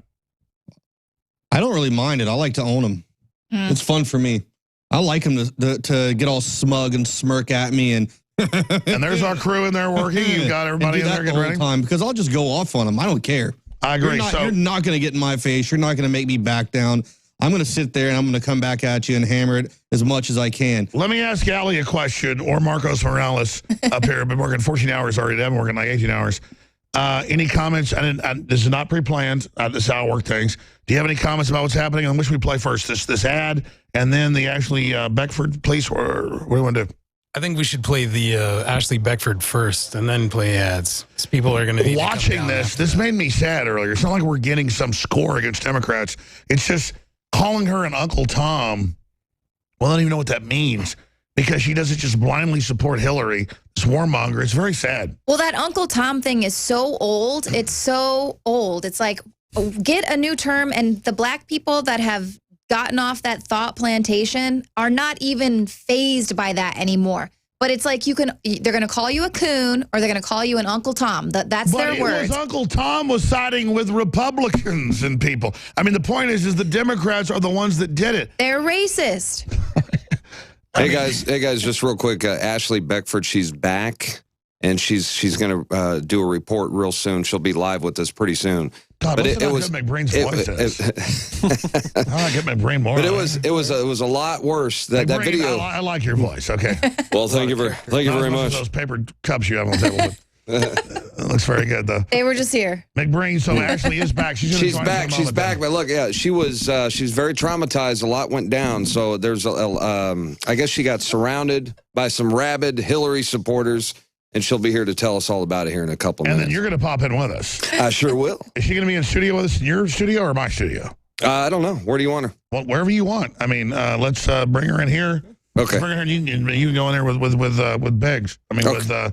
With McBrain, Biggs and McBrain in there. I got to point this out real quick, Alex. Ashley just found more Hillary supporters in one night than we have done in 6 months. No, I mean, Leanne was in California. She went to voting places. We couldn't find them. I know. I told her once. I was like, go to the cemetery. That's where you're going to find Hillary voters. If we elected Sanders, I would say, okay, that's what you wanted. At least he wants to tax mega banks. That's why they didn't want him. I was in California for, a week and a half, 2 weeks, and I went to all of these Hillary Clinton events and these Sanders events.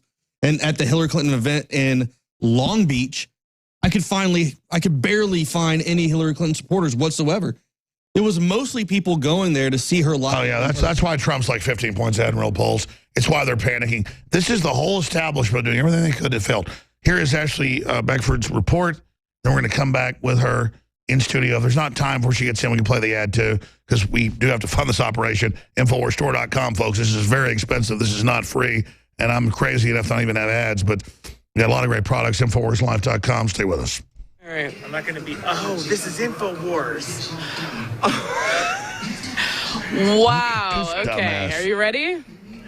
I did not. Okay. Nice person. Wow. Sorry. This is a wild, wild shirt. Please tell me, sir, where you got your shirt. What is the purpose of this? All the faces of Hillary, or are these all her lie faces? Paparazzi. Okay. And I had to get it online.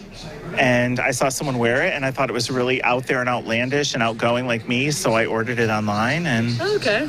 So are you a Hillary Clinton supporter then? Obviously, yeah. Okay. Well, what brought you here is because you wanted to see her get destroyed by Donald Trump tonight? It's quite the opposite, actually. He's bullying her. He's terrible. He's bullying her tonight, you think? Yeah. Oh, definitely not. She's been telling a lot of lies, and he hasn't even hit her hard. How does it feel to be an Uncle Tom? How does it feel to be an Uncle Tom? Don't get me started, buddy. You don't want to mess with me on that. Have you even read? You're a race traitor. Are you serious? Have you even read Harriet Beecher Stowe? Have you even read the book? He probably doesn't know who Uncle Tom even is. Wow. Wow. I'm holding back right now.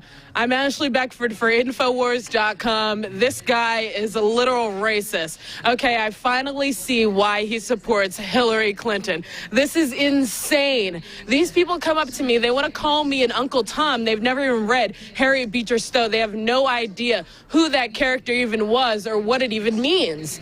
That was so racist and so disgusting. I'm going to have to talk to this guy again. I'm going to have to pinpoint how he got this idea, because I would imagine, just from my viewpoint, that he's a member of the LGBT community. And the bottom line is this. Hillary Clinton supports Saudi Arabia. She supports African countries, anyone who will give her money. And these countries throw gay people off buildings. They hate homosexuals. They hate anything that is against Islam. And for him to support Hillary Clinton, then attack me out of nowhere, he said before the camera came on, oh, I'm not going to be like, oh, this is InfoWars, I'm not going to talk to you. Then he goes on camera ready to attack me. What a sick, sick individual. There are people laughing here like hyenas. Hillary Clinton supporters are completely insane. Stay tuned for more updates. This is a wild debate, and it's going to be a wild 6 weeks until the election.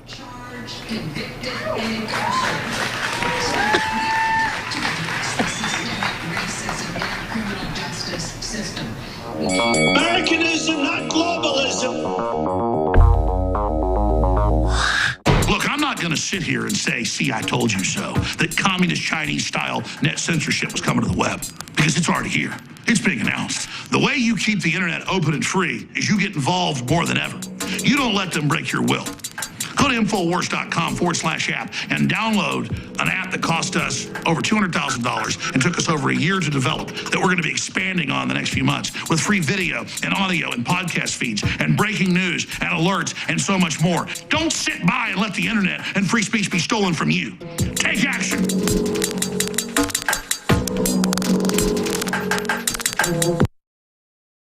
Brain Force is here.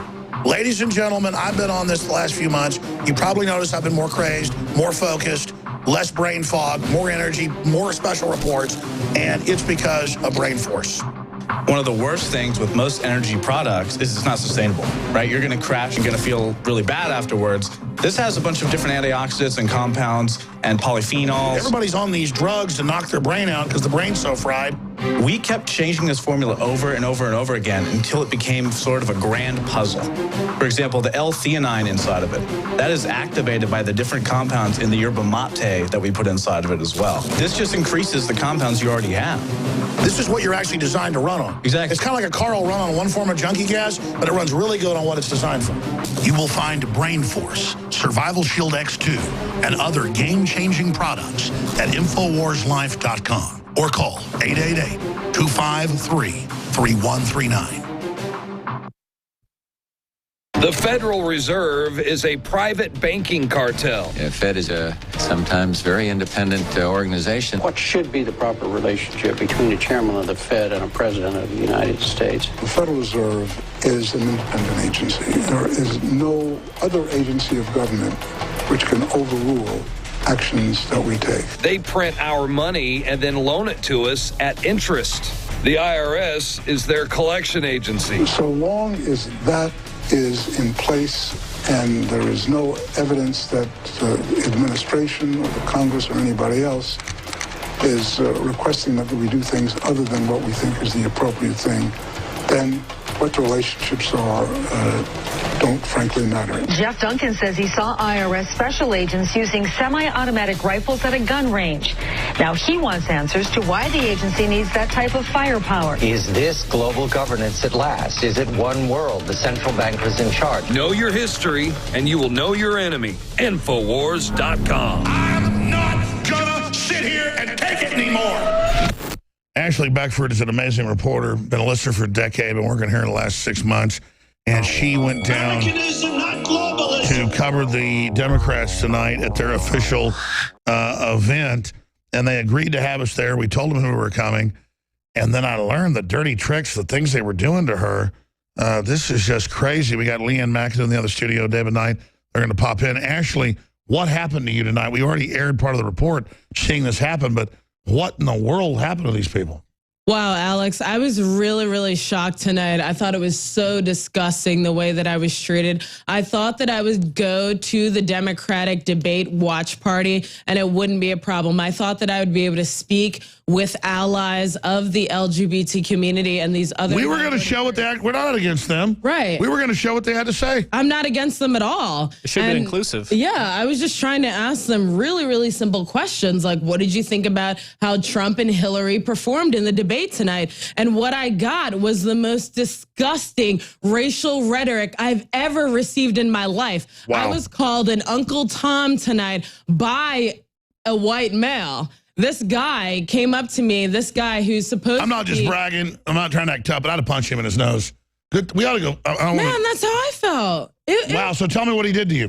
Well, it really hurt me because this guy, I was simply just asking him about his shirt. He was wearing a Hillary shirt with these faces all over it of Hillary and all her lies, I guess. And basically, he just came out of nowhere and said, "How do you feel being an Uncle Tom?"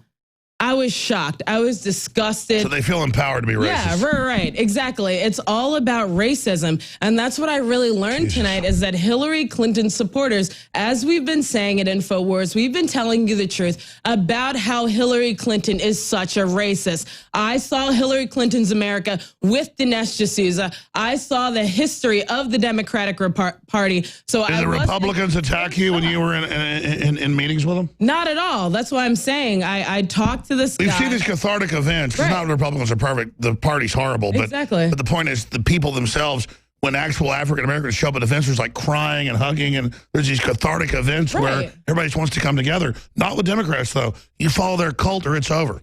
Yeah, it's really, really sick because I've been to the Trump rallies here. I've talked to a lot of black Trump supporters and just generally Trump supporters, you know, out there. And they're so friendly. They're so nice. They're so giving. They're so open. They're just really, really friendly people. And then I go and talk to these Hillary Clinton supporters, and it was basically like the LGBT community attacking me. When I've been a friend, I've been an ally of the LGBT community for as long as I can remember. These people don't represent them. They're just cult members. Yeah. So what do they do? I mean, some of it's on video, but what do they do to you? Me. Well, because you're a pretty tough reporter. You've been in a lot of stuff, but the crew was telling me, no, she was freaked out. Yeah, they freaked me out. I don't want to get into private stuff. They said you were like crying or... Yeah, well, no, they did. They actually upset me to the point afterwards. I was really upset. I was physically upset. I was crying. That's right. You got like big guys in your face. Happy. Yeah, because I had big men in my face. I had a big old tall dude trying to tell me that I'm an Uncle Tom when he hasn't even read Harriet Beecher Stowe. He's never even heard of her probably. He's just making up whatever he can say. And this is something that black people usually say amongst themselves, calling someone an Uncle Tom. So for him to say that to me, I thought that was even more racist than actually calling me the N-word. I had to call my mom and talk about it, and she thought it was so disgusting. She was shocked that an actual white male said that to me, who's in support of Hillary Clinton. Well, you're a beautiful human being, and he's an ugly piece of shit. And she's supposed to be the one, right, who's like all for the left ideology. She's the one who's for the LGBT community. And I didn't even get a chance to tell him about Saudi Arabia and all these other countries. The real oppression. Right. Where they throw gay people off buildings. They kill So it's like I said. I mean, if they didn't indict that female cop that shot the innocent black father of 4, I'd go riot in Tulsa. But they did indict him. Exactly. They did indict her. But no one cares. Where's Black Lives Matter when it comes to Tulsa? Because they want to just pick a case where they can fight all day. It's so evil. Yeah. So I mean, we sent you there, and I was like, well, okay. I told dude, he's a great guy. It's like, we were invited. They're going to be nice. Right. Because in my experience, I thought it would be Democrats are like piranhas. Yeah. And the Republicans are pretty damn bad, too. But I tell you, I just don't know what to say anymore. He literally attacked me and then ran away. He was such a coward. This is a grown man. This is a guy who's at least a decade older than me. He attacked me out of nowhere. He attacked and then he ran away. Like, it was so childish. It was really, really shocking and then very disgusting, as Trump would say. Trump really demolished Hillary tonight, and I think that that's what really triggered them tonight. They're scared. They were scared. They couldn't. So you think he was good to be nice? As a black Trump he did demolish her. He sort of. I'm sorry. I mean, I wish he'd have been harder. Yeah, he should have been harder. But I truly believe that with his points, he made a lot of great points. So it was more chivalrous. Right. Sally kind of held back. Exactly. And they were trying to say that he was really down on her and she's a woman and he shouldn't have been so hard on her. But he really wasn't. He wasn't hard on Hillary. He didn't hit her as hard as I would have wanted him to. But at the same time, he was respectful. He called her Senator Clinton. He called her Secretary Clinton. He was very, very respectful. So I don't see where he took the high road. Did you see how she attacked? Right. Oh, yeah. There was continuous attacks. Her and Lester Holt. They were both saying, let's... And I like Lester Holt, but I mean, Holt did throw he was unfair. He was completely unfair. He was worse than Rat Lauer, in my opinion. He was really, really bad. And it's easy to make him bad when you put a black face on that rhetoric, when you put a black face on that Democratic, talking points. It makes it a lot easier for people who are afraid to object because it's a black person talking about it. And I'm just so sick of all this what color we are stuff. I just want them to stop putting cancer viruses and vaccines and GMO and chemtrailing us. We're all being attacked. We're all under attack. They're announcing nationwide no more humans driving cars in 5 years. I'm not saying that. They are. I mean, they're coming after us, folks. We got to come together and defeat this. And it's so obvious what they're doing to us.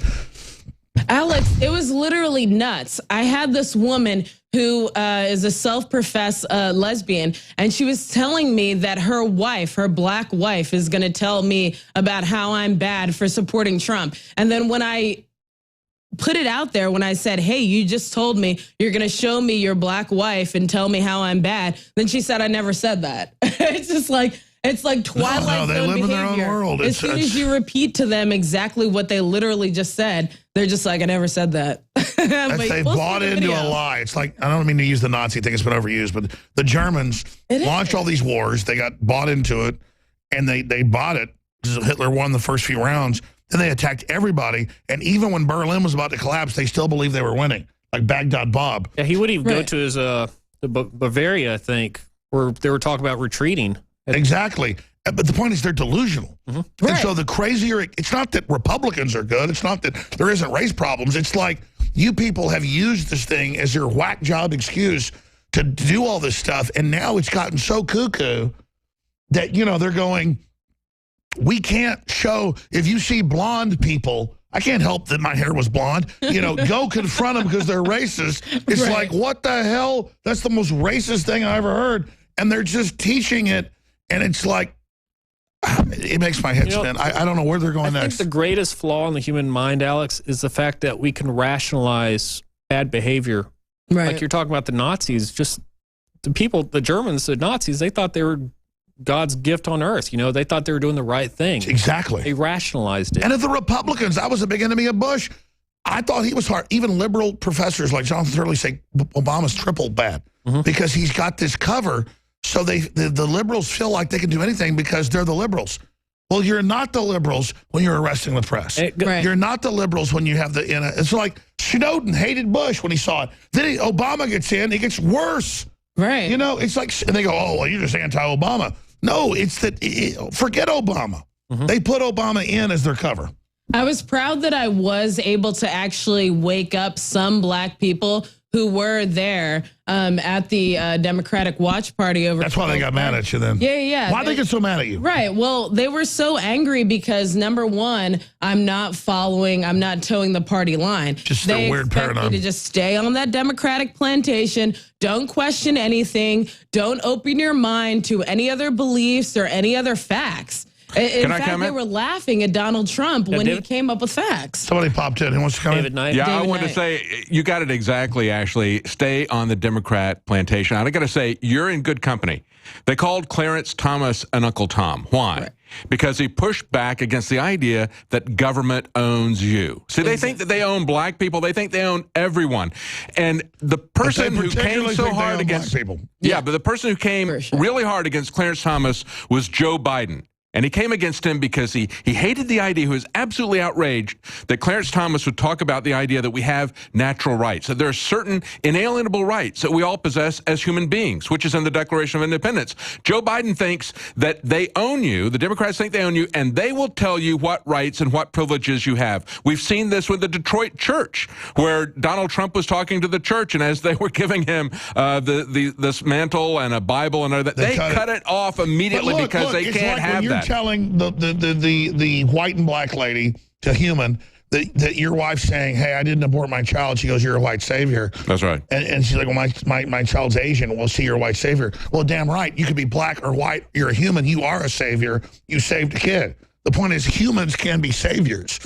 It doesn't matter what color you are. And they're fundamentally saying you can't be a savior, David Knight. You're not allowed to not be racist. You're not allowed to reach out to people. You're not allowed to build a better world. You got to follow our rules and do what we say and follow our system. And it makes me sick how these people are anti-human. So beyond race, they are anti-human, they are eugenicists, and they must fall, they must fail. And for all Donald Trump's failings, nobody's perfect. They hate him because he wants to actually turn humanity loose, and that's why they're so upset. That's why the spirit of the enemy hates Donald Trump. It brings tears to my eyes to think about this epic battle we're involved in, where they always tell us You're not for real. You're not sincere. Right. You're this and that. I am sincere. Exactly. I do want prosperity. I do want everybody to be successful. I do care about everybody. That's right. I am not what you say I am. I will not take these labels. I am not going to accept it.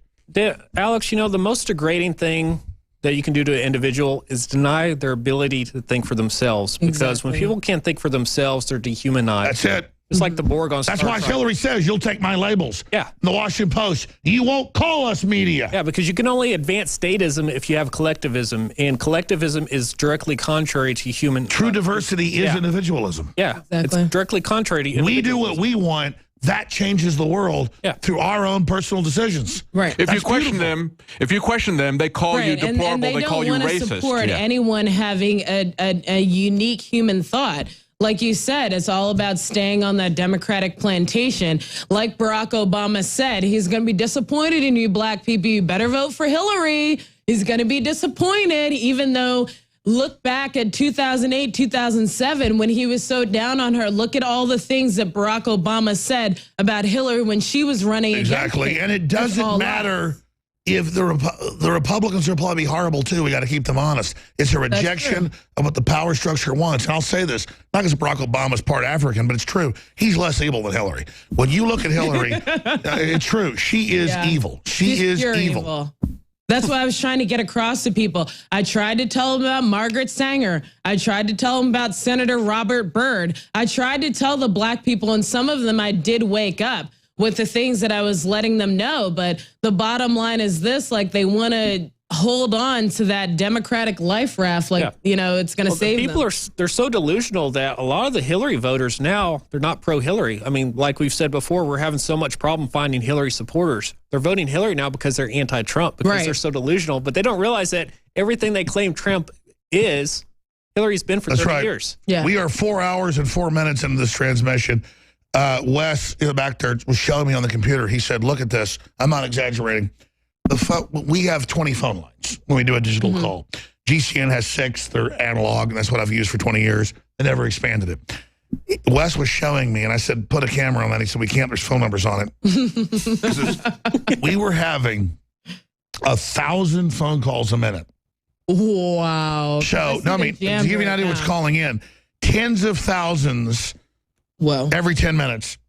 So we've got O'Brien, Habu, Jane, Jonathan, Sam, Aaron, Mike, Brad, Cowboy, Jeff, Scott, Michael. That's only the first 10 calls of thousands we're trying to take. Let me explain something. I'm a private person. I don't want to be out in crowds. I don't want to be left alone. But I'm so humbled by these people that call here and they thank us on air, and it's like torture because thanking me, I'm in a fight for my family. I am so honored to know these people that want freedom. They shouldn't be thanking me. We're together. Because you've done so much and people feel so disempowered. No, I know, but I'm just saying, I agree, but they are as important as us. That's what I'm telling you. Oh, I know. I know that they are. Yeah, I know. I know you know that. Yeah. I'm just saying, it's look. Yeah. It's humbling. They shouldn't thank me for trying to defeat this. Right. This is survival. Right. This isn't something you get a crowd for. Right. This is everything we are. Exactly. Everything we'll ever be. Our birthright. I mean, the globalists have turned themselves over to the devil itself to hurt humanity, to control it. That's the ultimate sin, to dumb somebody down. It's like taking a 3-year-old child and not teaching him, but throwing him over a cliff. Right. That's not elitism. That's satanic. Exactly. So I'm here Luciferian to try to release all the secrets. Right. I'm here to run over the enemy. I have prayed to God to give us the strength, and I believe we have it. Me too. And the providence we have proven by what we've done shows we're on the right path. And I'm so emotional whenever we get to this point because this is historic what's happening, and they want you to lose that dream, lose that beauty, and not understand how great this is. I know Leanne's in the studio, David Knight. You guys pop in for a minute. We'll take like 10 calls and shut the transmission down because we have a limited crew. We got to go to bed. We got to get up tomorrow and do it all again. But this is history happening. You know, Alex, when I took an astronomy class, the teacher taught me that there's actually planets out there that are probably full of diamonds. like diamonds. Like they're so rare on planet Earth, but they're probably they're probably totally common in the universe. And then I saw this article about Stephen Hawking today, said that humanity is not going to last unless we go to space. Right. So that's what bothers me about globalism, is that they keep us on this whole medieval plantation. This neo-feudalism. Neo-feudalism, right. You can feel But they've in got your the stars. consciousness as it, Go ahead, sorry. Somebody popped Well, in. yeah, it says they keep us here on this medieval thought wave as if this is all we are, this is all we have. Meanwhile, they're already working on the plans to inhabit space. They're already working on their escape. Yeah, right. Elysium. Right. Right. Leanne, go ahead. Well, Ashley, I just wanted to give you a round of applause and commend you for being out there, being so brave. And I think this is going to give an opportunity. This is an opportunity for everyone out there at InfoWars to see exactly who you are and why you're so strong and why you've been brought on the team and you're already dominating. I'd love to have you on the show tomorrow on the Nightly News for a whole segment breaking down what happened. And just like you were able to wake up a lot of black people there at that Democratic Party, maybe you could do a whole report on this and just tell the world, wake up. So many people need to hear this because I'm so sick and tired of hearing. I follow a lot of black people on Twitter, and you see this a lot. It's Coon, it's Uncle Tom, and it's just this like, how many more decades is this going to be the thing to? If you're anti-communist, it's like it's acceptable. I'm tired of it. It's not acceptable. There's so much racism within the black community, and it definitely has to do with your skin tone, your skin color, and that's what happened tonight. Is this woman, she had a much lighter skin tone than me, and her white wife was trying to tell me that I wasn't black because. Well, let me just say, I like the fact you got your skin tone. I like it too, Alex. I appreciate it. But the bottom line is this, I'm not afraid to go out there. I'm not afraid to talk to these BLM people, the socialists and everything.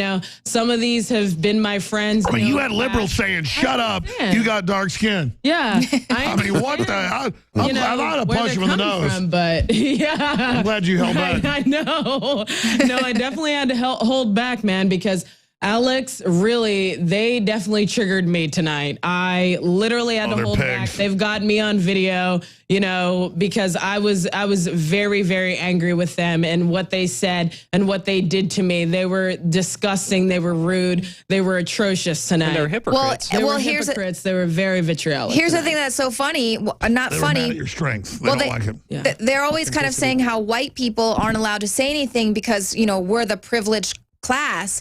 But this gentleman was part of a victim group. They don't have the status because he's part of the LGBT group. So, he felt like he could call you that because, I mean, that's just where these labels are. A liberal group, they can act like a bunch of racist assholes. Right, yeah, exactly. I have two victimhood points. Being a black female, I have black and I have female. So he should know as a white male, you only have 1 point of victimhood. So let's not lie. There's definitely even when it comes to social on the justice. victim scale points, you are still. There's definitely disadvantages there, and then they accentuate those to put you in a current, prison. Right. We want to break out of that. And the sad thing is, Ashley, this would have happened in any town USA. It wouldn't have been just liberal Austin, Texas. We've seen this behavior from coast to coast. We've seen the anti-Trump rallies and you were saying how you talk to a lot of Trump supporters, and all across the board, they are the most polite. They're the most patriotic. They're the most hardworking. The people inside the Trump rallies are just good people. I grew up around liberal conservative Republicans. And it was literally, we're guilty, we're bad, we've got to build a new world. And then I run around Democrats. It's like the most racist crap I've ever heard. So that's why I grew up like saying, I'm the big racist, but the Democrats are like, we do all this. And I'm not saying Republicans are perfect. They're bad at the top. But there's absolutely a paradigm here. Bring in other points. I'm going to go to these calls. Well, and then you look at the other side, outside of the Trump rallies where there's the anti-Trump protesters. They will yell and cuss at you in front of your wife and your children. They will throw eggs at women. They will key your cars. They will slash your tires. They will shoot guns in the air. I mean, they're animals. And this is really an illustration of what we're up against. And this is what we're up against right now. This is Hillary versus Trump, and this is the split of the nation. And a perfect example is what was showcased tonight with Ashley Beckford. Powerful. Now, Darren, those are peaceful protesters. Oh, Come those are on. Peaceful protesters. Well, this crew has been up for 18 hours. I want to take some phone calls now. O'Brien, Habu, Joanne, Jonathan, Sam, Aaron, Mike, Brad, Cowboy, Jeff, Scott, and Michael. And I'm not exaggerating. Wes showed me. It was like 1,000 phone calls a minute coming in. It was like so fast. It was like huge, just like. Tell everyone we love them so much. We love you all. Thank you so much for calling in and watching us and sticking with us through this National debate. talk show host begged for calls. We have, I mean, I'm not bragging, but Liberty is popular. We will get to you It next is. time. This is paradigm shattering. This is- InfoWars, when I was there locally here in Austin, they knew us. So, and they were queuing up. I couldn't interview, enough people before the psychos started attacking me. Well, that's why they're mad, because they know you're the real liberal. I can't wait to Right. see the All right, rest let's of go the to top reports. man. caller. That's gonna be Anybody good. pop in during these calls? O'Brien in Maryland, top caller. Been holding 32 minutes. You're on the air. Go ahead, O'Brien in Maryland. Yeah, I would like to say that Trump did very good in the debate. He basically ultimately destroyed Hillary, but not as... Let me say this. Are you on a speakerphone? No, I'm not. All right, it's a little bit echoey, I'm but in the everybody get off bathroom. speakerphones. Back off a little bit. I want to hear you say Trump destroyed Hillary. Well, basically, what I was trying to say is this. Trump destroyed Hillary, but basically not as what we all wanted to see, but he still did a really good job. I think he pretty much put on a very good showing. He was very respectful, as all the InfoWars. That's a good point. God bless you. Thank you, sir. Great point. No, I mean, we can sit here as hardcore awake people and say, be more hardcore, she's a demon, but Trump's pretty smart. Was he smart? Because I don't want to sit here as like, oh, I know everything, he knows nothing. To be a little nicer to her? Yes, of course he was, because... Are you talking to the caller? No, I'm asking you. Yeah. Yeah, no, of course he was smarter at being nicer to her, because if he wasn't, then they would just added that to the list. Like, Exactly. oh, here's Trump again being sexist. Here's Trump. He's bad because he's attacking a woman. And that's what the people were saying to me after the debate and even during the debate. They were saying, oh, we wondered if Trump was going to be softer on her because she was a woman. I guess he was a little softer. And it's just like, no, he doesn't need to be softer on her. They're both going for the same position. He was not hard enough on her. I believe he could have gone harder, but the American people won't accept it because so many people, they were just laughing like hyenas at Schultz Garden, the oldest business in Texas. No, they want were to thought down they're like there- part of the trendy culture. Yeah, right. They want to be part of the culture. Absolutely. Well, All did you right. hear what Hillary said when she was trying to jab Trump? She's like, he dares to say that women only deserve equal pay if they do as good a job as men. It's like, what? Well, yeah, you have to do Meanwhile, as good of a job. Trump is known for promoting women more. He's gotten awards. Because all he cares about is the results. Right. She played the victim the whole Totally. time. Played the Do victim. you think Trump played the victim? Hillary played the victim. Yeah. She did, yeah. Yeah. And Trump couldn't give her all the zingers, and The truth it's is, true. he's known for being like super liberal. Like Right. that's why a lot of conservatives were right to say, "Hey, he's like for LGBT inclusiveness. He hires all these minorities." Yeah, it's funny. and We women." don't hear about. I mean, that's we who don't- he is. We don't hear about Right. Trump being racist until he enters the election against Hillary. Exactly. That is the only time people started claiming that He just Trump doesn't was want to racist. screw us on trade. Yeah. That's where they're pissed. And even some of the people knew about her hugging and kissing Robert Byrd and being at his funeral and everything.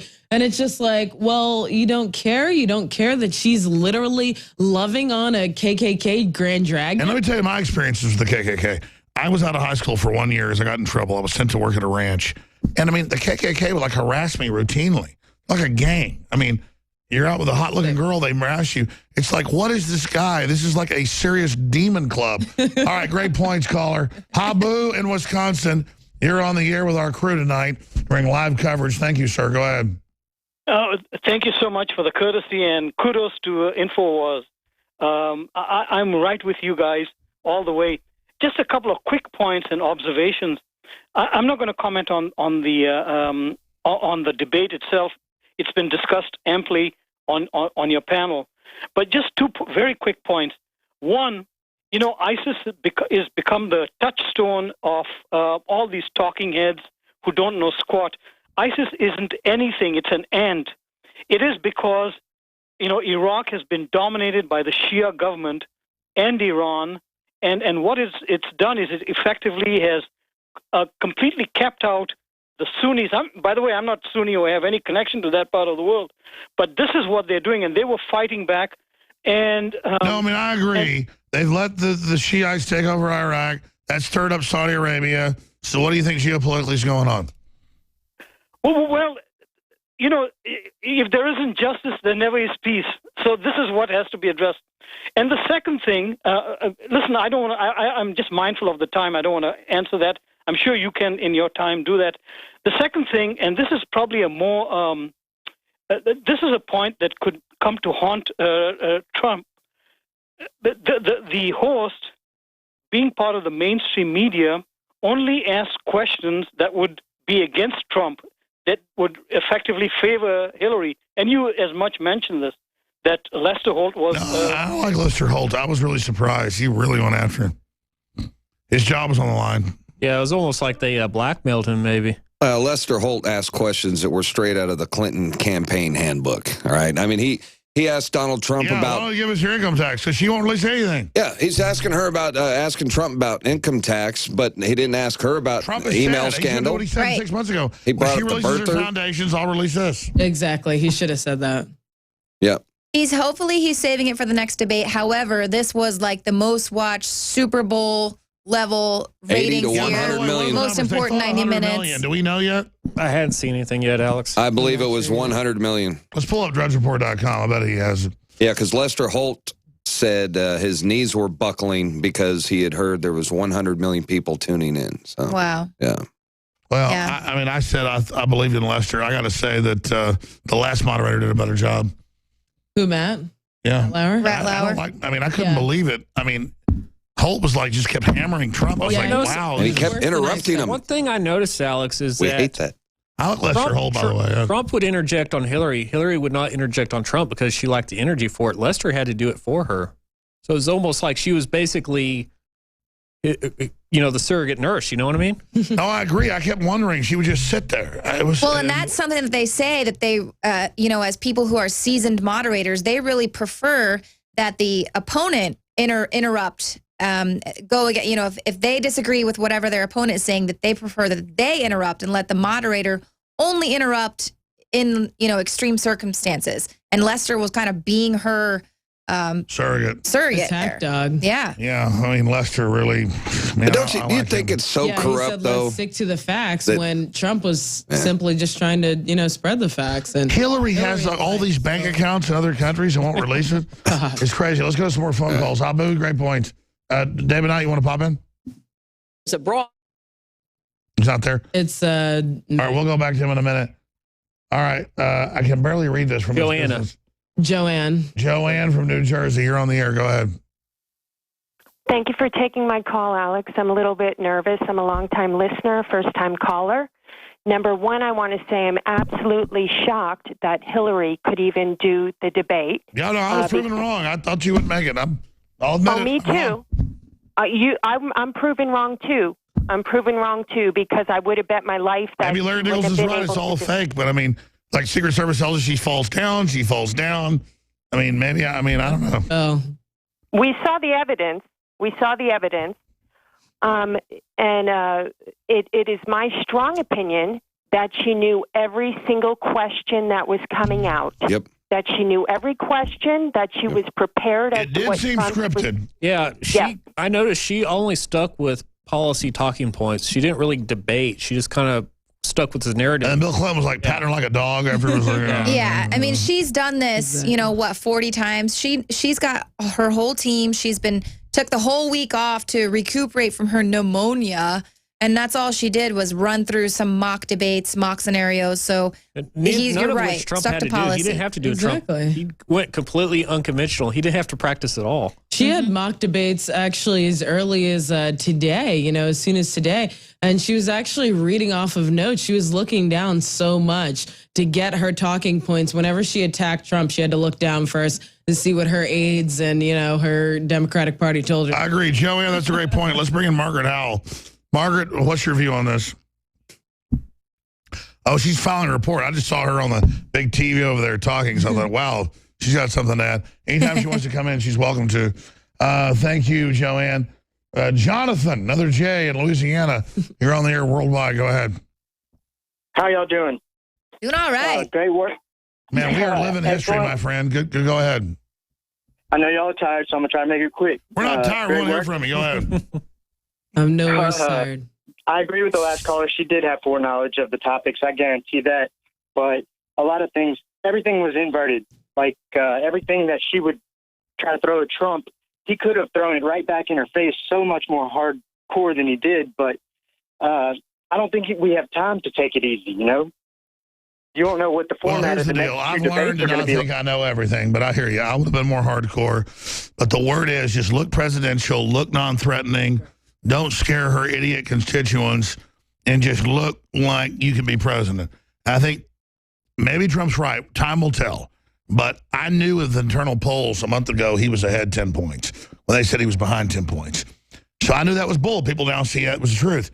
I think he took the safe road, but in a crisis like this, is the safe road the safest road? Yeah. Also, here's the bottom line with the debate. Is there anybody out there, any voters that were going to vote for Trump, but now are going to vote for Hillary based on this one debate? I don't think so. It. Yeah. No, I don't think Hillary supporters, the fact that he kissed her ass, are going to support him now. I mean, he was strong. I mean, let's be clear. Yeah.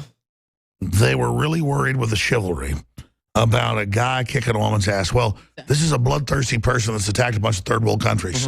I just say, look, you're not a woman in my view. She's a witch. She's a witch. I'm going after you. Alex, she's a sweet little grandma. She's a sweet grandma, and she loves her daughter, and she loves her family. That's why she always brings it up. Wrong. My gut would be, I'm saying you're a witch, but maybe I'd be wrong. Maybe I'm not. I mean, I'm not Donald Trump. Evil people don't get old, Alex. Evil people don't get old. She's just a sweet, sweet little grandma. People think all the evil grows out of you when you get older. So let me ask you, Leanne, should have Trump been more hardcore, or did he do the right thing?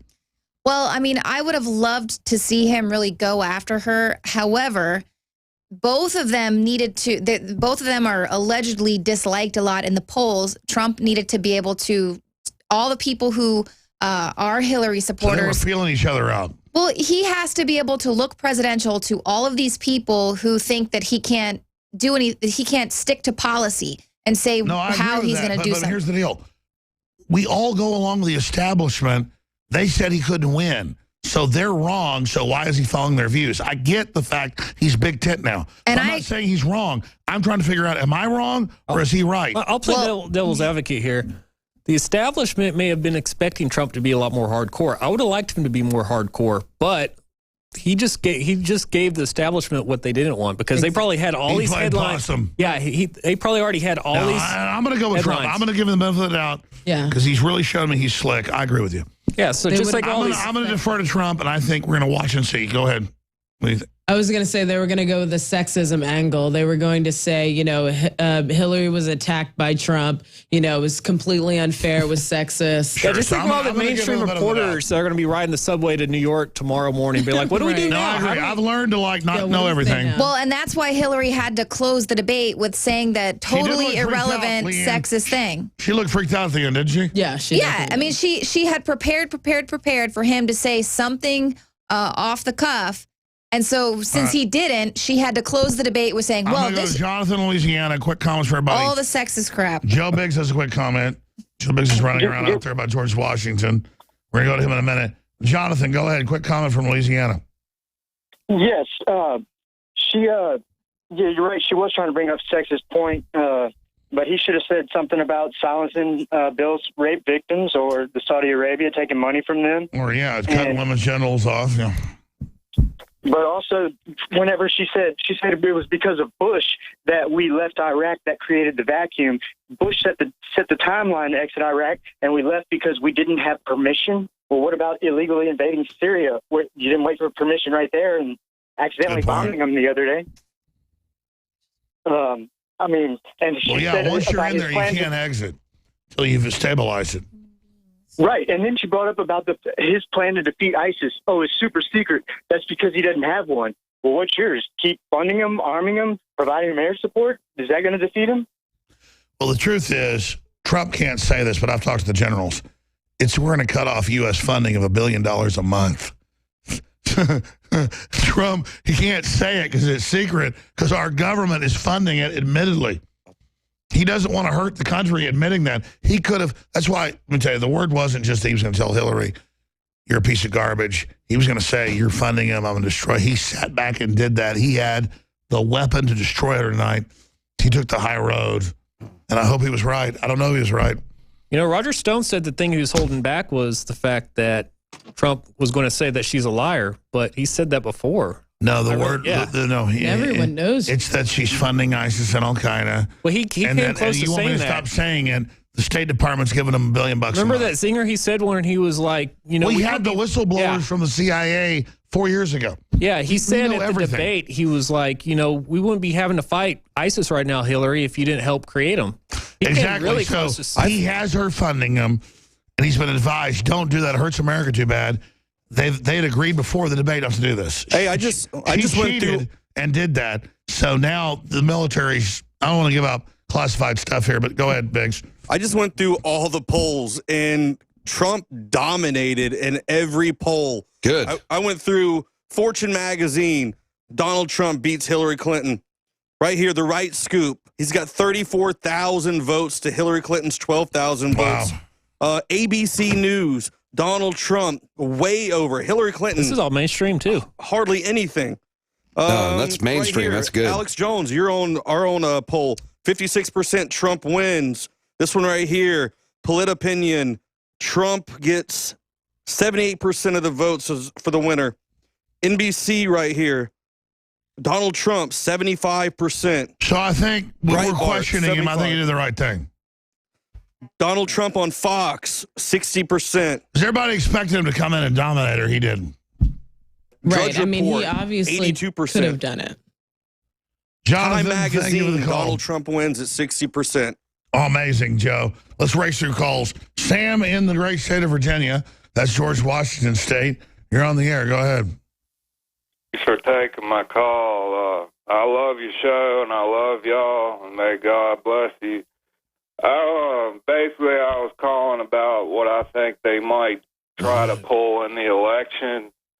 I think, you know, in the states they know Trump is going to win, they might try to, you know, fraudulently put in votes on behalf of Trump.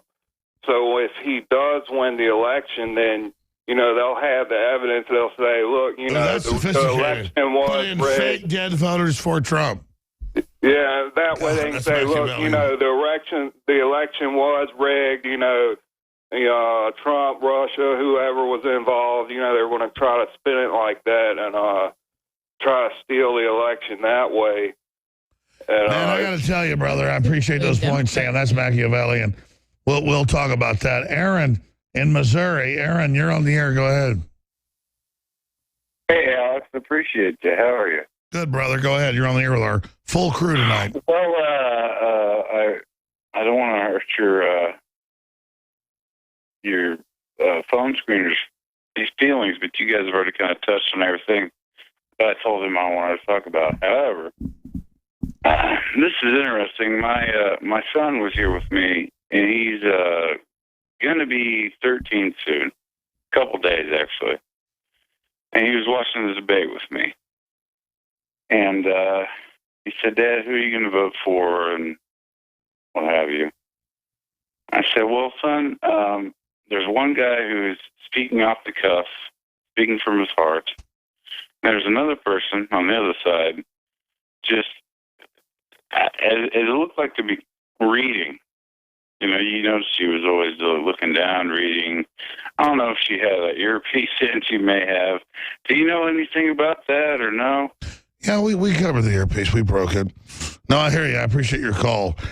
We what do you guys do know. think? Yeah, Aaron. What do you guys think? One thing you touched on, Aaron, that I tend to agree with was, remember on the Drudge Report, they talked about how Trump had this very unconventional debate prep, whereas Hillary, like Ashley just said, she was always having to do these mock debates and go over her points over and over again. So yeah, Trump was very organic, but Hillary, she had all these obviously canned answers. But yeah, I mean, that's all. Trump had the ability to be organic, partly because all he had to do is point out Hillary's numerous failures. Thank you. Mike in Florida, you're on the air. Go ahead. Yeah, hello, Alex. Can you hear me? Yes, sir. Hey, I know that you said that you don't want us to thank you, but you woke me up, so thank you. Your entire crew woke me up. Thank you, brother. We're all together. Thank God I woke you up, because that means we're on the same team. So don't thank me. I thank you. Our souls are together forever. So I served in the Marine Corps. I was a sergeant. What do you think? Because, look, I've been in the trenches, maybe not like you guys are, but in my own way.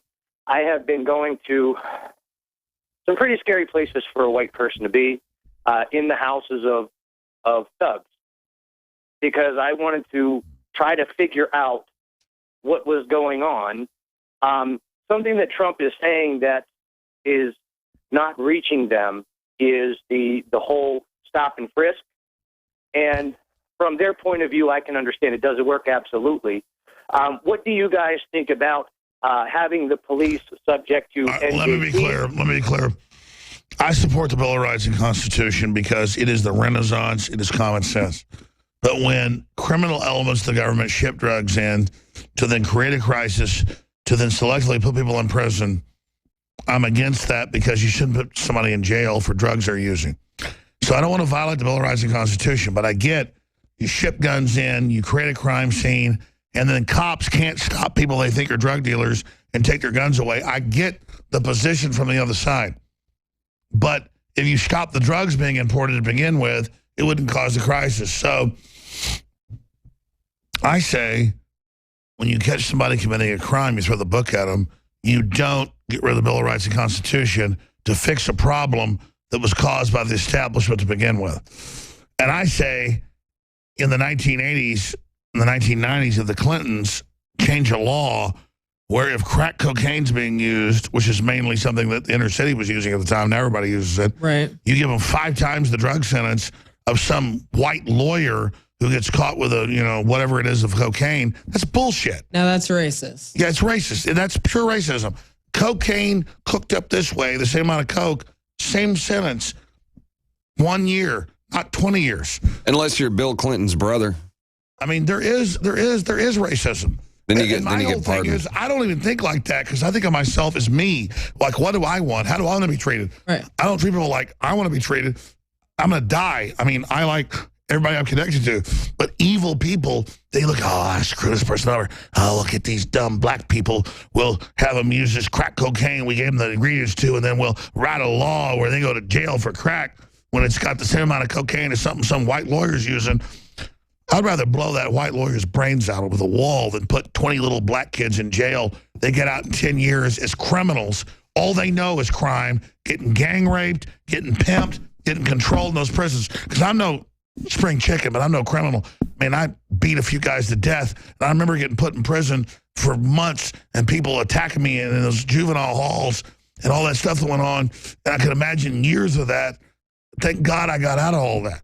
The most evil thing about this, Alex, is the fact the establishment, they're turning African-American culture into this whole hip-hop crap. They make it cool. Yeah. Hollywood sells it. It ain't cool to use drugs, kids, but it doesn't mean that, you're against a drug war, you're for drugs. No, I'm against drugs, and I'm against the drug war. And not only that, they put the people on the Ritalin, which is the same chemically as cocaine. Exactly. So they're getting you hooked on the crack before 20% of American school kids are on cocaine. Exactly. Exactly. Who pardoned drug dealers? Bill Clinton pardoned one of the biggest international drug dealers in the world. He also pardoned his brother, who got brain roll with it. Who got busted for cocaine. I mean, Bill Clinton. How many people know this in stuff? Prison that gets caught with 1/10 of an ounce of cocaine, and then some white person gets caught with it, and they don't get in trouble.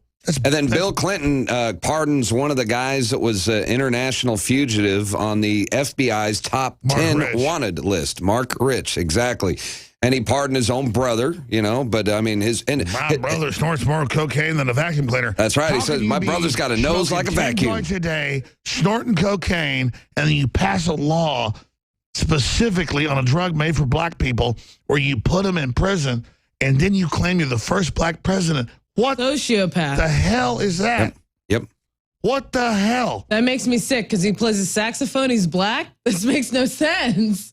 Like, what is making him black? Where's his black card? Because mine's apparently been revoked. Exactly. Mike in Florida, thanks for the call. Brad in Pennsylvania, you're on the air. Go ahead.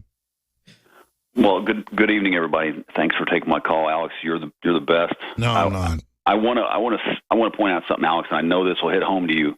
I think Trump felt like you did on Piers Morgan that night you were on there. I think that's exactly how he felt. He was on the defensive from the get-go. She started talking about how her dad made curtains and her granddaughter, and she just hit him below the belt right and left, and and then Lester Holt jumped in there. It was all scripted from her side. She was prepared as an intelligence operative. Yeah, Brad. So where does this go? Well, I think he's got to regroup after this. You guys all say he won, and I wish that was the case. I was watching it objectively. I love Trump. I hope he wins for the country's sake. But he took it on the chin tonight. He's got to get back in a ring, start swinging, get his guard up, and hopefully they'll play fair from now on. But she's got all the intelligence. They know what they're doing. It's all controlled from the liberal media and her side. He's really going to have to fight uphill, and maybe we'll win if we're lucky. I know this. If Hillary wins, it's the biggest mistake they ever made. You guys got a comment, Kit? Yeah, Brad. If I was to punch a steel beam, it would do nuts in the steel beam. That's what I kind of saw with Hillary punching Trump. Yeah, on the outside, it looked bad, but it didn't do anything to Trump. I mean, Trump to me kind of showed how he's the ultimate alpha male. That all the cards are stacked in Hillary's favor for this debate, yet Trump still pulled out ahead in my view. So it's like this whole debate, this whole election to me is about masculinity, American culture, versus the social justice warriors and the snowflake mentality. That's basically Trump versus Hillary in a nutshell. Yeah, you're right. It's basically like they're trying to destroy that idea of masculinity. Like, masculinity is bad. That's why Trump's a sexist. He's a racist. He's everything possible, that you can conceive that could be bad, homophobic, Islamophobic. Hillary just went into it. We're in the basket of deplorables right now. So she really tried to frame it as if Trump was just this monster. And I really don't think it worked for her tonight. I really think that even though Trump didn't attack her at the level that we would want, for the American people, I believe that they saw through her lies. Time will tell, but he may have engaged in some incredible, not even jiu-jitsu, but what's the art? Judo. Yeah. Judo. Like we talked about before, I don't think there's any voters that are going to flip their vote from Trump to Hillary from this one debate. It's not that Republicans, I hate Republicans. It's that Trump took it over. He so clearly knows we're being screwed over. He just wants to have fair deals. He said with China, I'll just make you cut your tariff in half. He even said that. If Trump was a real Republican, he would have been endorsed by the Bush family. Exactly. The Bushes attacking him was his greatest endorsement. And then the media tries to make it look like that's a bad thing. Do we have any other comments before I take more calls from Leanne or from Dave or anybody else? Like a few more, we'll end this transmission.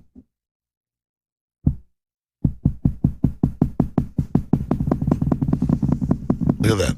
You got that on the microphone? That's fine. I will take a few more phone calls.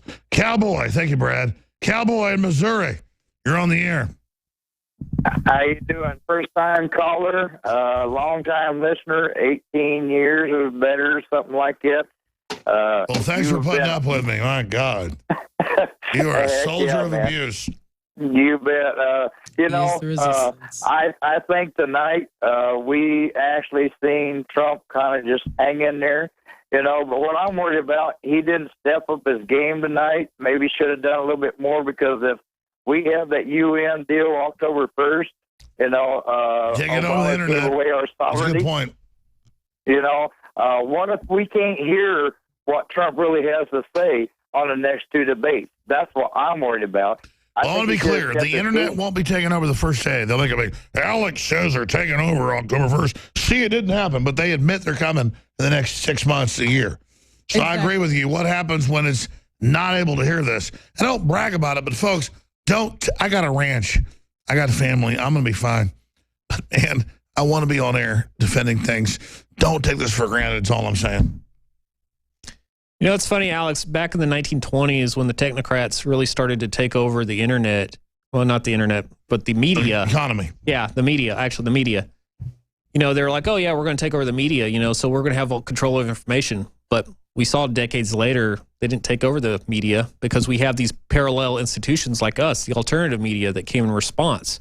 So that's why I see with the internet, like, yeah, they're going to take over the internet, but then we're going to have these hacker groups that are going to just start the dark web. They're all about dictating reality. They don't. It's a whack-a-mole. I mean, the globalists can never have full control over humanity because they're just playing a whack-a-mole game. As long as we realize that. Right. And I actually got freaked out the last few days because I've been hearing like how you guys have been saying they're going to take over the internet. We have ICANN being taken over by the UN. It's really, really disturbing. But I actually just got cable a few days ago, and I've just been like watching all these little shows, and it's literally every show is talking about how we need to control cyberbullying and we need to take control of the internet. Which just means control. To stop people from getting, offended or triggered on the internet. We got to stop the Paul Joseph Watsons of the world. No, that's it. Right. Exactly. You see the propaganda. Every show. Just literally. It's crazy. It's crazy. Thank you, Cowboy. Jeff in California, you're on the air. Go ahead. Hey, good evening, sir. I know you're really tired. Like the guy said before, Trump could have done a lot better, but I think he kind of left his gloves on tonight. Hillary, not that long ago, about 3 months ago, I believe it was, I think he should have called her on that. She actually professed that the middle class should pay their fair share, and then she gets up there tonight and she acts all holier than thou, like she's on their side. No, it was all contradictions. Didn't call her on that. He could have brought up the fact of the 28 pages that he brought to light. He didn't call her on the fact that she stands side by side with Obama regarding the issue to allow the Americans to sue the Saudis. That's a big one he didn't touch on. And why doesn't Trump just man up? Get a clipping from one of those journals where Obama clearly states, hey, I was born in Kenya, because you want to know why? Because they don't want to admit that we were shammed and that he's not a president and nothing he said or did for the last 8 years merits anything. He was never the president. Follow what you say, Jeff. Thank you. Great points. Scott in Colorado, you're on the air. Go ahead. Hey, Alex. Calling from the purple state of Colorado for the first time. Hope the state's going to turn a different color this year. Hey, I had just a couple quick points. One was I think somebody slipped Hillary a little bit of brain force because it seemed like she was mentally there, maybe not physically. But just she looked like hell, but better than a week ago. No, I'm wrong on that. I thought she'd have a coughing fit. She was on brain force. Brain force does work, I'll tell you that. It has worked for my son. And another point was, it seemed that as I'm watching the debate, I'm seeing so many missed opportunities where Trump could have jumped in and. No, they told him, "Don't look like a bully." That's what happened. Right. Yeah, because I was wanting him so bad because watching the clip. He even told her, he said, "I got stuff that'll destroy you." I held back, but she's telling her next debate you're done. October surprise. I think next debate she is plowed. What is it, 2 weeks away? Yeah. Where Trump was down in Miami, and the guy that stood up from Haiti and started telling Trump everything the Clintons were doing about the money in Haiti. I wanted him to bring that up so bad. At one point, I was about ready to jump into the television, but I just think he missed. Well, I'll say this: I don't think Trump's a shill. I know he's for real, but if he doesn't deliver. He knows he's on the wrong side of history. He better do it. Thank you, Scott. Exactly. Michael in Texas, that's it for calls. We got 100 more, but that's it. Michael, go ahead. You're on the air worldwide. Can you hear me now? Yes, sir. What an honor it is to talk to you. Let me read off what I wrote down here because I was in a hurry. Can you hear me? Yes, sir. Okay. Alex, you're such a hero of mine. What an honor to speak with you. I've been a faithful listener since 2010. I don't have a membership, but I listen to your listen line, and I got you on YouTube on my Nintendo Wii U. You're all I listen to and watch totally every day, every night. I go to sleep with you playing, and I watched you earlier get emotional, and I want you to know how highly I think of you. And when I was in junior high, I did like book reports on Rush Limbaugh's books. and my history teacher hated that because she was a real liberal. But you've taken Rush's place in my life, and I follow every word that comes out of your mouth.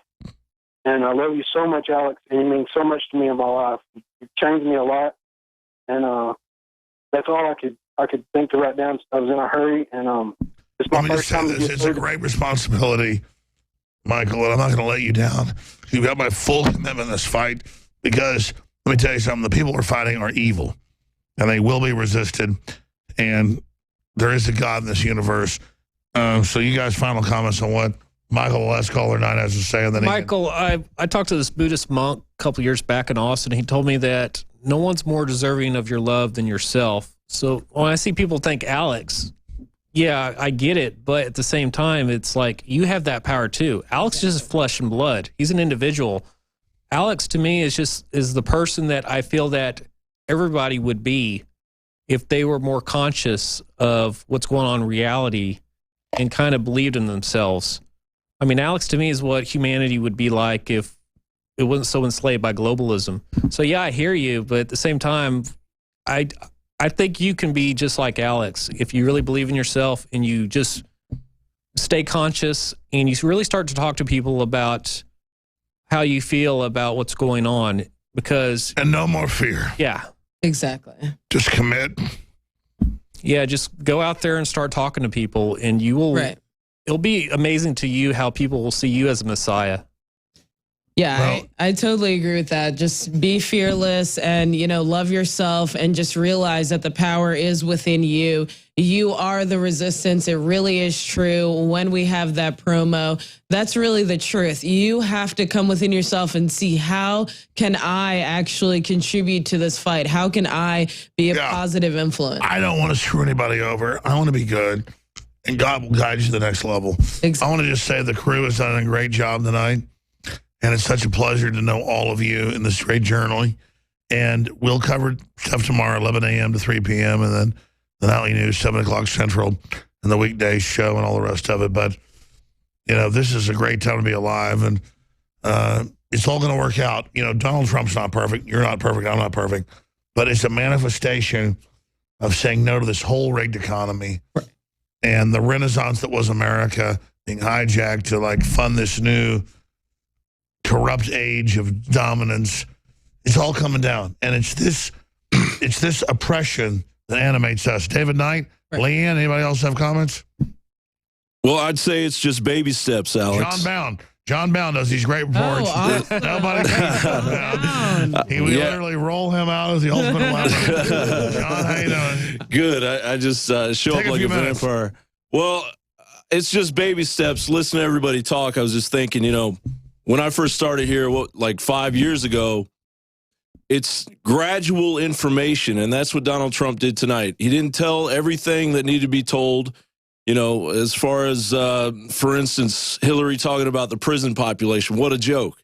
This is the same woman that said 3 strikes and you're out. She's behind it. And 200. She's like the enemy of Black America. 277,000 prisoners in Bill Clinton's first year. That compares to 243,000 in all of Bush's term and 129,000 in all of Reagan's term. So, 3 strikes, you're out. Here she is professing to America after she's the one, her and her, what's going to be the first man of the country, which is strange enough to begin with. It's one thing to deal with a woman president. Okay, we can take that. Now, if it was Ann Richards, right, Alex? If it was Ann Richards.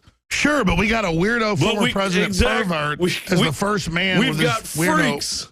A rapist. Yeah, and a rapist. And a first man who raped women in the White House. Just ask Kathleen Willey. This is the good news, though. It's like Caligula marrying his horse. They've gone crazy. Right. This ain't going nowhere. Let Hillary steal this. I mean, they're done. Right. This isn't going to work out for her. This ain't going to work out. It's a circus. The whole thing is a circus. And that's the beauty of what Trump did. Trump went out there and he didn't say, he didn't go after for the throat. Notice he said, no matter what happens, I win. I love that tonight. Yeah, exactly. Yeah, because we're sick of I can cuss now, right? It's later now. America's sick of the bullshit. All right, we're sick of it. We've had it. We know what's going on. We see through your lies. We see through you. John Bound, what is it like to, tens of millions listen a day? Your reports there every day. Everybody loves you. You're doing a great job. Your dad's a Peabody award-winning journalist, but you've surpassed your father. My dad actually, the reason he won the Peabody is because he's the guy that created the soundbite. He's the guy. That's the reason he got the Peabody. But it feels like loading the torpedo up in the sub. When I'm finally sending that report out, wow. I feel like it's just this torpedo of truth, because that's what it is. I'm not trying. I may not get everything right every time. I may not have put everything into it that's breaking. You're committed. But I'm gonna go past what people are scared to talk about, especially in the mainstream media, every damn time, man. I'm going to put something out there that's going to save my life, my child's life, my wife's life, your life, Alex, everybody's life in this country. And we're going to get past these bastards that have taken it over. The thing about InfoWars is our soul is in this. Exactly. Absolutely. It's completely real. John, when I first started here, first couple of weeks I was here, I was really kind of scared of going past that point that you were talking about, that the mainstream media won't go. But once I finally kind of went through past that horizon, that event horizon, it's such a... There's no turning back. Yeah, well, it's such a wonderful... And it's empowering, yeah, right, kid? Yeah, it's exactly. very empowering. And once you do it, we put a lot of hard work and effort into everything we do, but this is something we truly believe in. It's the ultimate form of freedom when you can think and say what you really believe. Absolutely. Without It's spiritual liberation. Yeah, spiritual liberation. That's exactly what I was looking for. And it ties us all to our ancestors, too, because you see all those quotes, and you can feel every one of them. Mm-hmm. There's a human race consciousness towards being successful and not being bad and being good people. And yeah, our ancestors were good people. They believed in us. We're not these cynical scumbags that sell people out. We're going to win. Yeah, and the morality, the ethical nature of our ancestors, whether they were the supposed racist white men who owned slaves, or they were the people that were my ancestors who were helping out with the Underground Railroad, or the millions of people that came to this country and did so many things that nobody even talks about in this completely stereotypical vision that the mainstream media puts. There were so many things going on in this country that aren't even talked about. How dare the media get between men and women and their love for each other to attack that sacred bonding? It's all satanic. We're going to break the enemy. We're going to smash the enemy. It's going to happen. We're going to the stars. It's all over, folks. And the enemy is scared. Hillary, I don't brag about this. Hillary Clinton is scared. She can feel our will leaning against her. She can feel everything. Don't worry about Donald Trump. He's going to follow our will. He's got a soul. Right. The point is, the will is strong. It's leaning against them. They can feel that power. Just love God, love everybody, move forward, have a good attitude, and evil will fall. Right. We're out of time. This has been an amazing, like 7 o'clock till midnight is 3, 4, 5 hours. 5 hours. I'm honored to know all of you. I'm honored to be with this crew. We're going to go ahead and go into oblivion together with this retransmission, but I want to thank the crew for working so hard. I want to thank you, the listeners, for your support. Thank you all. That is it for this transmission. Thank you, Alex. Thank you. John Bound, 60 seconds. And you guys, 60 seconds. We're going to finish up. We got 5 minutes left, 4 minutes left. Well, I just want to say to everybody that the clock is ticking. We're getting close to midnight. So you got to do what you can do. It's just because we're sitting in a studio right now on television fighting the good fight. We're just a few people, just like the people in the beginning of this country who wrote the papers that got all the information out and they fought. It was just a small percentage that fought. You got to get out there and do what you can do. You've got to tell people, you've got to push InfoWars, you've got to get your own truth out there, whatever it may be, because there are thousands. The enemy's never going to tell you you're winning, even when you're ripping their guts out. Exactly. Alex, you're saying earlier about you and me, we're not perfect, but humanity is not perfect, but we're still worthy of existence. I mean, you know what disgusts me about Hillary and statism in general is the fact that they think that controlling this lonely planet is everything. But there's way more to existence than just one planet. You got the whole universe out there. I mean, you can really see God when you look up at the stars at night, because the stars are there to make you realize how small you are. Yeah, not only how small we are, but what our potential is. Right. See God's work in the firmament. Better. Yeah. Yeah, and I totally agree with what Kit's saying, and that's how I feel as well. I just feel that we are human beings having a spiritual experience right now, and the bottom line is this: we're in a spiritual battle. These are Luciferians. These are very evil people who have a very evil specific purpose. And when we band together and we have positive thought and positive action combined, we can defeat them. So stay tuned. Their world falls. Anybody else in this live feed want to chime in? Hillary Clinton said that Donald Trump is going through lots of efforts to plant doubts in people's minds about the election. So what she's referring to or alluding to is that he is going to spread a conspiracy theory about election fraud. I think this is a sign of things to come. And so, you know, if she does steal the election, she's going to say that we're conspiracy theorists for crying election fraud. Even though they now admit they're bringing in the UN to run the election. Yeah, it looks like the October surprise could be World War III. I'm sorry, but it's starting to look more and more like that. They told the Joint Chiefs to attack Russia.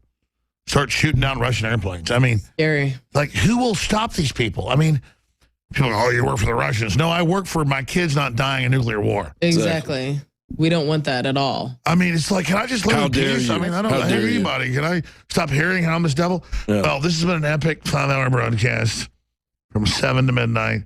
I want to thank the crew, all of you, the listeners, the viewers, the sponsors, everyone. And just know that I barely even plugged stuff tonight, but just pray for us. That's what we need. And that is it for this transmission. So that Marcos Morales, the great guy running the whole switcher, can now go home and see his wife, who's been a nurse all night taking care of newborn babies. Yay. And that's it for this transmission. So we've got 1 minute. There they are. Put them on screen. There's Allie and Marcos in there. Babies. Absolutely. And we're going to end this transmission. That's it. Tomorrow, 11 a.m. Central, the info war will continue. From this point on, Possum Belly is going to take a break. So via con Dios. Great job, guys. Sorry I got chewed out by those people. They're just brain dead. Adios. So doesn't matter. All right, that's it for this edition. I think Trump won, but maybe he's right. I don't know. Maybe he was wrong. He should have been more hardcore. I just say justice be done when the heavens fall, but what do I know? Americanism, not globalism. Look, I'm not going to sit here and say, see, I told you so, that communist Chinese-style net censorship was coming to the web, because it's already here. It's being announced. The way you keep the internet open and free is you get involved more than ever. You don't let them break your will. Go to Infowars.com/app and download an app that cost us over $200,000 and took us over a year to develop, that we're going to be expanding on the next few months with free video and audio and podcast feeds and breaking news and alerts and so much more. Don't sit by and let the internet and free speech be stolen from you. Take action.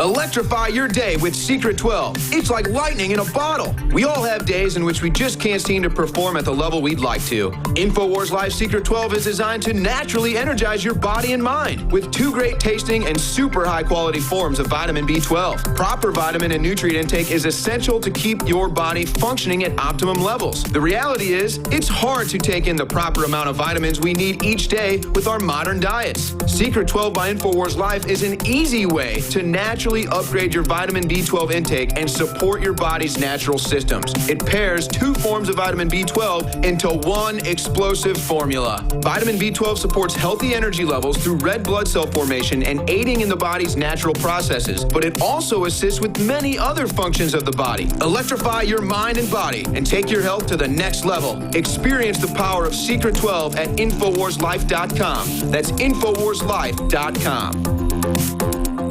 Brain Force is here. Ladies and gentlemen, I've been on this the last few months. You probably noticed I've been more crazed, more focused, less brain fog, more energy, more special reports, and it's because of Brain Force.